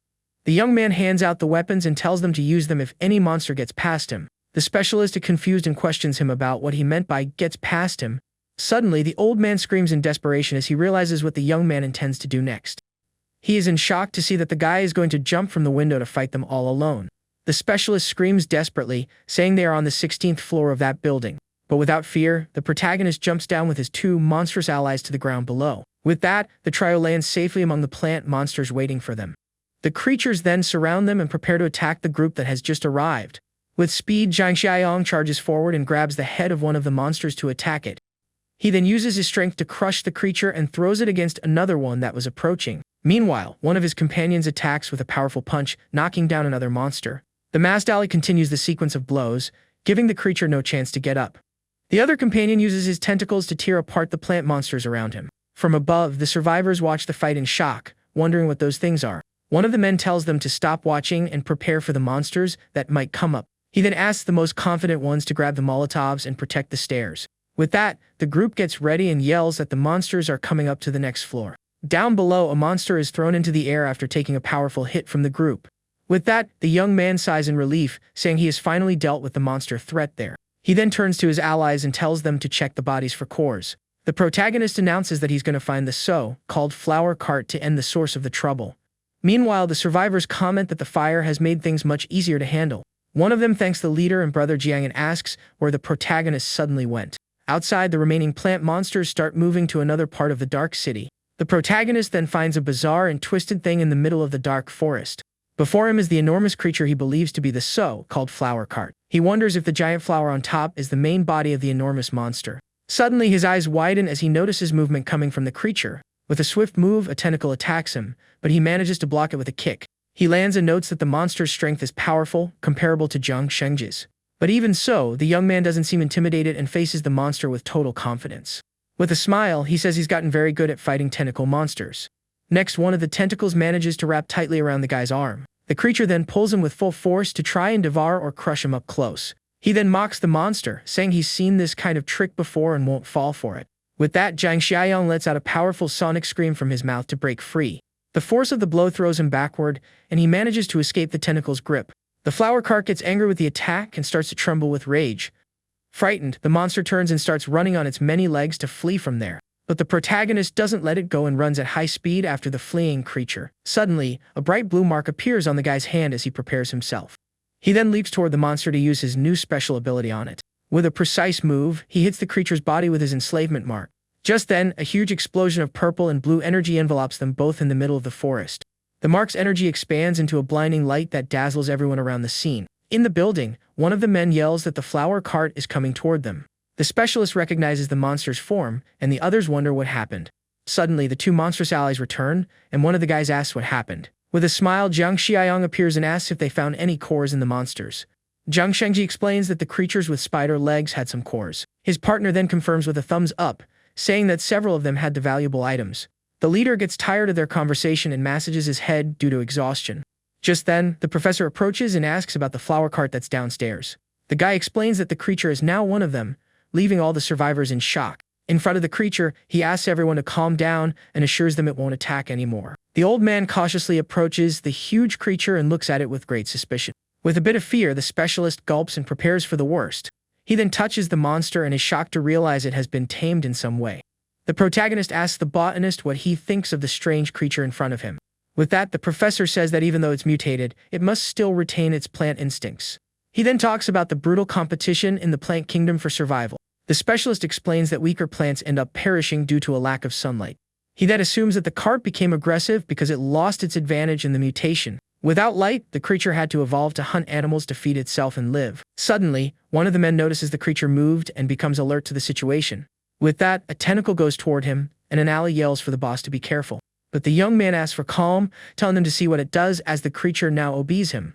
The tentacle then slowly approaches the neck of the newcomer's group leader. Carefully, the vine touches the back of his neck and seems to be analyzing something important. The protagonist is then surprised by the strange sensation the vine's touch causes him.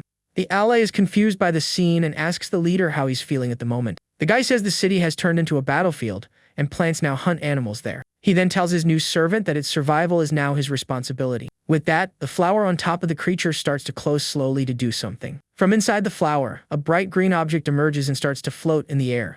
The green thing then flies slowly toward the protagonist's outstretched hand. That object looks like a bunch of green grapes with small, wiggling tentacles. The strange green thing lands in the guy's hand, and he holds it very carefully. The frightened ally wonders where it went and looks at his boss's closed hand. With a smile, the young man explains that the thing is now symbiotic with his body. He then turns to an open area and raises his hand to test his new power. With that, he slams the ground and several green vines shoot out from his arm with great force. The vines wrap around a nearby tree with very impressive speed. Next, they crush the tree, showing their great destructive power to everyone.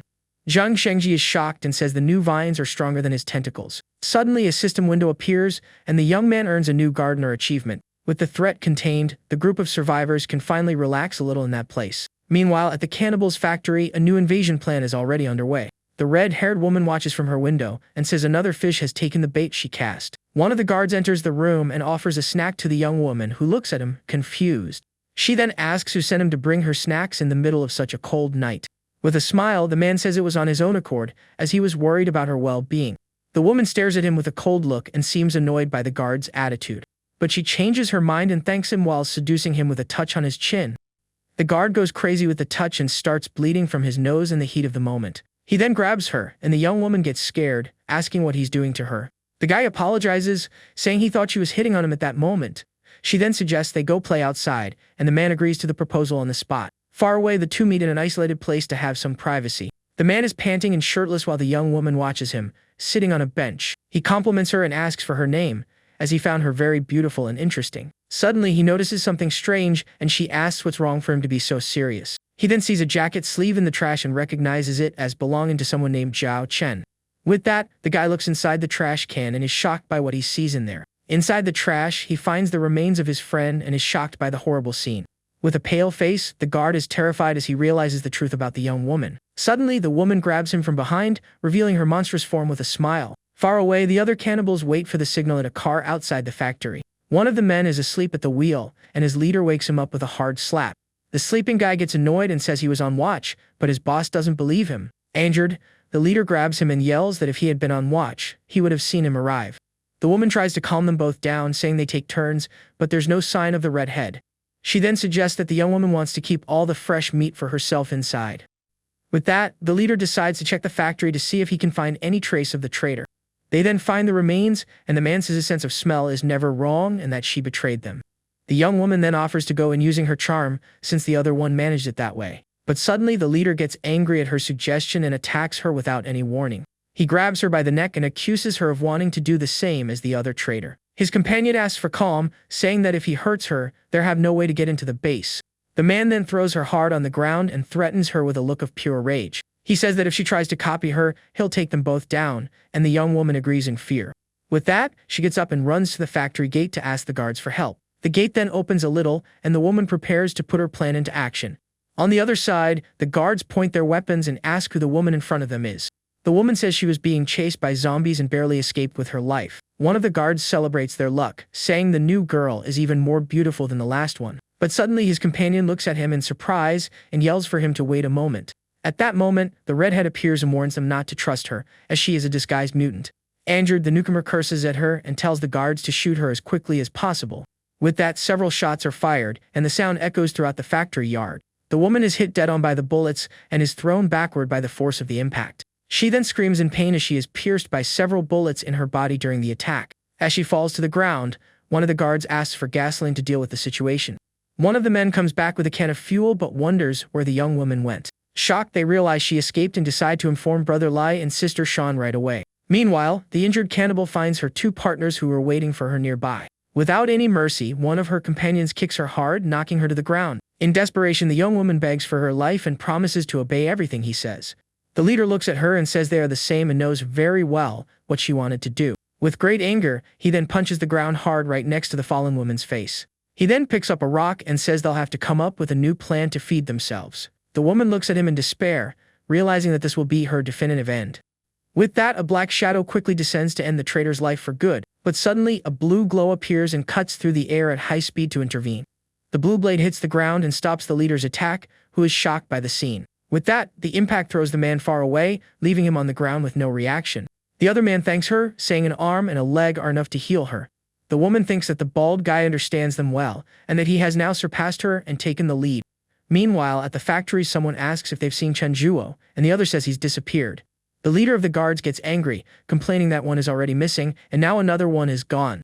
He then questions Shanshan about what she's doing, and the young woman says she's looking for clues. The young woman then walks through the factory, observing the place with a very attentive and serious look. Suddenly, she seems to notice something strange, and her eyes widen with the new discovery. The young woman then finds the blood-stained trash can and approaches to investigate. The group arrives and recognizes Chen Zhuo's jacket and Yang Hai's shoes thrown there. The redhead gets nervous, thinking they've dug up the bones she hid in the trash. Shanshan says there was no noise or signs of a struggle in the settlement during the disappearance. She then looks at the redhead with suspicion and questions her about what that means. The woman panics and asks why everyone is looking at her like that. Without hesitation, Shanshan creates a blue energy blade and prepares for an attack. The cannibal is in shock and stares at her, frightened by the weapon pointed in her direction. Suddenly, a memory emerges showing the redhead using a fire power against something. The woman then destroys what appears to be a plant with her fire ability. With a look of anger, the cannibal faces Shanshan and prepares for the imminent battle. With a cold look, Shanshan faces the woman and prepares for the combat that is about to begin. The cannibal is shocked because her cover has been completely blown to the entire group. With a swift move, she charges toward one of the guards to try and take a hostage. The woman runs and surprises the man, who has no time to react to her sudden attack. She then grabs him and yells for no one to move or she'll end his life right now. Shanshan warns that if she hurts him, she won't let her leave that place alive. The cannibal mocks her, saying that if she doesn't get out alive, she'll take some of them with her to the end. The woman then demands the guard's weapon and threatens to slit his throat if anyone moves. But suddenly, she kicks him hard, sending him flying and disarming him in the middle of the confusion. Without hesitation, the woman shoots the man in the leg, who falls to the ground screaming in great pain. With the weapon in hand, the cannibal runs to escape and get away from the fury of Shanshan's group. The young woman then points her own weapon and prepares to shoot the fleeing woman. With a precise shot, the bullet hits the woman in the back, and she feels the strong impact of the shot. She then grinds her teeth in pain but keeps running to try and escape the situation. One of the men asks what she's doing, and the young woman says she's going to get the motorcycle to go after her. But her companion stops her, saying they don't know how many other cannibals are nearby. The young woman agrees and decides that from now on, all survivors will be quarantined. She then tells Uncle Lai to take care of everything, as she needs to go to Tia Leaf City right away. With a smile, he agrees, saying he didn't expect her to become so decisive and capable. Far away in the forest, some plant creatures with purple crystals emerge in the darkness. Suddenly, dark tentacles appear and attack the plant creatures violently. With that, the protagonist appears, showing that he is the one controlling the dark attack. The tentacles then tear the creatures apart, throwing them in all directions with force. Meanwhile, his two allies prepare to use Molotov cocktails on the monsters. From below, the companions throw the explosives at the remaining monsters to finish them off. With that, a large fiery explosion consumes what's left of the plant creatures. The group then watches the huge bonfire that has formed, burning the monsters on the spot. The professor is shocked and wonders if this is a feeling of security or pressure. A system window pops up, and the young man celebrates having earned more reward points. Back at the base, the survivors cheer excitedly, celebrating the return of Brother Xiaowang. He then asks where Shan Shan is, and the old man says she went to help at the steel mill. The young man then asks about the new survivors he brought with his group. He then introduces Mr. He, a botany expert, and welcomes the group. Zhang Xiaoyang announces that he will soon take them to the edge of the jungle to create a new shelter. With that, all the survivors are confused and don't understand the guy's plan. Suddenly, Shanshan arrives on her motorcycle and excitedly asks when the group leader returned. She then explains the situation, saying that now all new members are untrustworthy. The specialist is worried, but the young man calms him down, saying he has already checked everyone's background. The young woman is confused by the answer and wonders why that would be good news. With a smile, he says it means more rewards, and a new mission appears for the group. Far away, the injured cannibal is coughing a lot and seems very weak after her escape. She then sits down to rest and tries to catch her breath after running so much. Suddenly, a sharp blade appears and silently approaches her for an attack. The woman then hides behind a wall and watches the area with great fear. Her two former partners appear and stare at her with a look of pure anger and contempt. In desperation, the young woman yells that it was all a misunderstanding and that she had a plan. The other woman grabs her and yells that her plan almost led her to a certain end. With great anger, she says that even with the failed mission, they can still feed. Suddenly, she bites something in her mouth and starts to bleed from what she did. The man curses at her for using the same trick again and says she wouldn't have lived long. The fallen cannibal warns the other not to trust him, as he will betray her without hesitation. With a serious look, the woman faces the man and seems to think about the other's words. The man says the other one is to blame and suggests they finish her off once and for all. But the young woman says it's not worth blaming each other and approaches him with a smile. He then says that gentlemen prefer blondes and redheads and attacks her by surprise. The man says an arm and a leg are enough for the other one, and that the rest is all his. Back at the base, Shanshan explains about a red-haired cannibal who disguised herself as a human. With that, Li Cheng reveals that he was once one of them, but didn't transform like the others. He explains that cannibalism slowly takes away the humanity of those who practice it. Li Cheng says they become selfish and thirsty for more and more of the taking of innocent lives. The protagonist agrees that they are dangerous but has more urgent things to deal with now. He then asks Li Cheng to keep an eye on the factory and to radio him if anything happens. With this new order, time moves forward and 2 months pass since the last events. In a building, some survivors are arguing about whether to move because of a strange noise. The leader then makes a decision and tells everyone to pack their things so they can leave. One of the men is worried about leaving at night, but the boss says it's even more dangerous during the day. Suddenly, plant monsters appear, and the leader is shocked for not having noticed them before. The creatures attack, and one of the guys is caught and dragged away from the group of survivors. Now surrounded, one of the men complains, saying he warned them not to go out at night. The leader then points and says the only way is toward the source of the loud noise. Even though they're scared, the group runs because the boss says it's their only chance to survive. But suddenly the leader stops exhausted and says he can't run anymore. His companion stops beside him and asks what he saw to be so shocked. Just then a huge tree falls in front of them, and one of the men yells for them to be careful. The giant tree crashes to the ground, raising a cloud of dust that blinds everyone.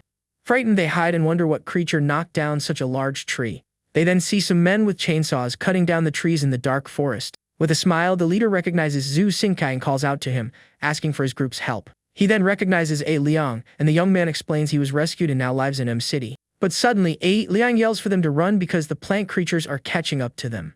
With a smile, Zhu Xingkai says they're just some plant monsters and that it's no big deal. He then uses the radio and reports that the second squad has encountered the plant creatures. With that, he tells everyone to stay back while the new survivors run for cover. Suddenly, a squad in protective gear with flamethrowers appears to help in the fight. The new group's leader is shocked and can't believe what his eyes are seeing. The squad then uses the flamethrowers and burns all the plant monsters on the spot.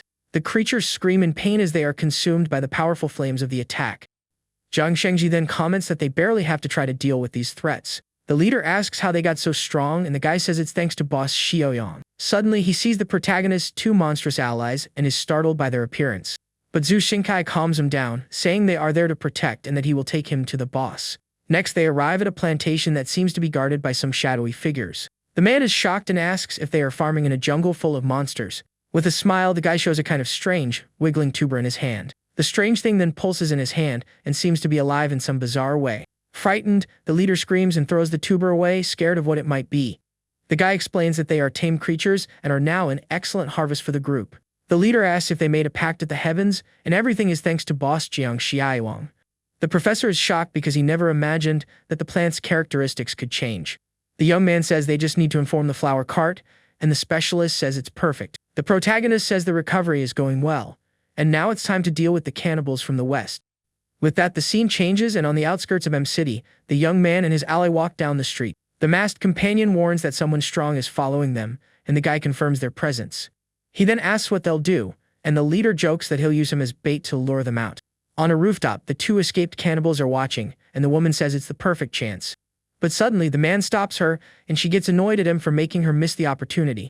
The bald guy then says it's too late because someone else has already taken the chance in their place. Suddenly, a huge group of cannibals appears and surrounds the two guys in the middle of the street. One of the women licks her knife and says she's never seen such high-quality prey before. Her companions celebrate and wonder if he's a pure evolved one, as they've never seen one. The cannibal thinks about how strong she would become if she devoured him, but then notices the man beside him. The masked partner imagines that with that power he would be unstoppable, even in the north. On the roof, the woman complains that someone else got to the prey first. The bald guy then tells her to watch and see if being eaten by them will be good or bad in the end. But suddenly the cannibal duo is shocked by what's happening down below. The masked ally attacks the enemies with a speed and strength that leaves them shocked. The protagonist also jumps into action, blocking an attack with his weapon without difficulty. He then faces the enemies with a calm look as he holds his weapon. One of the cannibals panics and yells for everyone to run from such a strong monster. With that, the young man watches the enemies flee while one of them is already down on the ground. A desperate cannibal tries to climb a wall to escape the approaching danger.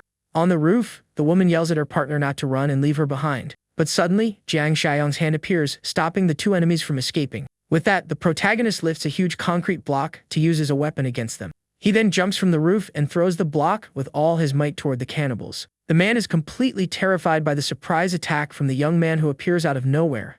With no chance to react, the concrete block hits him with a devastating impact. The duo is then crushed and left on the ground, shocked by the guy's overwhelming strength. The group leader says they are strong and must have variant cores for him. Hiding, one of the surviving cannibals watches everything and is shocked by the horrific scene. The duo on the roof then gets up, and the man asks if the enemies have left. With that, they come down and see that only 3 bodies were consumed by their adversaries. With a malicious smile, the two celebrate because the rest of the bodies will be their feast. Far away, the protagonist complains about his ally's small appetite for only eating 3. The masked one defends himself, saying his body isn't big enough to eat more. Suddenly, Jiang Xiang stops walking as he feels something strange is happening. With a serious look, he turns back to see what caught his attention in the alley. A man with glasses then appears, pointing a crossbow and yelling for them not to come any closer. With his eyes glowing, the young man wonders if that man is just a normal person. The shooter gets very nervous and starts to sweat, facing the guy's intimidating gaze. Calmly, the protagonist floats and tells the man with glasses not to move at all. But the shooter panics and fires the crossbow, yelling for him to get away. With incredible speed, the young man catches the arrow in mid-air using just 2 fingers. The man is in shock and can't believe he stopped the projectile with his hands. In an instant, Jiang Xiaoyang appears in front of him, and he is paralyzed with fear. Suddenly, a dark tentacle wraps around the shooter's weapon, disarming him easily. The guy then tells everyone to come out of hiding, as they are not dangerous cannibals. With that, a group of armed survivors emerges and asks what they really are. Their leader is impressed that they survived without needing to eat other people. He then explains that they were heading to the siphoning steel mill in the south. But they gave up on the idea because they thought normal people wouldn't survive there. The protagonist then asks if they know of a safer place to go than the steel mill. With that, the man reveals a human settlement in the north that hunts cannibals to live. He says the leader there is so strong that he can take on 5 or 6 cannibals at once. But the young man doubts that one man alone can protect everyone from over 1,000 cannibals. Suddenly, a guy says he saw the cannibals gathering 2 days ago to plan something. His companion scolds him, saying he must be confusing dreams with reality. The one with glasses says the other only wants to go to the steel mill because his brother might be there. Angrily, the other yells that the chances of survival there are 0 and that everyone will perish. With a smile, Jiang Xiaoyang confirms that the former leaders of the steel mill were cannibals. With a smile, the young man says that coincidentally, he is actually very close to Li Cheng. He then reveals that the guy is at the siphoning steel mill, helping him manage the farmlands. Li Cheng's brother is shocked and excited that they've even restarted agriculture. But the one with glasses gets annoyed and says he doesn't believe something so convenient could be true. With a tired look, the protagonist wonders if he would need to lie to take them down. Suddenly, a gunshot echoes loudly and quickly through the completely silent street. Calmly, Jiang Xiaoyang watches the smoke rise from the hole the bullet made in the ground. The group leader yells furiously while the shooter apologizes, saying it was an accident. Just then, the man with glasses panics because the gunshot has attracted all the cannibals. He then yells for everyone to run and hide as fast as they can from the threat. But the young man and his ally stand still, and the man yells that they won't survive alone. With a smile, the guy remembers that cannibals fight among themselves when they gather. The survivor leader then leaves him, saying not to blame him when he's gone. In desperation, the group runs into a building and yells to lock all the doors quickly. They then hide in a dark room, waiting for the danger outside to pass. Worried, the man with glasses hopes that the strong guy won't abandon them to perish. Outside, a huge group of cannibals surrounds the protagonist and his masked partner in the street. One of the enemies asks why there's only one prey and accuses the woman of taking everything for herself. The woman then notices that the young man is no ordinary prey and that he's worth 10 survivors. Inside the building, one of the men reports that almost 10 cannibals have already gathered and more arriving. The man with glasses believes the guy is done for and that not even his bones will be left behind. One of the cannibals charges forward, yelling that he can't wait and that the first bite is his. But the protagonist dodges the attack with an ease that surprises the enemy. With a casual kick, he sends the cannibal flying far away without much effort or difficulty. The other adversaries are shocked by the young man's impressive speed. Zhang Xiaoyang then tells them to stop wasting time and attack him all at once. Furious, the enemies yell that he dares to underestimate them and order a joint attack. The guy then tells his ally that the cannibals are used to burn off energy and eat. With his weapon in hand, the protagonist gets ready as an enemy runs toward him. He then makes an impressive leap and flies to the top of a building to escape the attack. The man with glasses is shocked and can't believe the young man managed to jump so high. From the top of the building, the guy faces the cannibals, who wonder if he's some kind of monster. They then realize his physique is superior to theirs and that they can't beat him at all. With that, one of the cannibals yells for everyone to run, and the whole group tries to flee. Suddenly, a shot hits one of the fleeing men, who is shocked by the surprise attack. With a sniper rifle, the young man warns that he won't let anyone get out of there alive, unless they can defeat his ally, who is confused by his leader's order. The masked partner realizes they are very strong and that the fight will be very difficult. The cannibals then team up and decide to attack the masked ally altogether to win. With a serious look, the masked man prepares for the combat that is about to begin. With that, the masked man attacks one of the cannibals with a powerful punch that sends him flying. But the group surrounds him and attacks him with several blows at once with great force and violence. On the roof, the escaped cannibal duo watches everything and can't believe what's happening. Suddenly, a beam of energy hits one of the enemies dead-on with incredible precision. The survivors are shocked because the duo finished off the whole group as if it were nothing. From the roof, the protagonist announces that they can now come out of hiding in complete safety. They then come out and are impressed by the scene of destruction before their eyes. With that, the leader decides they want to join the siphoning steel mill and asks to be accepted. The young man agrees but says he first needs to visit the northern settlement. The group is confused, and the man with glasses asks the reason for him to go there. With a serious look, he explains that he's going to determine if a major cleanup is necessary. Zhang Xiaoyang then clenches his fist and says he needs to finish off those people once and for all. Far away at the northern settlement, the guards yell that an enemy attack is approaching. One of the lookouts panics upon seeing that 7 cannibals are approaching the gate. Then a man in military boots walks confidently toward the gate. One of the young men calls him Brother Feng, and the muscular man faces the approaching threat. His daughter is worried and says that this might be too much even for him to handle, but he orders the main gate to be closed and not to let anyone in or out. With a firm step, he positions himself to face the horde of approaching enemies. As he stretches for battle, his daughter yells for him to be very careful. With a powerful leap, the man lands in front of the cannibals for the imminent combat. The enemies recognize him and yell that if they defeat him, all the food in the base will be theirs. With a furious growl, the defender begins to undergo a bizarre and frightening transformation. His body then contorts and transforms into a shapeless mass full of spikes and teeth. The monstrous creature then faces the cannibals, who are paralyzed with fear at its form. Shocked, the enemies say that power belongs to someone much more twisted than them. Even in fear, the group yells and charges forward to try and defeat the monster together. But the creature attacks, throwing the enemies in all directions with overwhelming force. The battle continues, and the defender in his monstrous form completely dominates the cannibals. With that, he defeats all the enemies, who fall to the ground with no chance of fighting him.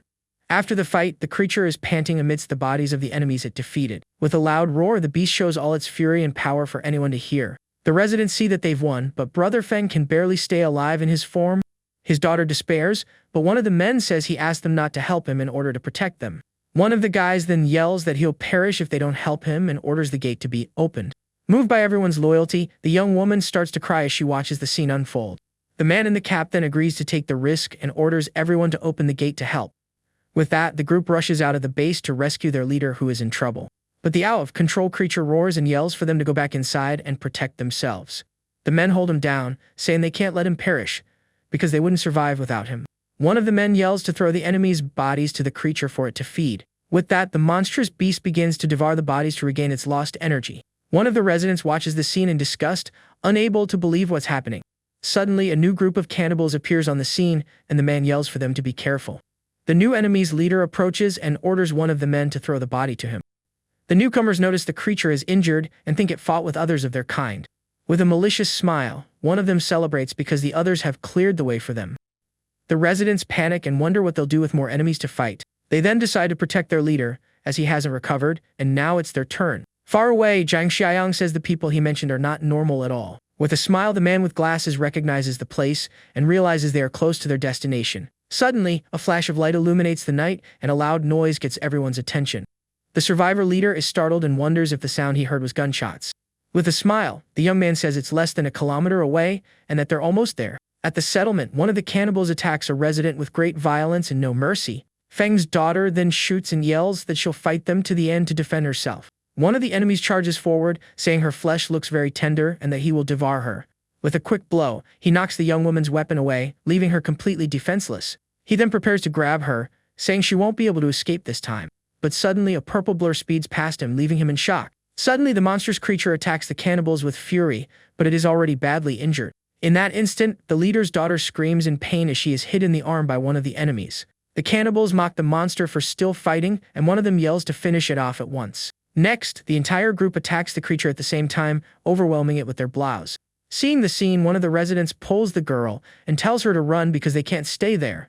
The beast then takes a devastating blow, and its face shows the immense pain it is feeling. Suddenly, the cannibals look up at the sky, shocked to see a huge rock falling toward them. The rock then hits the ground with a tremendous impact, raising a cloud of dust and smoke. With that, the enemies become alert and try to understand what just happened in that place.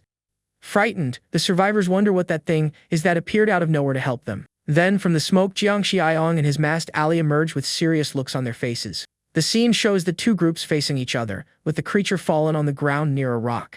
The survivor leader wonders if they are more cannibals, but his friend says something is wrong. The masked partner says the monster is not a cannibal, and the protagonist tells him not to laugh.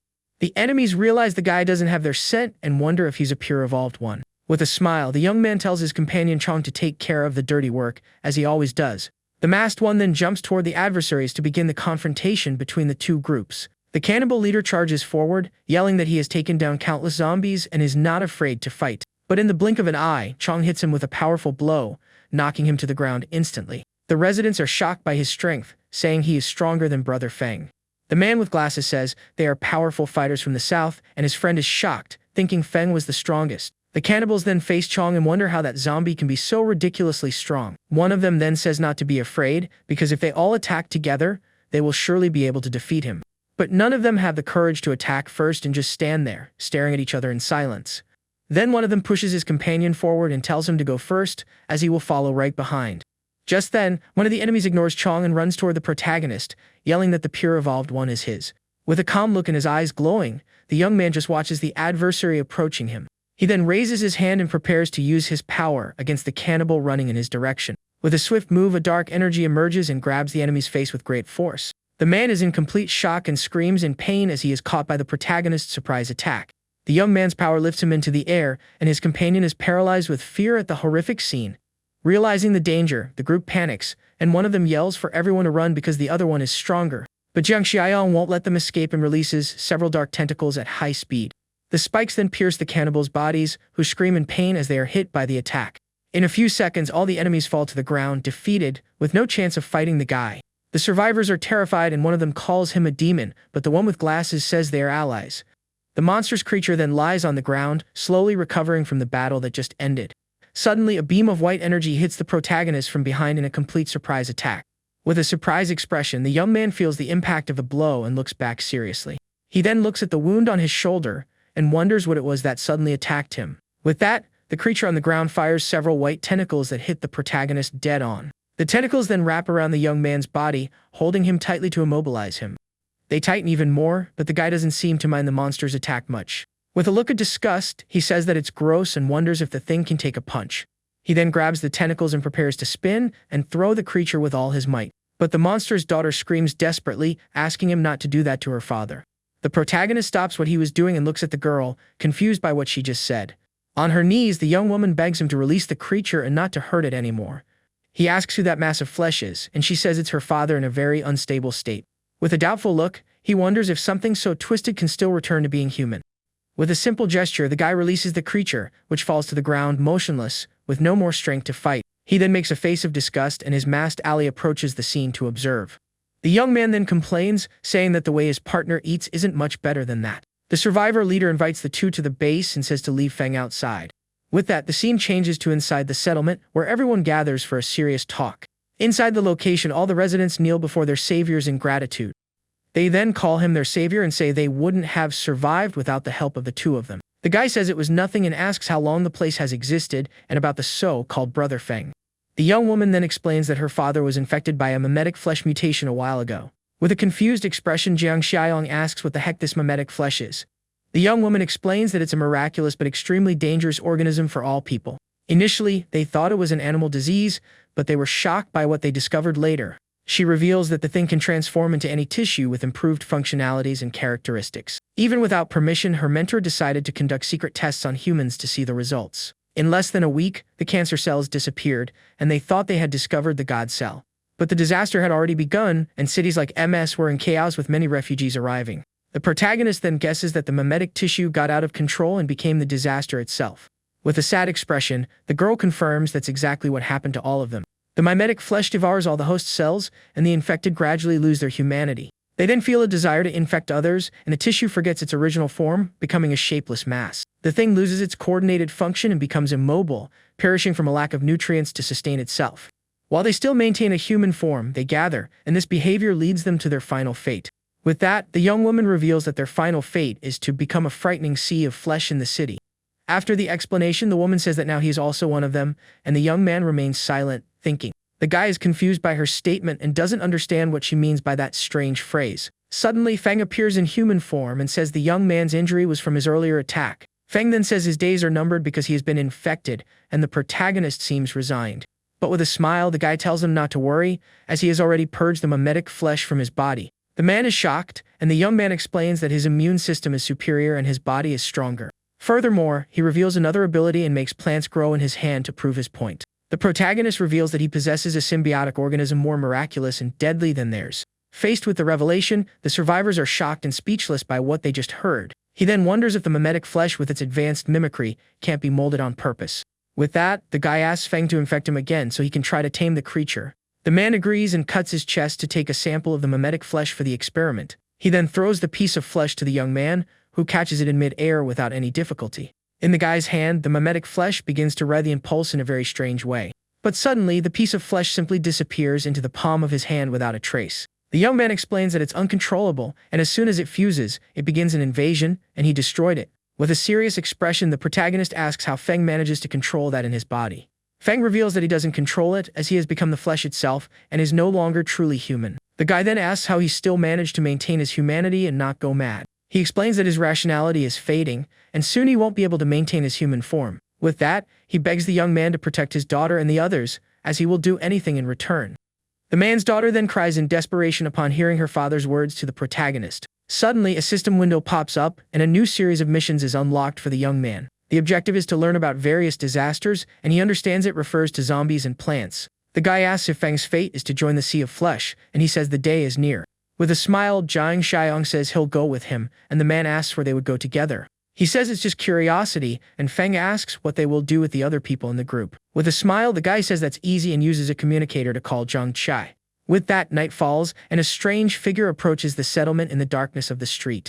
Suddenly, Jiang Xiaoyong and the others look toward the entrance, shocked by what they are seeing. At the entrance, a bluish, intimidating-looking monster appears, holding a child's hand. But the little boy smiles and shouts excitedly for Uncle Xiaoyong, showing his very sharp teeth. The protagonist then asks why Zhang Shengzhi brought his son, and if his mother allowed it. The boy says he's not the same as before, and that he's going to show a little of his new power. He then yells for the pursuers to come out of hiding, as they've already been discovered. Silence takes over the place as the monster and the child wait at the base's gate.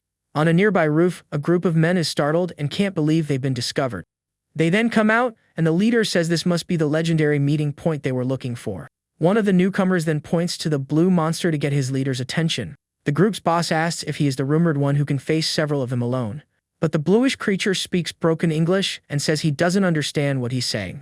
Feng and his companion realize the enemies have mistaken the blue monster for Feng himself. Excited, the adversaries decide to attack as the numerical advantage is on their side. But the boy asks his father to wait, saying he'll take care of the situation himself. With a war cry, the group of enemies charges forward to attack the boy all at once. The boy then pulls out a huge gun and prepares for combat, yelling for them to come on. Without hesitation, the little shooter fires his weapon with a burst of shots in their direction. One of the enemies mocks the boy, saying his speed is something normal people can't react to. But suddenly, a bullet grazes past him, leaving him completely shocked by the shot's speed.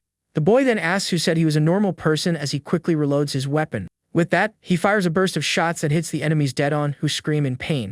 One of the adversaries appears behind the boy, calling him a cocky kid for underestimating them all. The enemy then tries to punch the ground, but the young man manages to dodge the blow in time. With a leap into the air, the boy lands a powerful blow on the adversary's head with great precision. The man is then thrown to the ground with tremendous force and is unable to continue fighting. The others are shocked and wonder who that boy is and how he can be so strong. Just then, another enemy charges at high speed to try and attack the boy from behind by surprise. The boy panics as he realizes he won't have time to dodge the approaching attack. But suddenly a dark tentacle pierces the adversary's chest, stopping him from attacking the young man. The blue monster then lifts the enemy into the air with its tentacle, as if it were nothing. The other men are terrified and realize that everyone there are super powerful monsters. One of them screams in fear, because the bluish creature is much stronger than the rumors said. With that, the group decides to attack the monster altogether to try and increase their chances of winning. The creature then prepares for combat with its tentacles ready for the imminent attack. In the blink of an eye, a white flash cuts through the air, showing the speed of the attack. After the dust settles, all the enemies are on the ground, defeated in a single instant. The boy asks Uncle Xiaoyang how he did, and he praises him for the good work. With a smile, the young man explains that the plantations there have a very rare evolutionary energy. The boy then asks his uncle what's happening in that strange and isolated place. He replies that he's piecing together the disaster scenario with zombies and plants around the world. With that, he has now found a new life form they call dangerous mimetic flesh. The protagonist thinks that each region has its unique disaster and wonders what the next one will be. Far away in another place, soldiers fight desperately against a swarm of giant insects. One of the men yells that there are too many and orders the gate to be opened for whoever can escape. With that, several military vehicles start to flee at high speed from the horde of insects. The enormous ants and mosquitoes chase the cars, destroying everything in their path. One of the soldiers left behind screams in desperation, begging not to be abandoned there alone. But it's too late, and the insects surround him and attack with uncontrollable and violent fury. Back at the settlement, the guy says the place is safe with his men protecting it. Suddenly, his eyes glow, and he notices something strange in the location with one of his powers. He then points to a tied-up man and asks if he is one of the cannibals they captured. Feng explains that he uses him to identify the infected, as the cannibals don't feel hunger for them. With that, he continues, saying he needs the prisoner's help to identify the infected. But the man smiles and says that today it won't be necessary, because he himself will tell who the infected one is. Feng and his daughter are then confused, not understanding what the cannibal means by that. The prisoner taunts Feng, asking if he will feel sadness at the passing of his own daughter. The young woman is in complete shock and paralyzed with fear upon hearing the enemy's threat to her. With great anger, Feng asks what the cannibal just said and glares at him with hatred.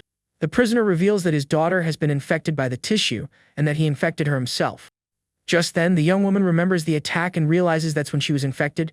Jiang Xiaoyang then puts his hand on the man's shoulder and asks him to calm down and not do anything. But Feng panics when he realizes he remained completely calm at the news of the infection. He says his heart should be in chaos, but he feels nothing and that he has reached the end of the line. With that, he turns around and decides it's time to throw himself into the sea of flesh and accept his fate. But first, he begs the young man to cleanse the tissue from his daughter's body, since he was able to. The guy says that's not realistic, as he can't use his system to help other people. A man asks if she will turn into that, and the young woman says it doesn't matter and asks to be finished off in the end. But the protagonist interrupts, telling them not to give up, as he never said he didn't have other ways. He then hands a syringe to the young woman and tells her to inject the liquid into her body herself. The guy explains that it's an infection blocker that might also work against the mimetic tissue. The young woman's companion then watches her holding the syringe and asks if she's going to try her luck. But the cannibal mocks them, saying that tissue and viruses are different and that it won't work. Suddenly, the prisoner is in shock and can't believe what's happening right in front of him. With a smile, the young man says that judging by the cannibal's face, it seems the medicine worked. The young woman's friend is very happy and celebrates, saying that's great news for everyone. With hope, the young woman asks if they can give one to her father and make him human again. But Feng explains that his human part has already been devoured, so the cure wouldn't work on him. The young woman is saddened as he says he is now pure mimetic tissue and can barely maintain a human form. Feng then asks if the guy is still going with him to the Sea of Flesh, as he doesn't have much time. With a serious expression, the protagonist agrees and says they will go to that place together. With that, the scene changes to K-City, where the two walk down a completely deserted street. The man warns that they are close to their destination and that the place will surely be very dangerous. Suddenly, an unknown voice gets the duo's attention, and they stop and look back.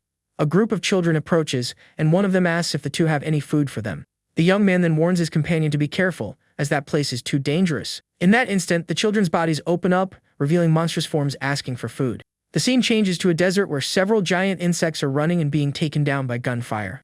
The blue monster's boy complains that he's already taken down several of those insects since last night. His companion says they only started appearing yesterday, and the number is increasing rapidly. With that, the boy wonders if it was he and his father who ended up attracting the insects there. Suddenly, the sound of an engine approaches, getting everyone's attention in the deserted location. The duo then looks to the horizon, and the woman asks what that sound they're hearing is. With his weapon in hand, the boy gets ready and warns that they have unexpected guests arriving. In the desert, 3 military vehicles approach the small group of people at high speed. Inside the car, one of the men celebrates because they've finally found other people and a settlement. The group of survivors then points their weapons and yells for the newcomers to get out of the car. One of the men gets out with his hands up, asking them not to shoot as they are not enemies. The boy notices they are not cannibals or evolved ones and wonders if they are ordinary people. One of the soldiers then asks for calm and tells them not to be afraid, as they mean no harm. With that, he orders his men to lower their weapons so as not to scare the local residents. The woman warns him to be careful, but the boy says they don't seem to be bad people or cannibals. The soldier leader then approaches and asks if the boy is the chief of that settlement. He replies that he is not the leader and is just protecting those people temporarily. One of the men mocks the answer, doubting that a brat like him can protect anyone for real. But the leader scolds him, telling him to show respect as they are being welcomed, and the man apologizes. He introduces himself as Yang Bing and says they came from Beast City, which was taken over by a swarm of insects. The boy is thoughtful and repeats the word swarm, wondering what it really means. He then points to a taken-down insect, and one of the soldiers is shocked by the creature's small size. The group celebrates, thinking the infestation is milder, but they are warned not to get too excited. With that, the boy explains that they had no problems with insects, and that it all started suddenly yesterday. The soldier asks if their problems are the zombies and says they thought they were controlled by parasites. With a confident smile, the man points to their equipment and says they are very strong. He brags, saying they've dealt with swarms before and that the zombies won't be a big problem for them. The woman then invites them into the settlement as it's too dangerous for everyone outside. But one of the men says to leave the protection to them, as they are stronger and more prepared. The boy then gives a smirk, seemingly not liking the newcomer's arrogance. Far away in K-City, the protagonist manipulates shadows with his powers in a very frightening way. The shadows transform into flesh monsters that fall to the ground, completely defeated and motionless. Feng is impressed by the young man's strength and says his power is truly incredible to see. The guy reveals there are at least 20 of them within a 1-kilometer radius of that location. With that, the man tells them to go, as he can feel they are getting closer to their destination. Then, the two reach the top of a building and observe the frightening scene before their eyes. The entire city is covered by a gigantic sea of flesh that pulses as if it were alive. Suddenly, Feng starts to sweat and small flesh tentacles emerge from his face and he sighs. He then prepares to jump and join the sea of flesh to finally accept his fate. But Zhang Xiaoyang grabs his arm, preventing him from jumping into the sea of flesh below. Confused, the man looks back and asks what the young man is doing, stopping him from jumping. The guy asks if he's going to give up, but Feng says it's useless to fight as his willpower will fade. In that instant, the protagonist places his hand on his companion's forehead, surprising him. Feng is frightened to see dark tentacles coming out of the guy's hand and asks what he's doing. Suddenly, a dark spike pierces the man's forehead, leaving him in complete shock. The spike then enters his head with great force, and he can't believe what's happening. His eyes turn red and he starts to scream in pain, feeling the young man's power in his body. With that, the guy floats in the air surrounded by a green energy and continues the process with his power. He then says that if what the man lacks is a structure, he himself will give him one now. With a flash of light, a new structure is created inside Feng's mind with the young man's power. With a serious expression, the protagonist concentrates to finish the process with complete success. On his knees, the man asks, panting, what the guy just did to him in that place. The young man explains he implanted an adaptive spore to maintain his brain structure and learn more. With that, a system window shows that his disaster collector mission has been successfully updated. Feng asks what that is, and the protagonist says it's the scientific name for the mimetic flesh he knows. The guy continues, explaining that the loss of structural memory is not a flaw but its nature. He says the sea of flesh is a desperate solution to survive and always needs new life forms. But when the sea grows too large, it ends up consuming itself and can even collapse entirely. The man asks if he can have his humanity back, but the young man says no and can only preserve him like this. The spore then replicates his current structure and fights against the protozoan to maintain balance in his body. As long as he is fed with information, the man will not forget who he truly is. With that, Feng asks if he can live as himself forever, and the guy confirms yes if nothing goes wrong. With an emotional look, the man remains silent and thanks him for the help he just received. Even so, he says fighting his nature is a battle and fears he won't last long. With a leap, the protagonist moves away and says that leads him to the second thing he wants Feng to try. Looking at his companion, the guy then simply orders him to jump off the building right now. The man is confused by the request and wonders what the young man means by that order. Then, Zhang Xiaoyang tells him to jump and that he will go down with him to accompany him in the fall. Just then, the scene changes to a gas station where some military vehicles are stopped to refuel. One of the men lights a cigarette and says to move quickly, as the place is dangerous and unknown. His companion warns that they are refueling and need a little more time. One of the soldiers asks if they are out of B City's range, and his colleague confirms it's now K City. Another man regrets not having spare parts, but his partner says it's okay and they'll catch up. Suddenly, one of the men turns with a startled expression and asks if the approaching people are human. A group of survivors approaches, and a woman asks to be taken in, saying they have supplies. A soldier asks if they are from that region, and his companion questions the presence of insect swarms. The woman denies the existence of swarms, and her body transforms into a monster with sharp teeth. Putting a hand to his head, one of the men is speechless and says he gets it about the supplies. His companion suggests following them to get the resources, but the leader yells for him to be very careful. Just then, the creature attacks the man with its giant mouth, surprising him with a quick, unexpected attack.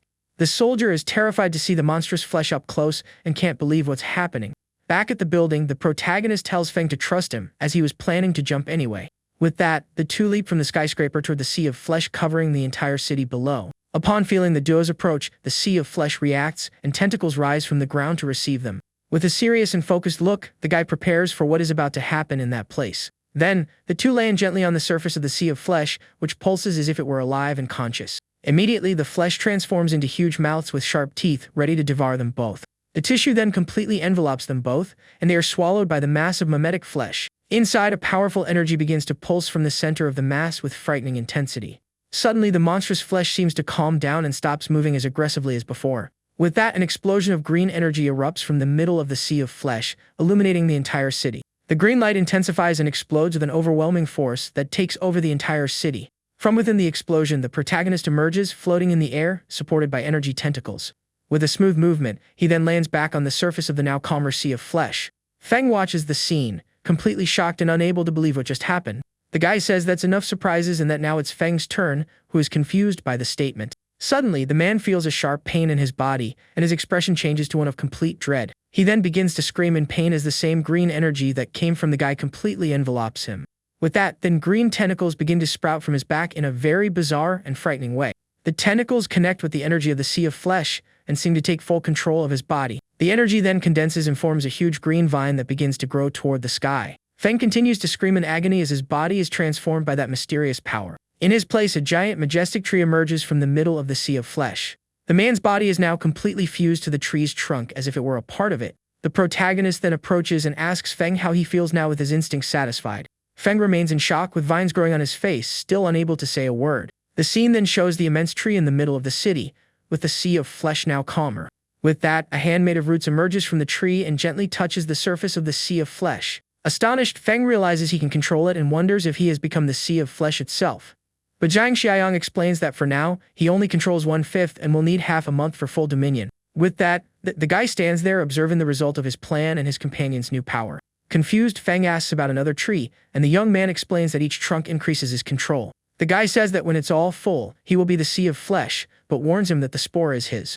With a serious look, he warns Feng not to think of betraying him, as he can take the power back. Feng assures him he is grateful and wouldn't be foolish enough to betray him, and the protagonist agrees with a good.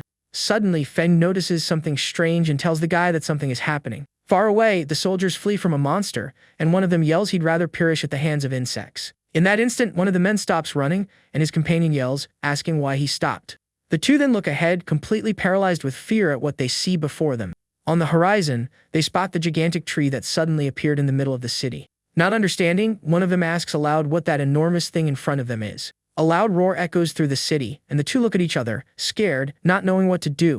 Several flesh monsters surround them, and one of the men asks if they should keep running. But his friend points ahead and says the sea of flesh is the same as those monsters. His partner suggests running sideways, but he warns there's no time as they will be caught. Trapped at the edge of the sea of flesh, the two are cornered and look down, completely lost.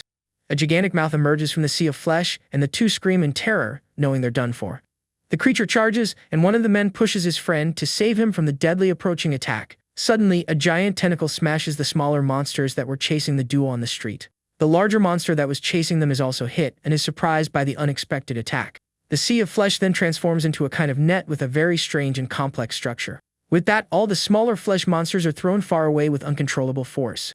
A huge tentacle then hits the ground with a devastating impact that startles everyone present. The larger creature then becomes completely trapped in a flesh trap, unable to move. With a final cry of pain, the monster is completely swallowed by the living mass of flesh and disappears. The sea of flesh then pulses and absorbs the defeated creatures to regain its lost energy. In complete silence, the two soldiers watch the scene, unable to understand what's happening. One of them asks if they are safe, but his friend tells him to be quiet and not make a sound. Suddenly, a mysterious voice says they don't need to hide as it can see their movements. Frightened, the two yell, asking where that voice is coming from and who is speaking to them. In that instant, Feng emerges from the sea of flesh, and one of the men asks what he really is. The protagonist then appears beside them, and the soldier is startled, asking when he got there. With a smile, the young man asks how the two of them ended up in such a dangerous and strange place. The soldier explains it was because of a wave of insects, with crawlers and fierce flyers. He continues, saying there are brain insects that can enslave humans and fight as a team. The scene changes to the other group, and a woman seems thoughtful upon hearing the soldier's information. She explains there are eusocial species that acts only for the good of the collective and are dangerous. One of the men then says that now they finally understand how horrible the enemy they face is. Suddenly, a strange noise gets everyone's attention, and they wonder what's happening. With that, the group looks up and sees several people watching them from the rooftops. With frightening smiles, one of the men yells threateningly that the cannibals have arrived. With a serious expression, one of the men asks if cannibals are people who eat other people. The boy from the settlement confirms this, and says that now they will see the kind of enemy they face. The cannibal leader explains that someone from the group saw their protector going to K-City. With that, she proposes a deal to protect them in exchange for a sacrifice every few days. The boy scoffs at the idea, and the woman gives them 30 minutes to decide, or the onslaught will begin. Filled with anger, the soldier curses the enemies, saying they have no shame. Then, the group leader takes his weapon and yells for the cannibals to recognize what he's holding, but the woman mocks him and his broken weapon, asking if he's not from around there. Just then, the group of cannibals simply leaps from the roof toward the ground to attack the group. The soldiers are in complete shock, and one of them yells in disbelief that the enemies jumped from the building. With a powerful impact, the cannibals land on the ground without a scratch from the fall. One of the men comments that they jumped from several floors and realizes they are not normal people. Without hesitation, the group leader yells for his men to open fire and shoot the enemies. With that, several shots hit the cannibals dead on, but they seem unfazed by the bullets. The soldier is shocked and yells that the enemies aren't afraid of bullets and that they are in trouble. In desperation, one of the men asks what they will do now that the weapons don't work anymore. The leader then yells for his men to hold the line and retreat in an orderly and safe manner. Suddenly, one of the cannibals quickly approaches him, ready to deliver a fatal blow. The enemy's arm stretches bizarrely and hits the soldier in the face with great force. With the impact of the blow, the man is stunned, and blood starts to run down his face. The cannibal leader is completely confused and wonders what's happening in the middle of the fight. Suddenly, a monster with tentacles appears, and the woman wonders what that bizarre creature is. She accuses the group of deceiving her, but one of her men warns that monster is not their protector. Fearing the new threat, the leader yells for everyone to run and flees at high speed. The settlement group watches in shock as another mysterious figure descends from the skies with a blue aura. The soldiers are also surprised, and one of them comments that another expert appeared out of nowhere. The mysterious figure then lands in front of the fleeing cannibals, and the leader asks what that is. With glowing red eyes, the man in the gas mask lets out a frightening roar at the cannibals. He then charges with incredible speed and attacks the cannibals with a powerful and precise blow. The masked man and the monster stand over the bodies of the completely defeated cannibals. The soldiers watch the scene in silence, and the leader, not understanding anything, asks what happened. The boy approaches and says wasps are tough, but humans are much more terrifying. With that, the soldier nods in agreement with the boy, seeming to have understood his message. Far away, the image of the tree appears as the protagonist thinks about the insect swarm. The guy realizes the disaster in B-City is different and questions the new threats. Just then, the system updates and gives the mission to exterminate the insects, and the guy reflects on the disasters. The young man asks the soldier about his colleague's route, and he confirms the plan to go south. With a serious expression, Feng says that direction leads directly to their base. The soldier asks if they still have a base, and the guy replies that he still has things he cares about. With a smile, the protagonist looks at Feng and asks if he's right, reaffirming his answer. The man says he is now one with the sea of flesh and asks the young man to take care of his daughter, Xiaoping. Feng is worried and says it's not possible because he is too dangerous for the people at the base. With a smile, Zhang Xiaoyong says his friend's nature has already started to change and he hasn't noticed. Confused, the man remains silent, trying to understand what the protagonist means by that. He realizes he feels less desire to cause harm, and the young man explains the spores provide energy and reduce his hunger. Then, the guy calls for everyone to go and reunite with the rest of the group waiting at the base. As they approach, a boy yells that Uncle Xiaoyong is back and that they fought against enemies. With that, one of the soldiers approaches the group, and the other men greet him as their boss. The leader then says that Yang Bing was right about them and is happy to see them back and well. He then asks about the rest of the group, and the man replies that they encountered monsters and the others perished. With the tragic news, all the soldiers fall silent with very sad expressions on their faces. One of the men tries to cheer him up, saying the people at the base are incredibly strong and he needs to see. Another soldier agrees, saying what they saw was insane and that the boss needs to see it with his own eyes. Far away, Feng's daughter asks if her father has become part of the Sea of Flesh forever now. The protagonist confirms but tells her not to be sad, as he still maintains his full consciousness. The young man continues, saying he found a way for him to use the power of the sea and that it's now the safest place. With that, Zhang Xiaoyong yells for everyone to pack their things as they are moving to another place. Then, a huge group of survivors starts following the guy through the deserted city streets. Suddenly, flesh monsters appear, and the young man warns everyone to be careful as it's a hunting ground. Hidden in the shadows, a mysterious voice asks if they are survivors, getting everyone's attention. With that, the protagonist group comes face to face with other people who seem to be on alert and armed. One of the soldiers thinks they are normal people and questions why everyone is so tense. Suddenly, the group leader recognizes the civilians and starts shooting at them without a second thought. His companion yells and asks what he's doing, as they are just defenseless civilians like them. The boss then yells for his colleague to look again and questions if they are really normal people. With that, the soldier looks more closely at the civilians and is completely shocked by the scene. The woman transforms into a bizarre monster, and the man behind her dissolves in a horrible way. One of the soldiers then points and warns that there are many more of those creatures everywhere. Several other infected civilians appear and start walking slowly toward the group. From above, it's possible to see they are completely surrounded and have nowhere to run. The leader yells for Zhang Xiaoyong to take everyone to the Sea of Flesh and says he'll provide cover. A soldier says not to worry, but the boss warns them not to be naive and to hold the line. Another man says they are different from the cannibals, and that now their firepower will shine. The protagonist then touches the leader's shoulder and says he's the guy who shows up when needed. Just then, the guy asks everyone to stay back so they don't get caught in the crossfire. With a flare in his hand, the young man shoots it into the sky, getting someone's attention up high. The light soars high, leaving a red trail in the sky that can be seen from far away. One of the boys then asks Uncle Xiaoyong if Sister Shanchan is also coming to help them. The young man says no, explaining it's another group of powerhouses on their way to rescue them. With that, two bizarre figures appear, and the guy tells them not to go too hard and to take care of the people. With that, the infected civilians roar as they transform into bizarre monsters, ready to attack. Then, the two figures and the boy charge at the creatures without showing any fear. A chaotic battle begins, and the guy's allies fight the monsters with powerful blows. Shocked, the soldiers ask if the newcomers are also monsters, and one of them says it's incredible. Suddenly, a frightening roar gets everyone's attention, and more creatures appear out of nowhere. As expected, more mimetic flesh monsters emerge with a much more frightening appearance. One of the men warns Boss Xiaoyong that more creatures are coming from that side of the street in a group. Realizing the others are busy, a man warns that they won't arrive in time to help. The vine-covered creatures roar loudly as they advance toward the group of survivors. In a panic, the survivors scream desperately, but one of them orders everyone to hold the line. Without hesitation, the monsters charge at full speed to attack the people on the street. But to everyone's surprise, the creatures simply jump over them and ignore them completely. The creatures then begin to attack the other infected monsters in a very unexpected fight. Just then, the leader understands everything and realizes they are the powerhouses the protagonist mentioned. His companion is confused by the term boss, but the soldier tells him to wait and see. The battle ends quickly and all the infected monsters are defeated and fall to the ground. A man yells to be careful as vines start to emerge from the ground and move on the street. The survivors then quickly dodge the vines that move at high speed to catch them. One of them notices the vines are heading toward the bodies of the defeated creatures. With that, the vines pierce the monsters' bodies and seem to be absorbing all of them. The body's energy is completely drained, and the vines retract back into the street's ground. The protagonist tells everyone to follow the flesh tendons and warns that they are almost there. Suddenly, one of the soldiers stops, shocked, and asks aloud what that thing in front is. In the middle of the sea of flesh, a gigantic and majestic tree has grown, impressing everyone. Feng's daughter talks about her father, and Jiang Xiaoyong tells her not to worry, as he is there. The guy then approaches the tree and yells that his friend's daughter is there to see him.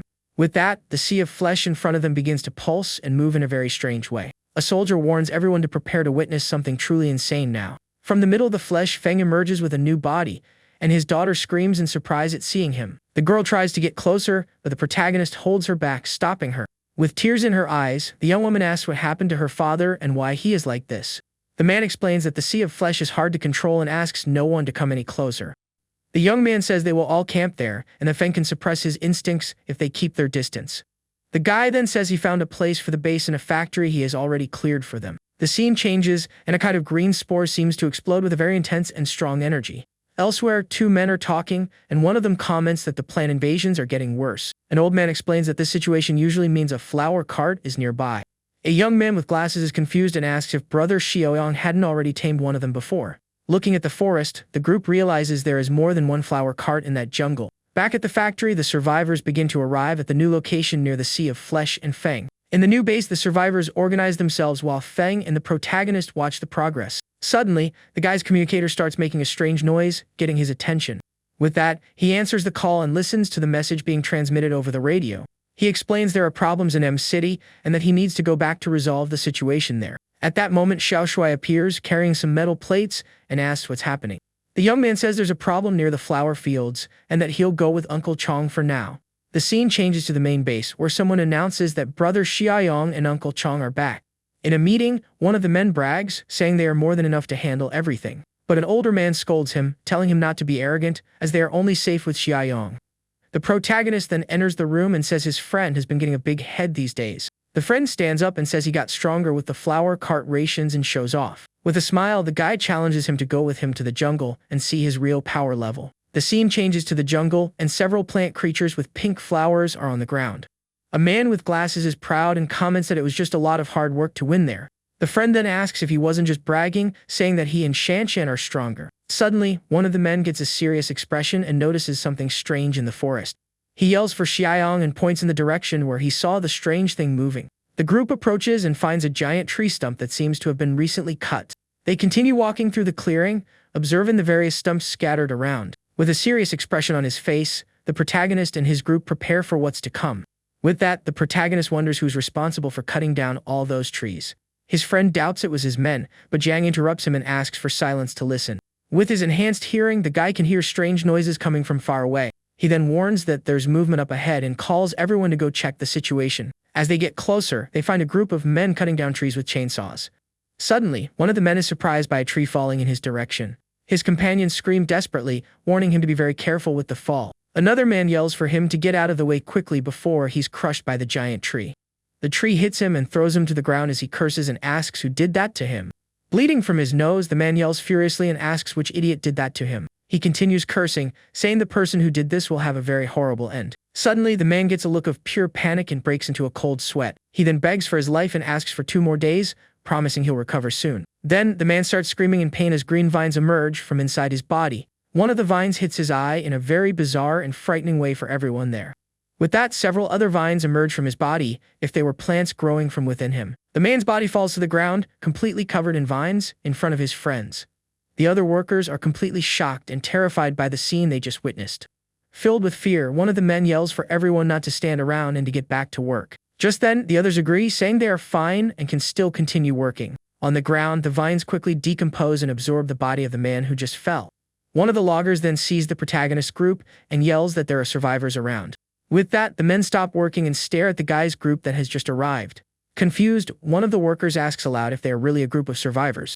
The young man's friend finds it strange and notices they seem more surprised than happy. With a smile, one of the men approaches and greets the protagonist's group friendly. The guy's friend finds their reaction weird and asks if there are more people with them.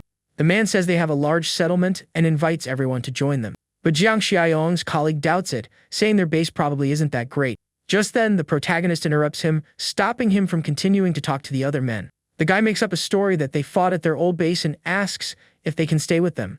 The logger accepts, saying the more the merrier, and the young man nods in agreement. With a smile, the man then tells them to follow him to their group's settlement. The group then starts following the man through the forest, and he says they're almost there. The one with glasses comments that the vines are from monsters and that the base's location is dangerous. Hearing this, their guide turns his head with a very sinister and suspicious expression. But he quickly turns back and says not to worry, as they're just harmless mutant plants. He then points ahead and says the base is just past that dense foliage. They enter a narrow path, and one of them comments that the place looks like a monster's den. With a serious look, the protagonist agrees, confirming that the place is indeed a den. As they emerge from the foliage, they are faced with a bizarre and gigantic tree. His friends are completely shocked by the tree's size and comment that it's enormous. An old man asks if its size pales in comparison to the guy's plant body, and he says no. Jiang then teases his friend, telling him to show his power, but he refuses, saying he can't. Suddenly, the guide yells for his men to attack and subdue the protagonist's group. With the order, the other men quickly charge for the group to capture them. They then grab everyone from behind, and one of them asks what they're doing. The protagonist himself is grabbed by the guide, who holds him with a victorious smile. Suddenly, the friend with glasses yells for everyone to look in a specific direction, startled. The giant tree glows as a dark mass rises from the ground with several people inside it. The mass then seems to absorb the people's energy, with green vines emerging from everyone. Not understanding, the group wonders what that thing is doing to those people. From the dark mass, several zombie-like creatures begin to rise slowly. With that, the creatures point to the group and order them to submit and obey. Scared, the friend with glasses comments that the scene is making his scalp tingle. The zombies then yell that they are of the same kind and should therefore be their slaves. One of the creatures approaches and yells that they are a disgrace to the monster race. With a serious expression, the protagonist repeats the word disgrace without showing any emotion. The guide is confused and wonders what they mean by same kind and looks at Jiang. Suddenly, the man holding him starts to feel sick and covers his mouth with his hands in agony. With a cry of pain, the man is thrown far away with completely abnormal force. Just then, vines emerge from the ground and trap him in the air while Jiang Xiaoyong watches. In desperation, the guide asks what they are while being held by the vines in mid-air. On the ground, the guy's friends have already defeated all the other men without any difficulty. The protagonist then says he won't take them down, as they are also being threatened. Suddenly, plant monsters with pink flowers appear and start making strange noises. With a serious look, the young man watches the creatures slowly approaching him. Suddenly, one of the vines hits the guide hard and throws him far away with a single blow. Without hesitation, the guy's friends charge at the plant monsters in front of them. A fight breaks out, and the group attacks the creatures with strong and precise punches and kicks. The battle continues, and they show off their fighting skills against the plant monsters. Shocked, the loggers realize the group is not made of normal people and that they are stronger. One of them says that even with the advantage, the number of enemies is still too great for them. Just then, the protagonist raises his hand to the sky in a very mysterious and calm manner. Then, several black tentacles shoot out from his hand toward the monsters in front. The tentacles advance with incredible speed and hit the plant monsters dead on. Frightened, one of the men yells that they are all monsters and is terrified by the scene. The guide watches everything with wide eyes, in complete shock at the situation. Suddenly, green vines begin to emerge from inside the guide's body in a very bizarre way. The man hit by the tree starts to cough and says he's not feeling well at all. With that, the other men also begin to transform, and vines emerge from their bodies. In desperation, they yell that they can still work and beg not to be taken down. The guy's old friend warns that if this continues, none of them will survive. But Jiang Xiaoyong tells him not to worry, as everything will be resolved if he takes down the tree. With a swift move, the protagonist launches one of his tentacles toward the tree. He then uses the tentacle to propel himself into the air with incredible speed. The guy climbs the giant tree and prepares to deliver a powerful blow to it.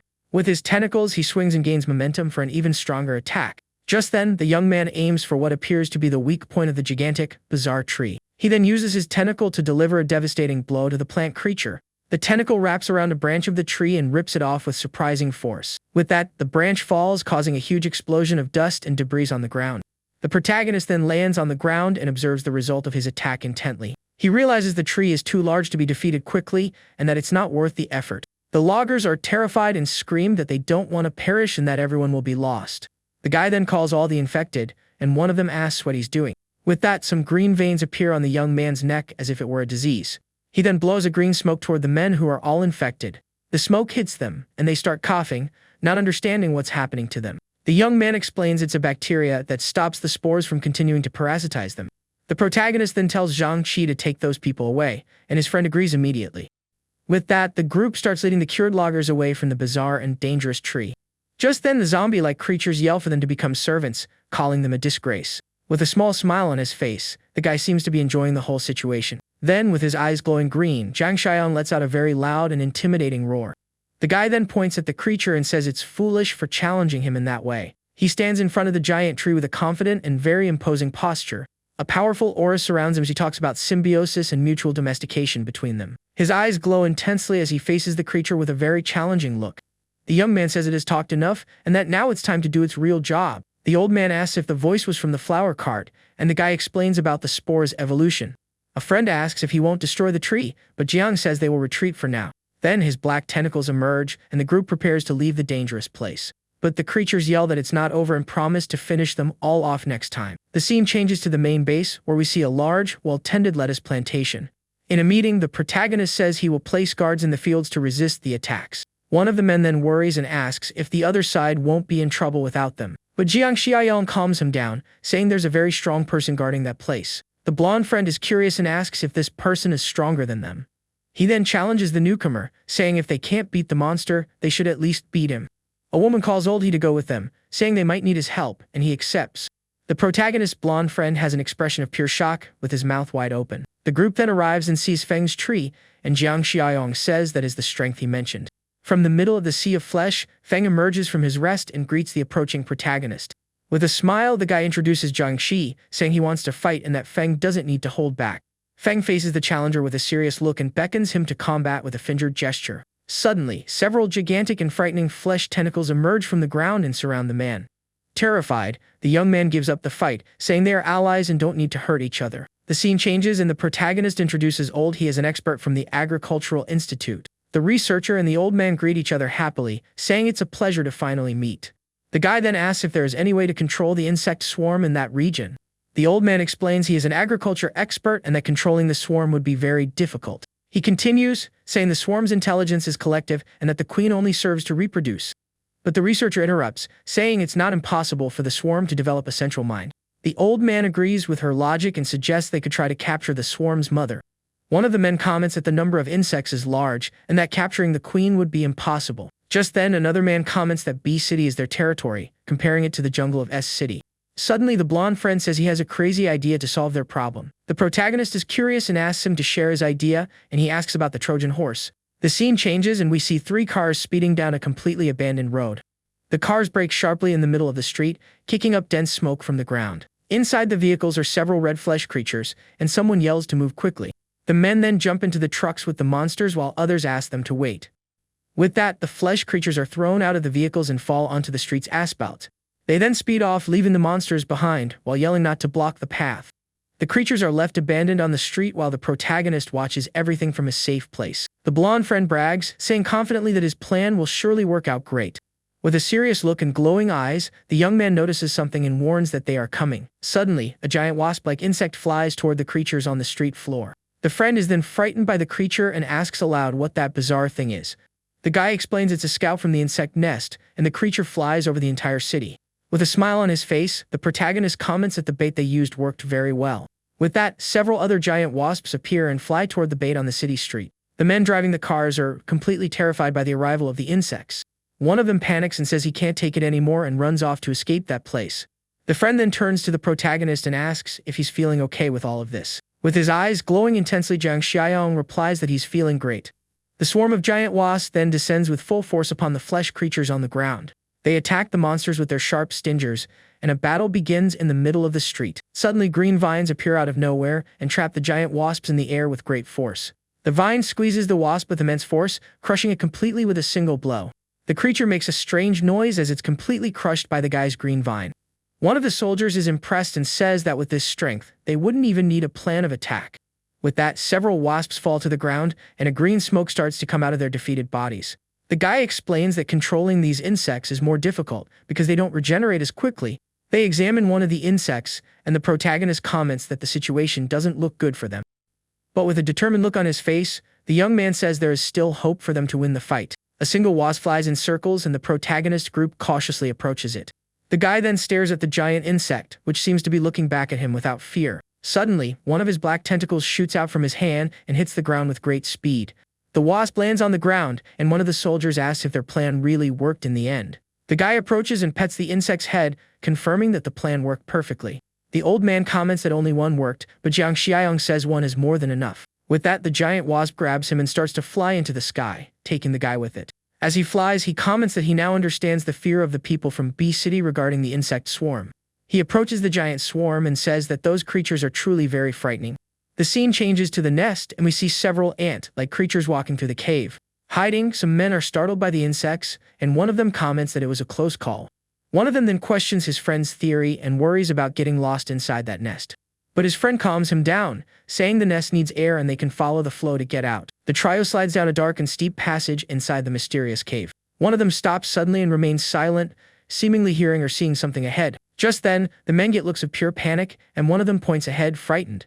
They see people being used as incubators for larvae and are disgusted by the bizarre scene. Scared, one of them warns not to look and says if they're caught, they'll meet the same tragic end.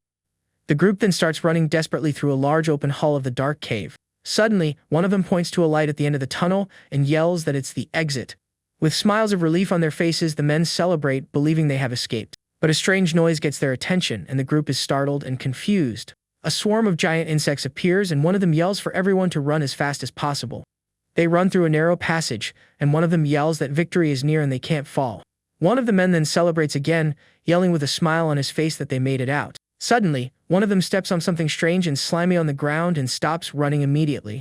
The smiles disappear and the men get looks of shock, not understanding the situation at all. As they exit, they are met with a gigantic army of insects waiting for them outside. The creatures seem ready to attack, and one of them is mounted on another like a warhorse. With that, the swarm charges at the men, who scream in pure terror and desperation. Elsewhere, a group of survivors is on the ground with very sad and tired expressions. Suddenly, one of them is startled by a strange noise and yells that there's movement nearby. The group quickly gets up and stays on alert for the arrival of something in the dark cave. Suddenly, several people fall from the cave ceiling, and one of them screams in pain from the sharp fall. A man asks where they are, and another explains that it's the insect nest food chamber. He continues, saying with an intimidating look that they will all serve as backup food now. One of the newcomers cries and regrets running away, saying that as a worker, he would have lived. Suddenly, someone points to a man on the ground and asks what's wrong with him. The group approaches, and one of them notices they don't recognize him, and that he wasn't with them before. One of the men then approaches the guy on the ground and asks if he's alive and well. With that, Jiang Xiaoyong gets up and, with a confused look, asks if he finally made it. He then stretches and complains that the path was full of turns and that he's feeling dizzy. The guy looks around and comments that the nest is impressive and built like a maze. One of the survivors scolds him, asking how he can admire the place after being captured. The protagonist then turns to the group and asks if anyone there knows the way to the mother insect. Confused, one of the men asks what he means by that and why he wants to find the creature. With a confident smile on his face, the young man says he needs her help to solve a problem. The other men then call him an idiot, believing he has gone mad with fear and desperation. Suddenly, a loud and strange noise echoes through the cave, getting everyone's attention.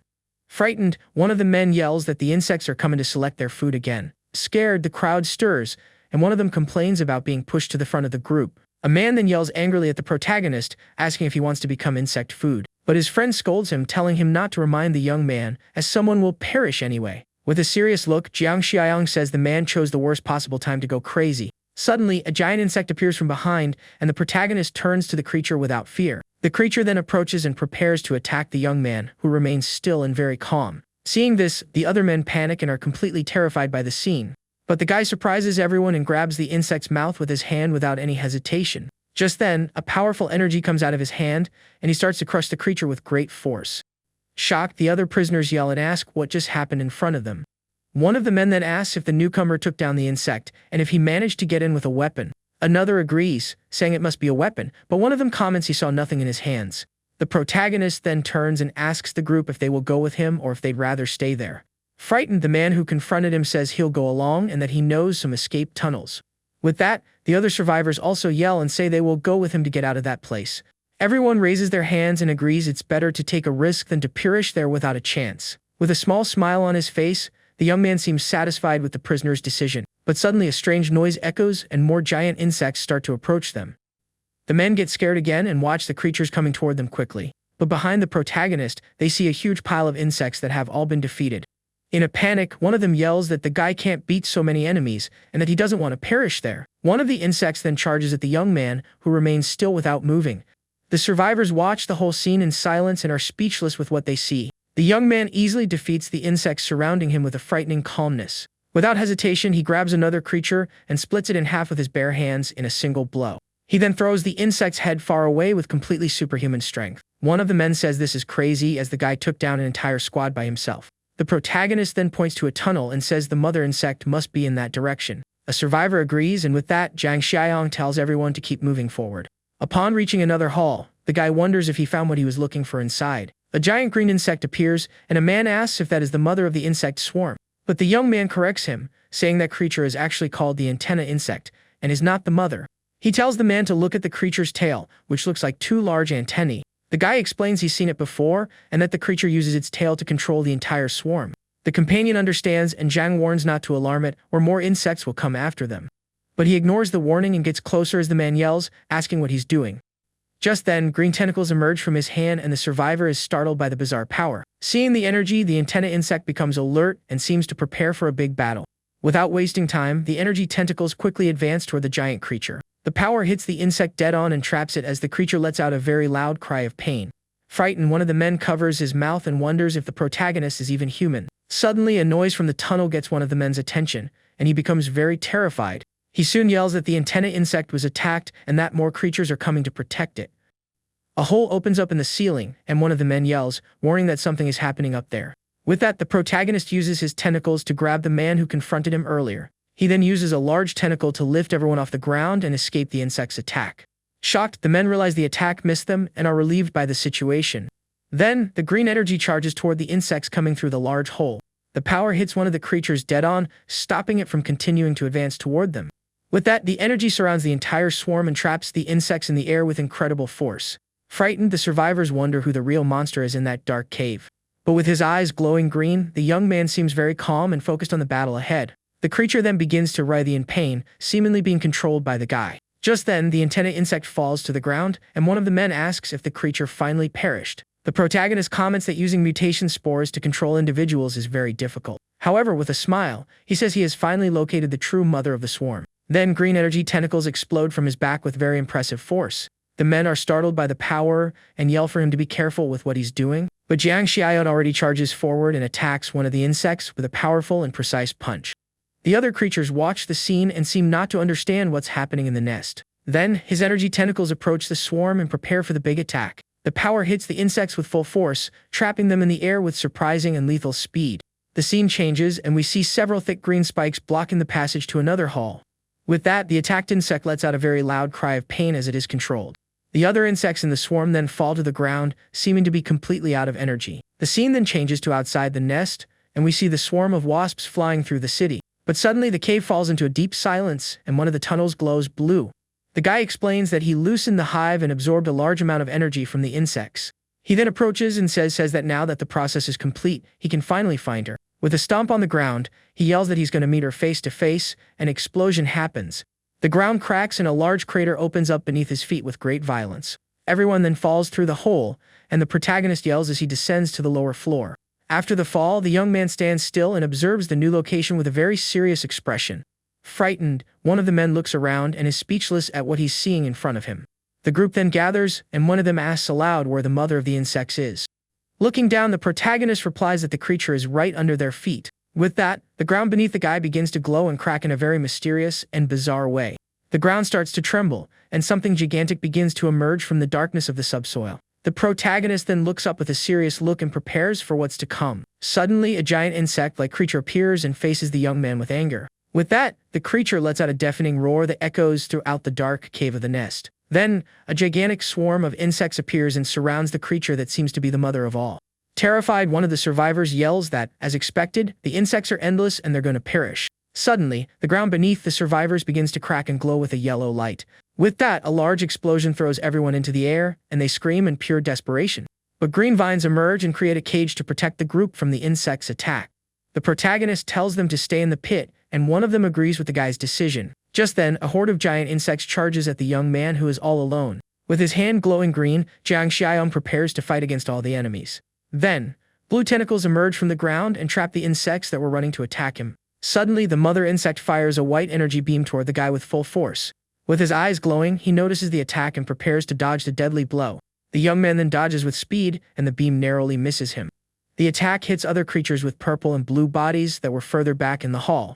With that, several other beams are fired, and the guy dodges them all with agility. He then slams his hand on the ground with force, creating a new, very powerful shockwave. The protagonist says he has already destroyed the nest, and that finishing off the offspring won't be difficult. Then, with a kick, he launches a purple energy beam at some small creatures on the ground. The energy advances and hits the small purple insects with devastating and precise power. The blow then destroys all the creatures with a single explosion of pure energy. In the cage, the men celebrate, saying they were saved by the protagonist once again.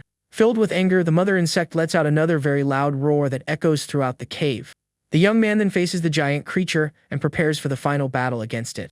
The guy tells the creature to stop yelling and says he's not really trying to take it down. Then, several black tentacles emerge from his body and go toward the queen of the insects. With that, the tentacles wrap around the giant creature, trapping it with incredible force. The tentacles then pierce the queen's shell with great ease, immobilizing her. The creature then lets out a roar of pain and fury as it is subdued by the young guy. He threatens her, saying the vines have already pierced her brain and he can take her down if she reacts. The young man thinks that there is only one queen and that if she perishes, all his effort will have been in vain. But suddenly he notices something and gets a surprised expression on his face. The queen submits to his threat and he realizes she has very high intelligence. 2 missions are completed and he earns 700 points, totaling 961. He then decides to control the creature and opens the system store to spend his new points. The guy decides to buy ability awakening boxes and refreshes the store several times. After spending his points, he decides to open all the boxes he got, spending another 300. With that, he gets several new abilities like physical overload and bioelectricity. Happy, he realizes that with the level 2 enslavement mark, the number of servants has doubled to 2. The young man then tells the queen that she's lucky and that he will make her reach the top of the world. With that, the enslavement mark is activated and the giant creature is now under his control. The scene changes to a warehouse where a group of people is mocking 2 others on the roof. A woman then praises her partner, saying his trick worked on the idiots there. A man on the roof then yells in anger, asking if they think they can win with numbers. But one of the men licks his lips and tells the woman he's going to make her feel like a goddess. Suddenly, the man is hit by a black blur and gets a shocked expression on his face. The woman then appears and challenges him, saying she wants to see how a mangy dog will make her feel divine. The leader asks if they saw how the guy moved, but his friends say it was too fast. With that, the woman charges at high speed, and the men are startled by her agility and strength. She then takes down several men with quick blows, and her sword falls to the ground with a clang. In the blink of an eye, the woman places her sword at the leader's neck, who is terrified. She taunts him, asking how one becomes a god, and the man apologizes for what he said. Frightened, he asks how they are so strong and what they do have so much power. Her partner then says not to be afraid, as the only ones stronger than them are some other guys. Confused, the henchmen look back, wondering who the man is talking about. One of them then hears a strange noise and sees small insects flying in the sky toward them. The couple also notices the insects and gets serious and worried expressions. Shocked, all the men look at the sky and notice the arrival of something very dangerous and bizarre. Suddenly, a gigantic swarm of insects appears and covers the entire city sky with its presence. One of the men screams in terror, warning that the creatures are also on the ground and coming fast. With that, several giant insects start crawling on the ground and approach the group of men. The woman then yells at her partner, telling him to get back to higher, safer ground. With an incredible leap, she uses her ability to get back to the top of the warehouse roof. In a panic, the men run desperately to escape the swarm of insects chasing them. The insects advance, and the men scream desperately as they are completely swallowed by the swarm. Inside a building, the couple hides, and the man asks what's happening outside. From the top of a building, a voice yells that something is very wrong upon seeing the devastated city. 2 men observe the scene, and one of them yells in a panic about the gigantic swarm of insects. Through binoculars, they see the insects flying and realize they have no chance of survival. With that, one of them remembers that Jiang Xiaoyang went to take care of the nest and wonders if he failed. On a roof, a group of survivors hears a noise and wonders what it could be. Then, giant flesh tentacles emerge, and a man says the sea of flesh will protect them. The insects avoid the tentacles, and the survivors feel safe being protected by a monster. Suddenly, one of the men yells and warns everyone to be careful as something big is approaching. A giant creature descends from the sky and everyone prepares for the fight, but someone asks them to wait. On top of the giant insect is the protagonist, and one of the men recognizes him immediately and yells his name. The controlled creature then lands on the ground in front of all the shocked survivors. The young man then gets off the insect, and all the other survivors greet him, very relieved. With that, a woman approaches and asks the guy what the current situation in the city is. He replies that everything went well, but that there's a group of survivors that needs to be taken in. The young woman is worried about food, but the guy says the fields are growing and there's enough. With a smile, he says that soon the entire city will become their farmland and smiles. Elsewhere, a doctor says a man is recovering, and he celebrates being free from the monster. But suddenly, the man points to the sky and screams in fear about a giant insect flying there. From a distance, the survivors see the insects flying, and someone yells for everyone to be careful. With that, a group runs desperately to close the gate and protect themselves from the approaching threat. But to everyone's surprise, the insects fly right past the plantations and head in another direction. In the sky, the gigantic swarm moves in an organized manner, seeming to follow a very specific command. The doctor smiles in relief, saying that Jiang Xiaoyang's plan worked perfectly as he expected. The scene then changes, and we see a group of strange zombies walking slowly through a dark forest. Suddenly, one of them seems to sense something and gets a surprised look on its bizarre face. Then, the protagonist appears riding his giant insect and leading the swarm to the new location. With a serious look, the young man faces the zombies and tells the entire swarm to listen to his command. He then yells that it's time to eat, and all the creatures charge forward for the big attack. With that, the giant insects descend and begin to attack the zombies with impressive ferocity. The zombies look up and see the swarm descending with incredible speed for the takedown. The swarm then covers the zombies like a wave and begins to devour them without any mercy. The creatures charge forward and destroy everything in their path with devastating force.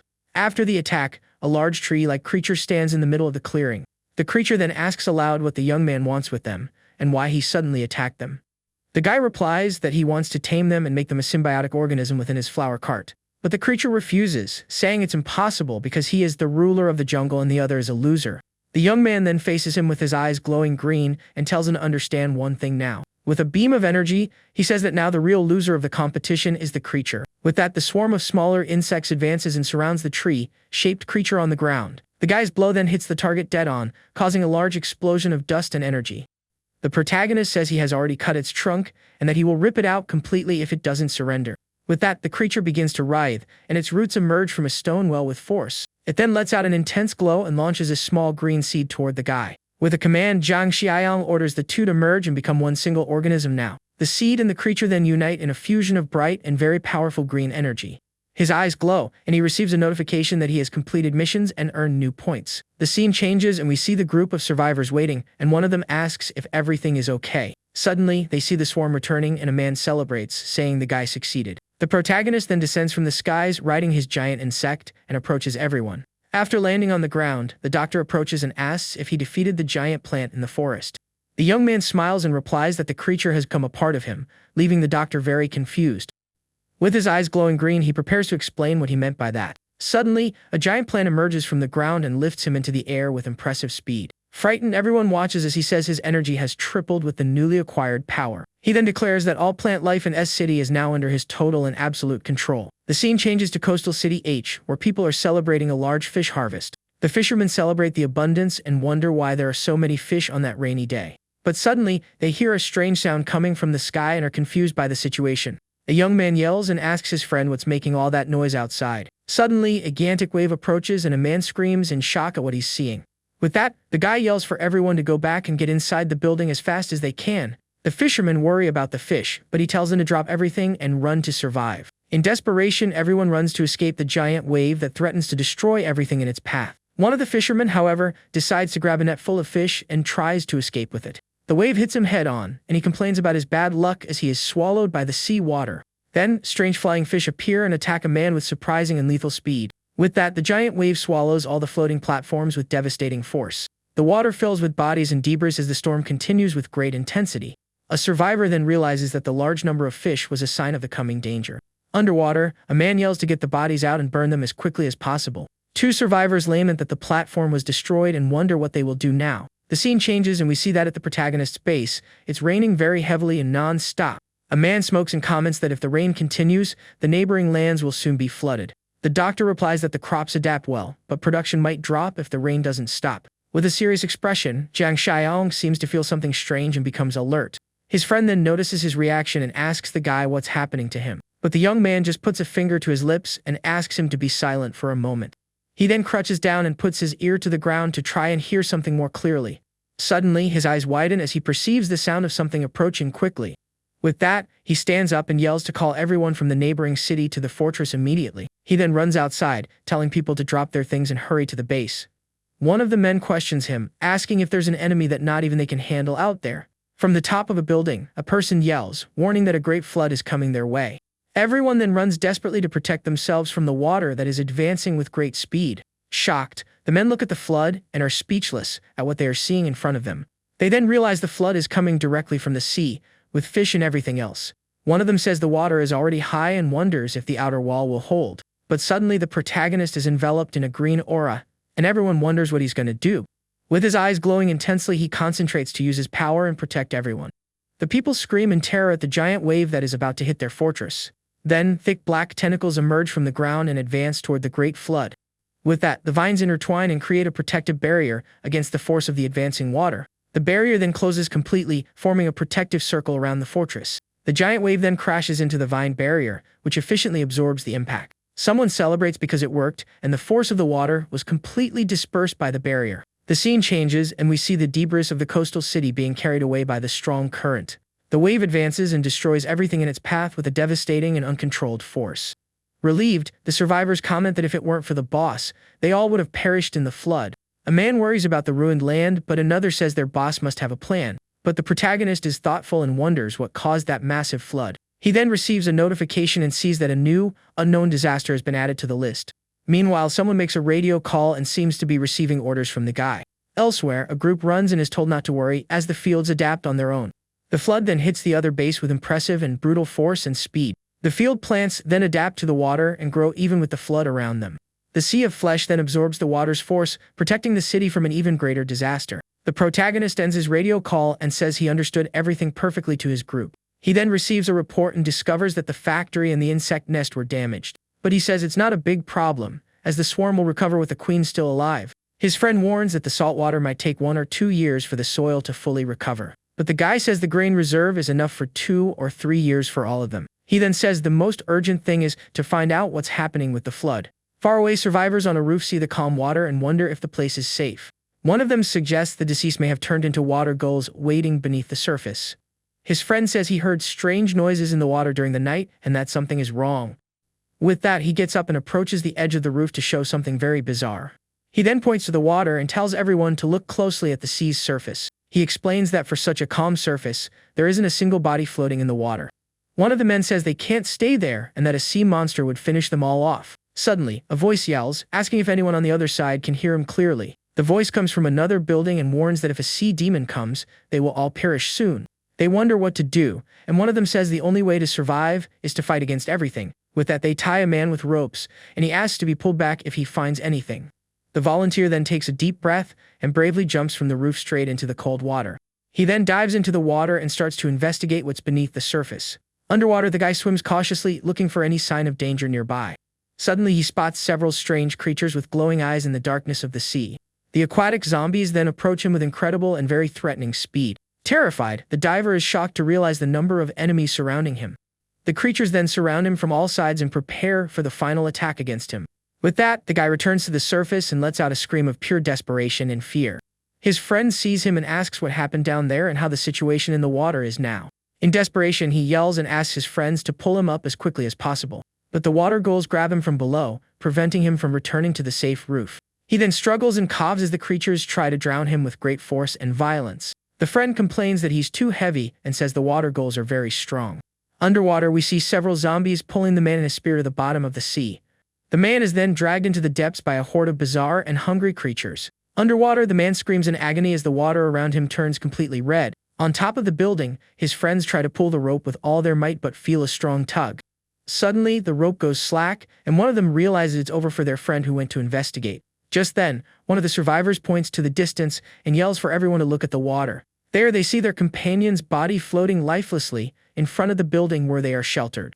In a panic, one of the guys yells that he doesn't want to be drowned or have his organs ripped out by monsters. On another roof, a different group watches the scene and says there's no way to save those people.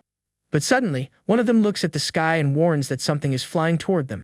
They realize they are insects and that they must be huge to be seen from so far away. In the other building, the survivors panic as they are surrounded by aquatic and aerial monsters. The sea creatures then approach the buildings, and the men yell that the monsters have arrived. One of the survivors panics and warns everyone that one of the monsters is already right there.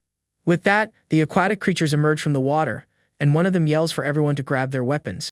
The monsters then start climbing the building, using the windows to reach the survivors. In desperation, they run inside the building and try to hold the hallway to protect themselves. Watching from a distance, the other group comments that those guys must all be gone by now. Inside the building, the men run as fast as they can to try and escape the creatures. They realize time is running out when they see a monster already waiting on the stairs. The creature then lets out a frightening scream and charges at the terrified group. Bravely, one of the men stops running and turns to face the monster with a crowbar. He manages to close the door, and the monster is trapped outside for a moment. With all his strength, the guy uses the crowbar to lock the door and prevent the creature from entering. Panting, he celebrates managing to close the door in time and feels relieved for a moment. His friends approach and are also relieved, but the danger is not over for them yet. But suddenly 2 claws pierce through his body, and the man starts to cough from the pain. The monsters on the other side start banging on the door with great force as he falls to the ground, injured. One of his companions then yells for everyone to move and pushes a table to barricade the door. With that, the table is pushed against the door, crushing the body of the man who is attacked by the claws. In desperation, the survivors push the table with all their might to try and hold back the monsters.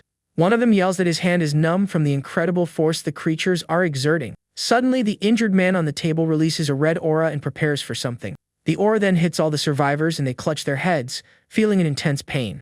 With the force of the energy wave, all the men are thrown far away with great violence in the room. Lying on the floor, one of the survivors sees the creatures invading and prepares for the worst. The last two survivors manage to escape and lock the door from the outside to save themselves. One of them says the door won't hold them, and the other suggests jumping into the water to escape. His friend is terrified by the idea, knowing there are water gulls waiting for them down there. He says they're going to perish anyway and that he'd rather fight, but the other wants to risk the jump. In the end, they decide to jump together and run to the edge of the roof for the final big leap. Without a second thought, the two men bravely jump from the building straight into the water below. As soon as they hit the water, they are immediately surrounded by the small aquatic creatures. With that, they start swimming desperately to escape the water gulls chasing them. One of them then decides to fight and turns to face the monsters with a punch right in the face. But suddenly, a horde of larger and stronger aquatic zombies appears to attack the two. Just then, one of the guys manages to reach the surface and takes a deep breath to catch his breath. He then turns and yells at the monsters that he was on the swim team, and that they won't catch him. With surprising confidence, the man starts swimming quickly away from the burning building. On top of the building, the other creatures display the body of one of the survivors on a sharp spear. The monsters then jump from the building and dive into the water to pursue the fast swimmer. From the other roof, the group of survivors yells for him to go faster as the monsters have caught up. Underwater, a horde of creatures with spears charges with impressive speed. The observers then comment that it's over for him and that all his struggle was in vain. But the swimmer refuses to give up, saying he won't drown because he's an experienced athlete. Suddenly, a giant monster leaps out of the water and prepares for the final attack against the guy. Just then, something cuts through the sky and water with incredible speed, and the group wonders what it is. The object then hits the water with a huge impact right next to the frightened swimmer. To everyone's surprise, a giant insect emerges from the water and attacks the aquatic monsters with full force. The group on the roof realizes the flying insects are fighting against the sea creatures. Underwater, the insect creates a whirlpool and pulls the swimmer to the surface to save him. With that, the giant insect attacks one of the spear-wielding monsters and defeats it with a powerful blow. The scene then returns to the protagonist's base, where the floodwater has receded significantly. With his eyes glowing green, Jiang Xiaoyong concentrates and asks what's happening. Beside the doctor, his giant insect says that, as he thought, more orders are coming in now. Far away, a group of people navigates the flooded city streets in a small inflatable boat. A young man complains about not flying, and the guy explains the insects are wild and might attack. The boy scoffs, saying there's nothing to fear because those creatures can't hurt him. With that, the protagonist slaps him and says his fear is that the guy will hurt his insects. Suddenly, the young man yells that they are surrounded, leaving the protagonist very confused. They spot a raft where a group of survivors is fighting against the aquatic monsters. One of the creatures manages to grab a woman on the raft, and she lets out a scream of pure panic. An older man screams desperately for someone to hold her before she gets pulled under. But it's too late, and the young woman is dragged to the bottom of the sea as the man screams her name. Underwater, the woman is completely surrounded by a horde of hungry and bizarre zombies. On the raft, the man continues to scream the young woman's name in complete desperation and hopelessness. A friend holds him and asks for calm, but he says he'd rather go down with his daughter. Suddenly, a woman on the raft hears a strange noise and wonders what it could be. She then spots the protagonist's boat approaching and celebrates the arrival of other survivors. With that, everyone on the raft starts waving and screaming desperately for help. In the boat, the young man hears the screams, and Jiang Xiaoyong decides to go over and check the situation. The woman in the boat is shocked to see the people on the raft and asks what those things are. The protagonist explains he has seen these creatures before and that there's an even tougher monster to deal with. With that, his friend grabs a weapon and says he'll take care of the zombies, and the guy agrees with the plan. On the raft, the survivors see the weapons and celebrate because now they are finally safe. The group from the boat then stands up and starts shooting at the aquatic monsters with great precision. The shots hit the creatures dead on, and several zombies are defeated by the headshots. The young woman's father then yells and begs them to save his daughter, who is taken by the monsters. Jiang Xiaoyong watches the man kneel and desperately plead for his daughter's life. Underwater, the young woman is dragged to the bottom by a horde of zombies with glowing eyes. Suddenly, the protagonist takes off his jacket and prepares to jump into the water to rescue the young woman. He then dives in with full force, and one of the men on the raft is amazed by the guy's courage. The father's friend blames him, saying the guy will perish because of his desperate plea for help. Surrounded by zombies underwater, the protagonist raises his hands and prepares for the attack. The creatures grab him from all sides, but he seems very calm about the dangerous situation. With a serious look and his eye glowing intensely, he concentrates to use his new power. Just then, a giant pillar of ice emerges and impales several zombies with impressive and lethal force. The water then starts to spin, creating a whirlpool that destroys all the creatures around it. On the surface, the water churns violently, and the survivors wonder what's happening. The young woman's father is shocked and wonders what happened down there with the guy and the monsters. Then, Jiang Xiaoyang emerges from the water on a pillar of ice, bringing the unconscious young woman with him. He lands on the raft, and the father runs to hug his daughter, who is saved by the brave guy. With tears in his eyes, the father hugs his daughter and emotionally yells her name, glad to have her back. With that, the protagonist lands on the raft, and the other survivors are shocked by his appearance. One of the men asks how he saved the girl and escaped unscathed from so many aquatic monsters. But a woman corrects him, saying he did much more than just get out without a scratch. They then realize that all the surrounding water gulls were completely defeated by the guy. The protagonist tells them to hurry and save the young woman before she suffers brain damage. With that, they begin first aid, and one of them suggests giving the girl mouth-to-mouth resuscitation. Suddenly, the young woman coughs hard and starts to spit out all the water she swallowed while drowning. Her father cries with happiness and is thankful that she's alive and well after all the great danger. He then kneels in front of the guy, calls him a benefactor, and thanks him for saving his daughter. The young man then asks who they are, and his friend explains they came from M City to investigate. One of the survivors praises his skills and asks him to use his boat to tow the raft. But the woman warns that if there are water gulls, the sea monsters must appear at any moment. The protagonist hears the words sea monsters and remembers a vision he had with his insects. Suddenly, he turns his head to the side and seems to sense something strange approaching in the water. He then points to the horizon and asks if those things are the monsters they mentioned. From a distance, several creatures with gigantic fins rapidly advance toward them. One of the monsters then leaps from the water, revealing its bizarre and very threatening form to the group. The survivors scream in panic, warning everyone to be careful as the creatures arrive. With that, a wave of sea monsters charges at the raft for the big attack. One of the survivors yells for everyone to get to the boat because if they don't leave soon, it will be too late. But another man complains that there's no room for everyone, and a young woman cries, afraid of being abandoned. Very calmly, the protagonist asks what the reason for the panic is and tells them to just fight back. The man then explains that they are aquatic creatures, much more agile than the water gulls. With that, one of the sea monsters leaps from the water with a spear in hand, ready for combat. However, Jiang Xiaoyang manages to grab the creature's spear with surprising speed. The monster is completely shocked to see its attack stop so easily. Effortlessly, the guy dodges the blow and prepares to counter-attack the creature. He then grabs the creature's neck with one hand and lifts it into the air without any difficulty. With a look of superiority, the protagonist holds the terrified monster by its neck. The guy then throws the defeated creature's body back into the water very calmly. Shocked, the survivors wonder what happened and if he broke the monster's neck. Suddenly, one of the creatures charges toward the protagonist's young friend. The boy yells that those monsters are much faster than the cannibals from the suburbs. Jiang Xiaoyang explains that they live in the water, so it's obvious they are much faster. At that moment, one of the survivors yells, warning that there's a monster right behind the protagonist. The creature then grabs him from behind and pulls him into the water in an instant. The young man yells his friend's name in despair upon seeing him being dragged to the bottom of the sea. The other survivors lose hope, saying it's over for all of them in that place. Underwater, Jiang Xiaoyang is surrounded by several sea monsters, ready for the attack. With that, the creatures surround him and attack him with their spears from all sides at once. But the monsters are confused when they realize their weapons can't pierce the guy's skin. Then a green aura emerges from the protagonist's body, and his eyes glow with an intense energy. The energy then manifests as vines that repel the monsters, pushing them away with force. With a smile, he asks if they know the cruelest way to deal with fish in the water. Just then, the guy releases a high-voltage current that spreads throughout the water around him. The electricity then hits all the monsters dead on, defeating them with a single powerful blow. On the surface, the survivors wonder why everything has suddenly become so quiet. Suddenly, one of the men points to the water and yells that something is rising to the surface. To their surprise, the body of a sea monster appears, floating, completely defeated. Soon after, several other creature bodies begin to float on the water's surface. In the boat, the young man's friend says if they found him, there's no way they could perish. Then, something giant and green emerges from the water right in front of the raft, startling everyone. It was Jiang Xiaoyang who emerges on top of a giant plant with tentacles coming out of his back. He then absorbs the tentacles back into his body with a very calm and serene expression. Completely shocked, one of the survivors asks what he is and if he is a human being. The guy then says that if they want to live, they must go with him to the center of H City now. But the young woman's father says they barely escaped from there and were heading inland.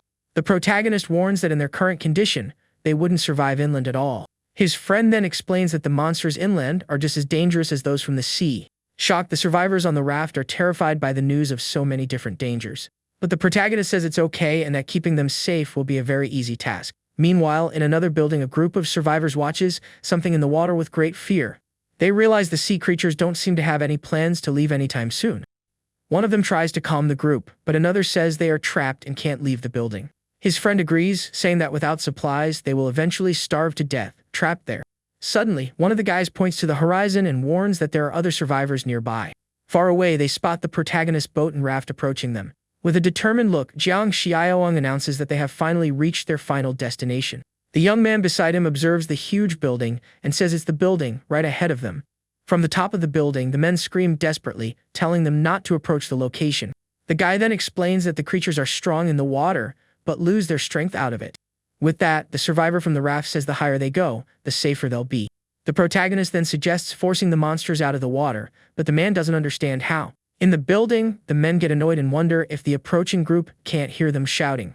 Suddenly, one of them points to the water and yells for everyone to look toward the boat now. The sea monsters then start swimming quickly toward the protagonist's group.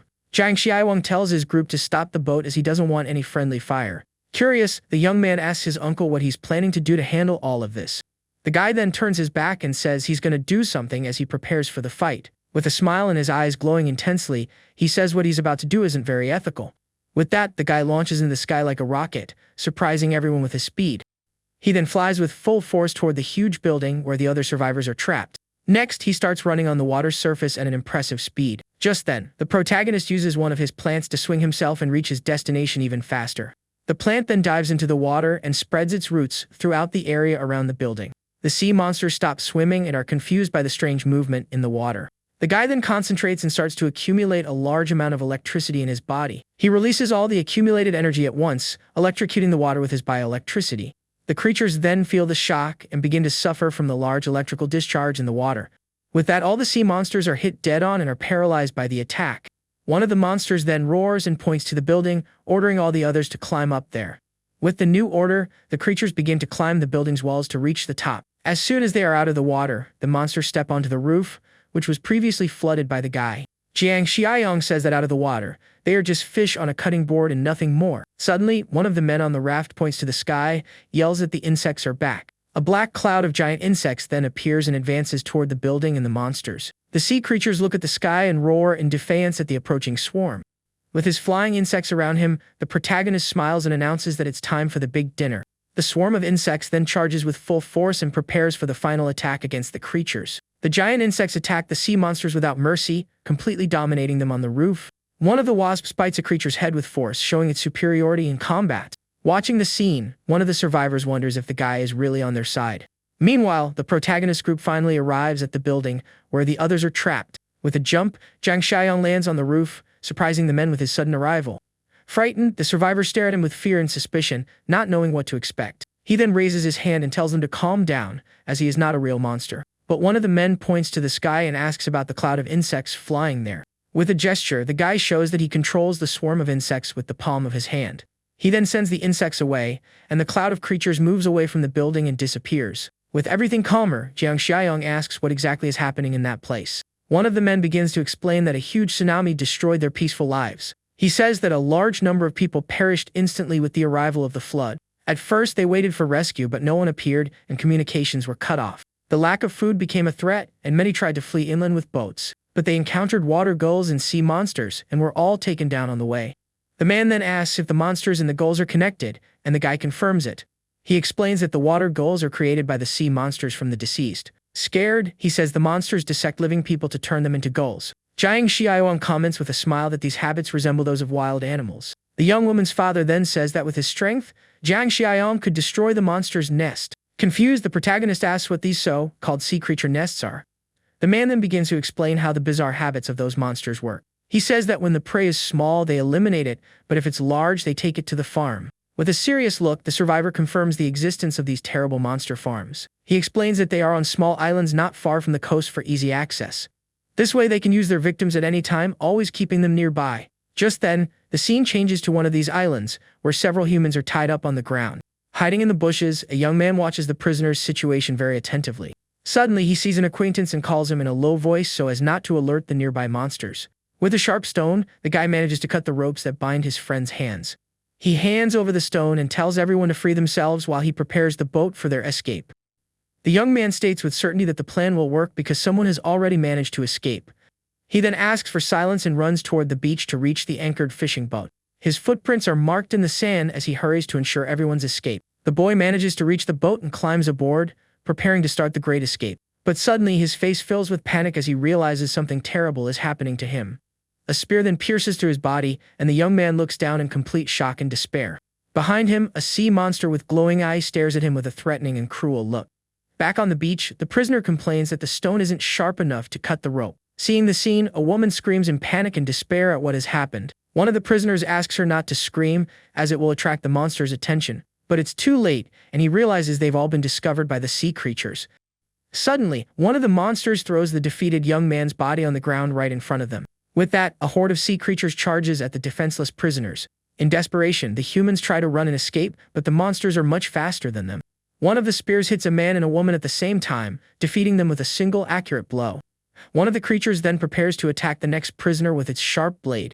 The monster hits the man who tried to silence the woman with a fatal blow to his chest. On the beach, the sea creatures eliminate all the prisoners without any mercy or hesitation. The two survivors who remain tied up realize that all the others have been taken down. With a sinister smile, one of the monsters shows the result of its attack to the survivors. The man's body then falls to the ground lifeless as the monsters continue the great onslaught. Suddenly, the prisoners' bodies begin to rise with a strange dark aura.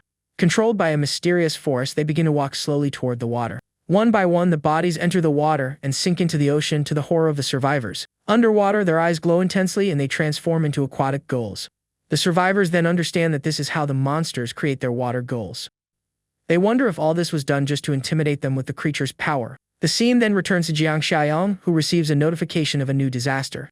He reads the mission screen and realizes the sea monsters are the new progenitors. The guy then asks the survivor how he knows everything in such detail. The man reveals he escaped from a monster farm, and that they even know how to operate boats. In a memory, he flees on a motorboat in the middle of a storm, praying to survive. With that, Jiang Xiaoyang asks if he knows the location, and the man says more or less.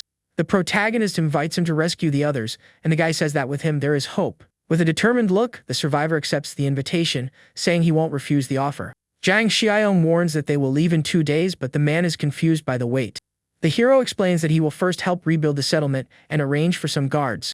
He then looks at the defeated monsters in the water and completes the sentence with the word, guards. The survivors are confused as the protagonist holds a plant vine in his hand. The man wonders what he plans to do upon seeing the strange buds on the vine he's holding. With a swift move, the guy throws several buds from his plant toward the water. The seeds then fall with full force and hit the bodies of the defeated sea monsters. Next, the seeds open and transform into lotus flowers with a green energy. From the flowers, vines emerge and wrap around the creatures' bodies like parasites. The monsters then begin to rise, and the survivors are shocked by the bizarre scene. The men can't believe what they're seeing and wonder if the sea monster has been revived. A horde of creatures with glowing yellow eyes rises and faces the group of people. In a panic, the survivors scream and beg for the benefactor to save them from the new monsters. The guy tells them not to worry, and the survivor is left not understanding the situation at all. Seeing the creatures move away from him, the man asks if they are obeying his orders. Jiang Xiaoyang explains they are no longer sea monsters, although they have their characteristics. He then reveals that they are now plant organisms, and this includes the other creatures as well. With that, the survivors fall silent, completely shocked by the guy's revelation. One of them then asks if the water gulls are also under his control now. The man remembers the promise about the settlement, and Jiang Xiaoyang says they are getting there. Confused, the survivors look at the horizon, not understanding where they are going exactly. Suddenly, a huge swarm of giant insects appears in the sky, startling everyone there. The insect queen then leads the swarm with a very threatening and imposing appearance in the sky. Thousands of other smaller insects with spikes follow their leader in a frightening formation. With the sunlight shining brightly, the scene then changes to a very different location. In a room, one of the survivors suddenly wakes up, very disoriented and not understanding anything. He rubs his eyes, still sleepy, and tries to understand what's happening around him. Suddenly, the man gets out of bed in shock and wonders where he could be now. Looking out the window, he sees the transformed city and wonders where they ended up. The others are also shocked and wonder how everything changed so much in just one night. The young man says his uncle is insane, and the guy explains that his spores reshaped the terrain. He says he conducted more daring tests and invites everyone to see the progress, making the boy curious. The protagonist then explains that his nest worms are weak in the water, so he needed reinforcements. He then reveals that he specialized in antenna insect to become a giant queen worm. With that, the creature was made to generate insects adapted to aquatic environments and nothing more. Several small aquatic insects are then seen swimming and developing in the water. The protagonist says that in 1 or 2 days, he will be able to evolve a much more efficient form. His friend then comments that they are increasingly moving away from being the good guys in the story. With that, the scene jumps forward 2 days and shows a small boat sailing alone on the ocean. Near a sunken ship, someone asks to check if the sea creatures have left yet. One of the men then stands up and confirms to the others that the way is finally clear. Just then, everyone starts rowing desperately, yelling to go as fast as they can. In the distance, they spot a strange island covered in dark and very bizarre vegetation. The group continues to row, and one of the men warns that they are almost at their destination. One of them wonders if the island is a nest, but another says it's better than being captured. Suddenly, one of the men yells and points to something approaching quickly in the water. Several sea monster fins advance, and they realize the creatures never left. Furious, they yell that the monsters were just toying with them and row faster.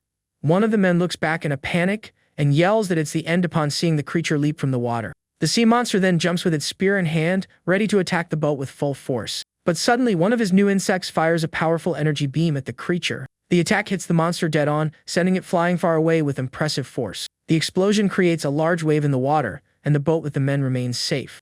Shocked, the men in the boat wonder what that thing is that saved them from the attack. One of them then points to the water and yells upon realizing it's the insects that appeared. Underwater, the sea monsters are surrounded by the guy's new aquatic insects. With a furious roar, one of the creatures prepares to fight against the new enemies. But one of the insects manages to bite the monster's arm with force, surprising it with the attack. The sea creature is then completely shocked and feels the pain of the insect's bite. He then spots a swarm of aquatic insects charging at him with full force. With that, the insects move like a school of fish, completely dominating the surrounding waters. The sea creatures try to flee in a panic but are relentlessly pursued by the insects. On the surface, the man in the boat says the insects are driving away the sea monsters. The insects then begin to guide the sea creatures in a very specific direction. One of the men celebrates, saying they were saved because the creatures are leaving. But his friend corrects him, saying they've only switched predators now in that strange place. He completes the sentence by saying they are now the prey of the new aquatic insects. Suddenly, the insects start pushing the boat with force, startling the men on board. The men realize the insects are guiding them to the island, and that the island is an insect nest. One of the crew members then points to the island's shore and yells for everyone to look there. On the island, they spot humans and sea monsters standing together and are very confused by the scene. The boat finally reaches the shore and the men disembark very carefully. With a smile, Zhang Xiaoyong welcomes the group with one of his monsters by his side. Zhang Xiaoyong tells them to calm down as the creatures are completely under his control. Scared, one of the men asks what he is, and the guy introduces himself as the rebuilder of the place. The man observes the water gulls and thinks that this doesn't look like a real human settlement. Seeing the bizarre insects, he concludes that this place is definitely not a common settlement. Suddenly, one of the guy's allies waves and says not to worry, leaving the man very surprised. His colleague explains that the insects and the sea monsters are all under Zhang Xiaoyong's control. He then invites them to stay, as there are plenty of rooms, and the leader is still expanding the settlement. The protagonist then turns to his group and says it's time for them to get into action. The survivor then asks if they are finally going to the sea monster farm.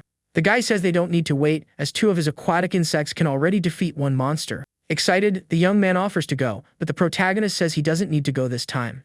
Upset, the boy asks why and questions if the leader doesn't trust his strength for the fight. The guy explains he is strong on land, but combat in the water is different, and it's better to be cautious. The young woman's father agrees, saying they would be a burden in the water, and the young man calms down. On a fast boat, the survivor thinks he never imagined he would return to the sea like this. He then looks back and realizes it's the aquatic insects that are pushing the boat. Other insects accompany the boat, pushing it at an impressive speed across the ocean. Suddenly, the man's expression changes, and he is shocked by something he sees in the distance. With a binocular, he warns Zhang Xiaoyong that there are sea monsters right ahead of them in the water. The protagonist then faces the danger with a calm look and prepares for the coming combat. With that, the insects dive with full force and rapidly advance toward the sea monsters. An entire swarm of aquatic creatures then follows suit and prepares for the big attack. With impressive speed, they hit the sea creatures dead on in the middle of the ocean. A huge explosion of water then forms with the force of the impact of their powerful attack. The sea creature is completely defeated, and its body begins to sink slowly into the sea. With victory assured, the aquatic insects then return to the protagonist group's boat. Shocked, the survivor can't believe the monsters were defeated so easily. He then realizes the guy and his insects are incredibly strong and much more powerful. With that, he remembers the time he was a prisoner on that terrible monster farm. In his memory, the men scream desperately, wondering what's happening. He then realizes the sea creatures are starting a new takedown of prisoners. In a panic, the man screams and begs for the monsters not to choose him for this slaughter. Back in the present, the survivor uses the binoculars and confirms that this is the monster farm. He warns Zhang Xiaoyong that the monsters are in the middle of a takedown and asks for his help now. The protagonist then tells the man to hold on tight, as they will act immediately. With that, Zhang Xiaoyong crouches down and prepares to make an impressive leap from the boat. He then launches into the sky like a rocket and flies toward the island of the sea monsters. On the island, one of the creatures prepares to attack a defenseless prisoner with its sharp spear. The monster holds the man tightly and stares at him with a cruel and very threatening look. But suddenly, Zhang Xiaoyong appears out of nowhere and faces the sea monster with his glowing eyes. The prisoner is then completely shocked by the sudden arrival of the hero. With a quick and precise blow, the guy defeats the creature, surprising the man with his strength. The prisoner then looks back and sees the silhouette of the protagonist holding the defeated monster. He wonders who this mysterious man is who just suddenly saved his life. Everyone on the island then looks in the guy's direction, confused by his sudden appearance. The other prisoners are also shocked and try to understand what's happening. Meanwhile, on the boat, the survivor celebrates and yells for the hero to finish off all the monsters. With a furious roar, another creature charges to attack Zhang Xiaoyong with its spear. But the guy manages to grab the weapon with his hand, surprising the monster with his speed. With just one hand, he stops the creature's attack without showing any effort. The protagonist then prepares to counter the sea monster's attack with his full strength. With a push, he throws the creature far away, showing his superiority in combat. The defeated monster then yells for the other to run, warning that the boat is right behind them. The survivor on the boat panics upon seeing the monster running toward his boat. But he takes out his knife and says that, with his leader there, the monster can't hurt him at all. Other creatures then jump into the sea to try and escape the island as quickly as possible. But the guy's aquatic insects appear and fire their energy beams at the monsters. The prisoners realize there's something in the sea and that the creatures are being defeated by it. With that, all the sea monsters are defeated and their bodies float in the water and on the sand. One of the prisoners approaches and asks the hero what he is and why he looks like a human. The survivor from the boat says not to worry, as leader Zhang Xiaoyong is there to save them. With a smile, the protagonist asks why else he would bother to defeat the monsters. As he cuts his ropes, the prisoner recognizes him as the man who fled by boat in the storm. He confirms this, saying that most of those captured back then are unfortunately no longer with them. The guy then looks at the horizon and asks if there's more than one sea monster farm. The freed man says yes and that the creatures just rotate guards at that location. They then realize that with such a vast ocean, it would be very difficult to finish off all the monsters. The hero invites them to the settlement, saying that if necessary, he will use a cruder method. With a serious look, he reveals that he will use his Sea of Insects tactic to sweep the entire ocean. With that, the group of rescued people gets on a boat and safely returns to the guy's base. At the settlement, the young man spots the boat with his binoculars and celebrates his Uncle Xiaoyong's return. Excited, he then runs with all his might toward the shore to welcome the arriving group. The boy can't believe the mission was so quick and wonders if it was really his uncle who did it all.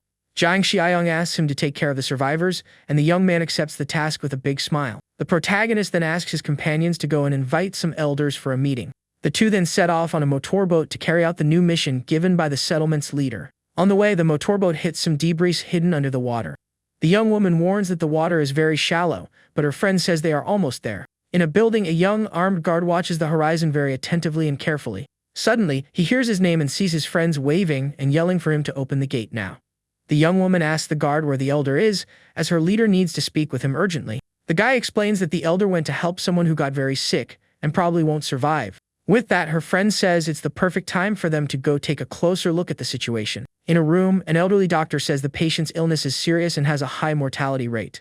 On a bed, a woman is lying down, sweating a lot, as the doctor says she cannot be saved. In a reflection, a muscular man with sunglasses observes the sick young woman very attentively. With a serious look, the mysterious man continues to watch the scene in complete silence. One of the men says to find Zhang Xiaoyong, but the doctor states it's already too late for her. But the muscular man says there is still a way to save her, surprising everyone with the news. He then reveals his plan to infect the woman with his mimetic flesh to cure her. The doctor asks if he can do it precisely, but the man says he can't guarantee anything. Shocked, the elder says she would no longer be human, and not even the protagonist could reverse it. The man then says it's better than perishing, and that the final decision rests with the young woman's father. He thinks that his mind is no longer human and doesn't know if this choice is the right one for humanity. Suddenly, one of the other men gets angry and asks what the bearded man is trying to do. With that, he pushes the doctor into the room and tells him to do what the other man suggested. Another guy tries to stop him, but he says it's better to save her first and worry about it later. The doctor then stops and thinks for a moment, realizing the man's reasoning makes perfect sense. With the decision made, the muscular man approaches the bed to begin the bizarre procedure. His hand transforms and he warns that the reaction will be violent, asking them to hold her tightly.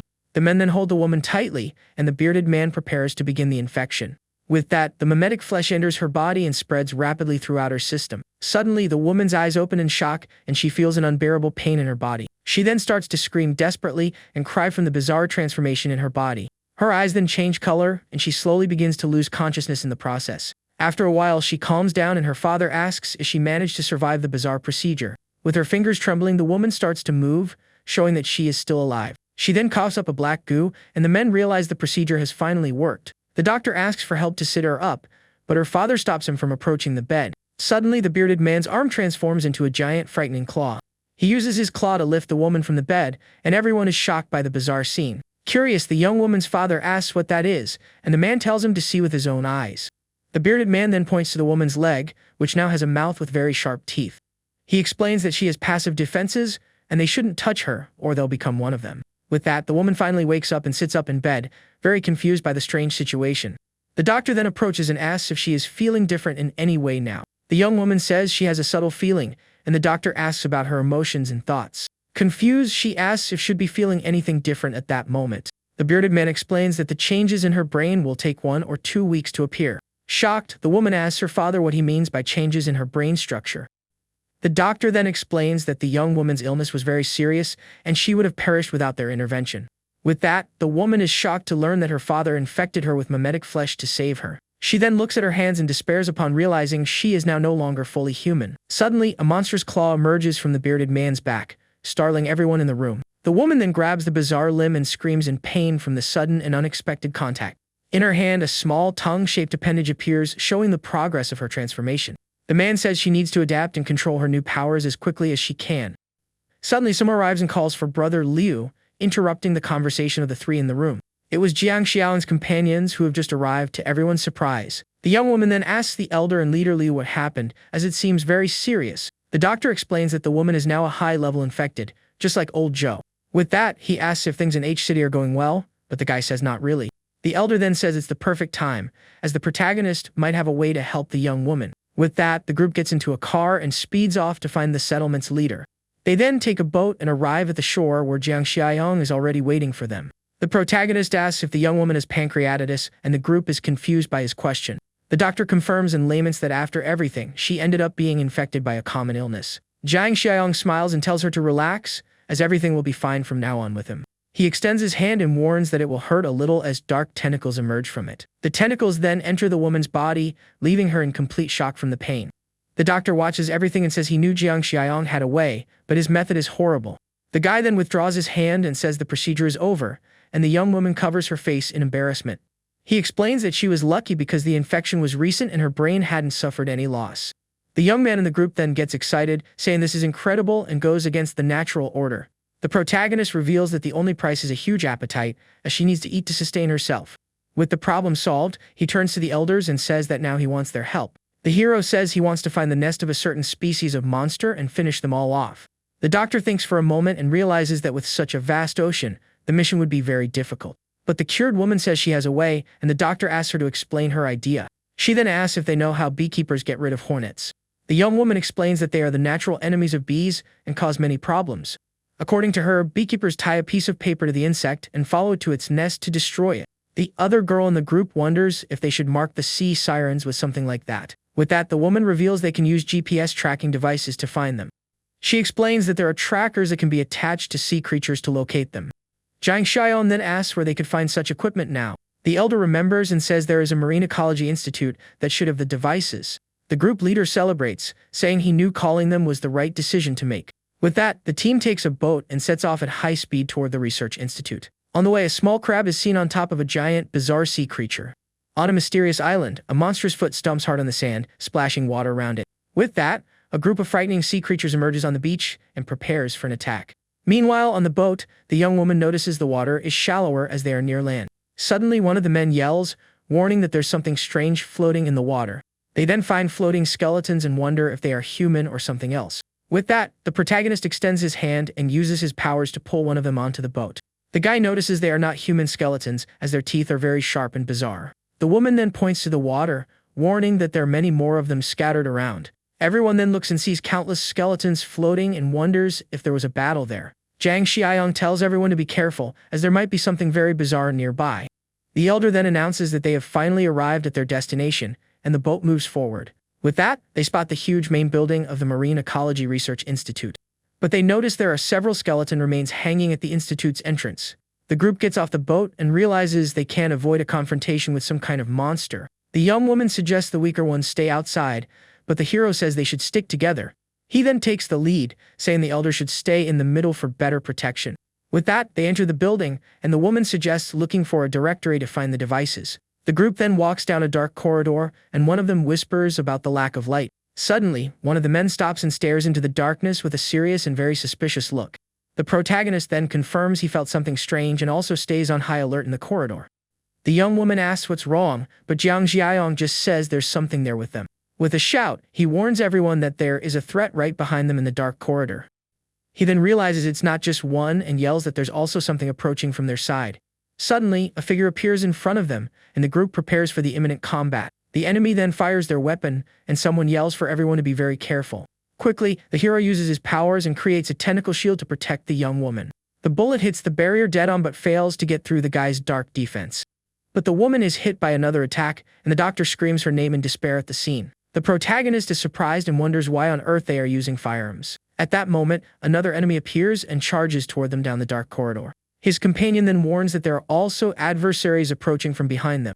Angrily, the group leader prepares to fight, saying they are looking for their end. The monster from behind runs at high speed, its hair moving like tentacles in the air. The tentacles then wrap around the hero's friend, trapping him tightly in the middle of the corridor. The man is then shocked by the blue-skinned creature, and the two begin a physical fight.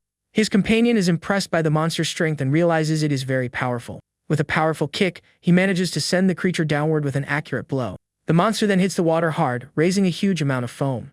The other young woman in the group protects the elders, telling them to hide behind her now. Suddenly, the cured woman is captured by a rope, and the doctor is shocked by the scene. The doctor screams in despair upon seeing the young woman being dragged by the mysterious creature. With a strong pull, the enemy grabs the woman's hair, and she screams in pain from the sudden attack. The group's companion gets angry and realizes the enemies have captured their friend. Suddenly, the creature yells for them to release Wang Yong, surprising everyone with its speech. The protagonist then questions how that thing can speak the human language. With that, the enemy holds the woman tighter, using her as a hostage to threaten the group. But suddenly, the creature is confused and doesn't understand what's happening at that moment. Bizarre tentacles then emerge from the hostage's back and hit the enemy with full force. The tentacles grab her and throw her far away with impressive and frightening force. The creature falls into the water and sees the monstrous silhouette of the woman who just transformed. With that, part of her body takes on a bizarre form, and her eyes glow with dark power. The trapped man yells for his companion who is captured and is completely wrapped in tentacles. Jiang Xiaoyong then creates a sharp blade with his powers and prepares for a counterattack. With a swift move, he manages to trap the enemy with his dark tentacles. He then points a sharp stake toward the creature's head to threaten it. The transformed woman uses her power and destroys the enemy's weapon with a devastating blow. With her white eyes, she faces the defeated adversary and seems confused by her new powers. The captured enemy then yells that the monster woman is too strong and asks the hero to release them. The guy tells them to call their reinforcements, or he will end both of their lives right now. Shocked, the adversary realizes the group leader can also communicate with them. With a smile, the young woman in the group asks if he's deaf, saying they've been communicating the whole time. The captured enemy then yells and asks for everyone to stop fighting immediately. With that, the protagonist turns and asks the woman if she can still control herself. She then nods her head in confirmation, and her body slowly begins to return to normal. The young woman looks at her hands and stammers, not knowing what to say about her sudden transformation. The guy says it seems she hasn't fully adapted yet and hasn't lost her consciousness. With that, he releases the two enemies and says he'll give them a chance to explain themselves. On the building's roof, the group gathers and prepares to interrogate the two prisoners. The hero asks what's happening, who they are, and what they are doing in that institute. The man then reveals they are humans and were members of the research team at that location. The guy asks if they were modified by the sea sirens in some strange way. The man says the reason they are like this is because they ate the flesh and blood of the sirens. Shocked, the leader's friend can't believe they had the courage to eat that thing. The man explains they had no other choice as there was no food and they were hungry. He then gets angry, saying they couldn't start eating people and become monsters. Jiang Xiaoyong asks if the skeletons at the entrance are from the sea sirens they took down. The man explains they no longer fear the water ghouls, but are still weaker than the sirens. But he reveals that out of the water, they can easily handle the sirens using weapons. One of the other men gets angry, saying the number of sea sirens has been increasing a lot.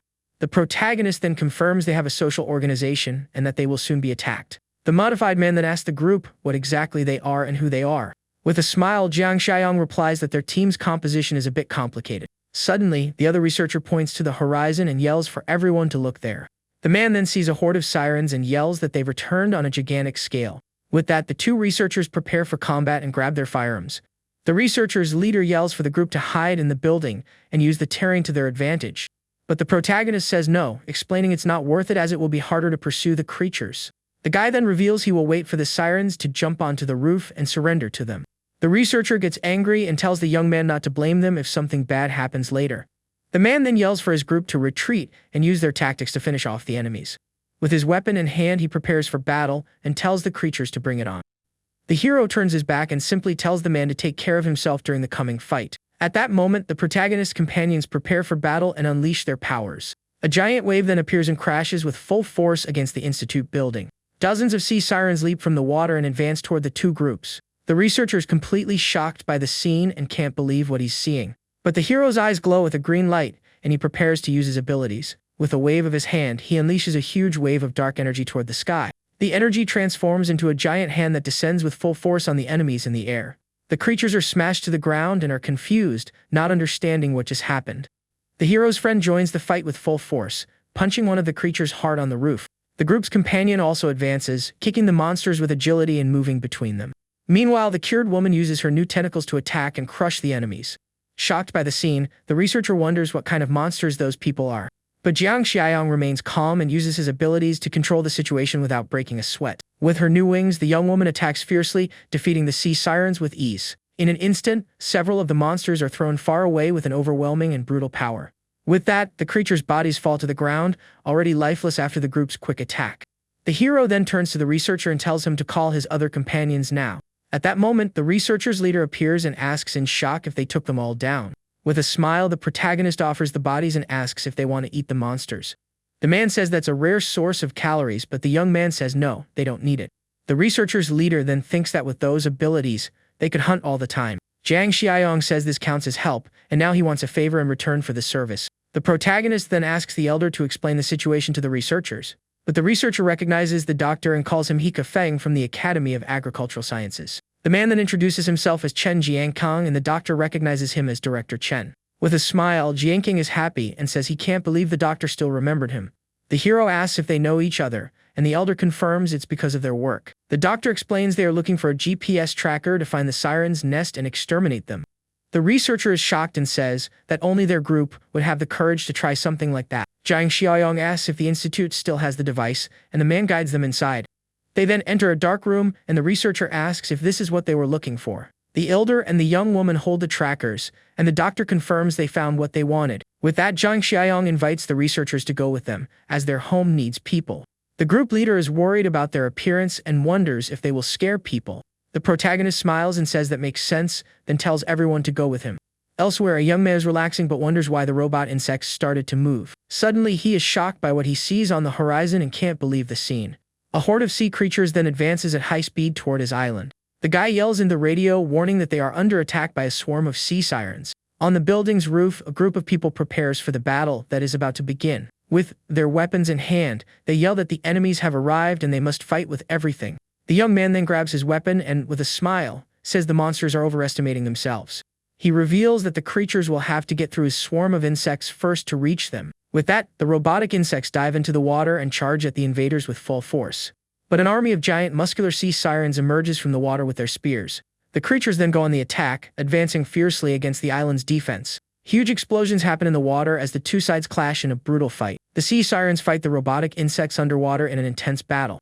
Huge explosions occur in the water as the sea creatures continue to fight the small robots in the sea. The man asks how the situation is, and the young man says the insects don't have an advantage and have injured a strong enemy. With that, one of the monsters advances with its spear and tries to destroy the small mechanical robots underwater. The creature shows its sharp, bizarre teeth as it roars in anger in the middle of the ocean confrontation. The adversary then hits one of the flying robots with an accurate blow, using its long weapon at the bottom of the sea. At that moment, the monster's eyes glow with a frightening power, making it even more dangerous in combat. The enemy swims at high speed toward the targets, preparing to deliver a final blow to the defenders. Leaping from the water, the giant holds its spear and tries to hit the humans on the building's roof. With that, the small robots gather in the sky and begin to attack the invaders from all possible directions. The mechanical swarm uses its sharp blades and creates an energy slash to try and slice the adversaries in the air. A huge wave of energy hits the water surface, causing a large amount of foam to rise. But the group of defenders realizes that this enemy is very different, and none of them have seen anything so strong before. 3 more creatures swim in the water at high speed, advancing with full force to help their companion in the fight. With a swift move, the blue giant blocks the attacks and uses its spear to retaliate against the robots. A huge explosion of water occurs, causing a large amount of foam to rise in the middle of the combat. At the bottom of the sea, the monster looks up, trying to understand what's happening on the surface. Completely surprised, the adversary realizes he has been stopped by the humans and doesn't know what to do. On the roof, the guy decides to intervene in the fight, saying it's been a while since he found someone to stretch his muscles. With that, the young warrior tells the others to back off and give him space to use his full strength. Back in the water, the two monsters swim quickly, trying to dodge the boy's deadly attacks in the sea. The young man then uses his powers to make the creatures attack each other with uncontrolled fury in the sea. The larger monster watches everything and realizes its companions are being controlled by something. With that, the guy uses a bizarre ability and traps the monsters with green roots in the water. He then says that, as expected, the creatures were no match for him and his mental powers. Injured, the giant monster leaps from the water and charges to attack the young man on the roof. The creature then stumps hard on the building's floor and prepares to fight the boy.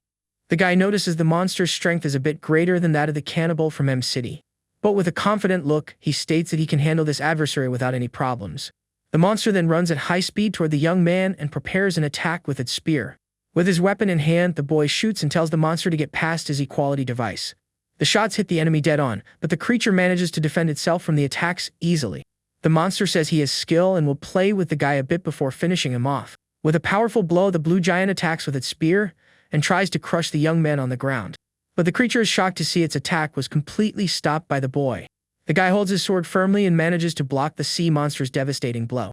With a swift move, he counterattacks and manages to hit the enemy's face with his weapon. One of the men in the group is shocked and wonders how someone so young can be so strong. Suddenly, the monster starts to flee, and the young man yells, asking where it thinks it's going.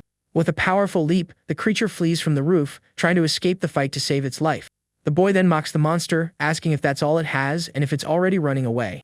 The creature then dives into the water with full force, trying to escape the confrontation on the roof for good. But underwater, the blue monster reveals an expression of pure fury and resentment for its defeat. It then joins the rest of its horde and prepares to continue the attack against the island. With that, the sea giant swims at high speed, advancing far away from that place. Meanwhile, the young woman in the group points to the island and says that is the new home for all of them. One of the researchers is completely shocked and wonders how they built something like that. Jiang Xiaoyong notices the flying insects don't look well and says they arrived just in time. His companion yells that a large number of sea sirens are attacking the settlement now. At that moment, one of the researchers offers to help, saying they can also fight. The protagonist warns that insects and gulls are allies and that their enemies are only the sirens. With that, the boat stops in the middle of the sea as several ice spikes emerge from the surrounding water. The group of researchers then dives into the sea to help in the combat against all the invaders. One of the men warns that there's a different siren on the roof and that Shuai Shuai is in trouble. The hero says he'll take care of it personally, as the monster might be useful for his final goal. On the roof, a group of men thinks the fight is already over and that it all seemed too easy for them. The young warrior complains that he thought he would have fun, but didn't expect it to be just that. But suddenly, the blue creature appears from behind the guy without him noticing its presence. With a swift move, the monster charges with full force and tries to hit the young man with a surprise blow. Shuai Shuai is shocked and realizes that guy's movements have gotten even faster. The monster raises its weapon, and the guy yells that he can't dodge the devastating attack. But with a swift move, the guy manages to defend against the blow using his sword with all his strength. The impact of the attack throws the young man far away, making him lose his balance during the confrontation. The blue creature then puffs out its cheeks and prepares to use a new water ability. With that, the monster fires several water spheres, and someone yells for the guy to be careful. The spheres hit the young man's face dead on, leaving him completely stunned on the roof. The guy complains that the enemy used water to block his vision and tries to recover from the blow. Suddenly, he is shocked to realize the sea monster was already in front of him. With a malicious smile, the creature raises its weapon and prepares to deliver the final blow. But a spear flies at high speed toward the monster, passing right by the young man. The creature is surprised by the unexpected attack and can't react in time to defend itself. Jiang Xiaoyong then appears and asks how he's going to explain it to the guy's parents if he gets hurt. Suddenly, several plant bodies appear on the scene, and the protagonist says they are his guards.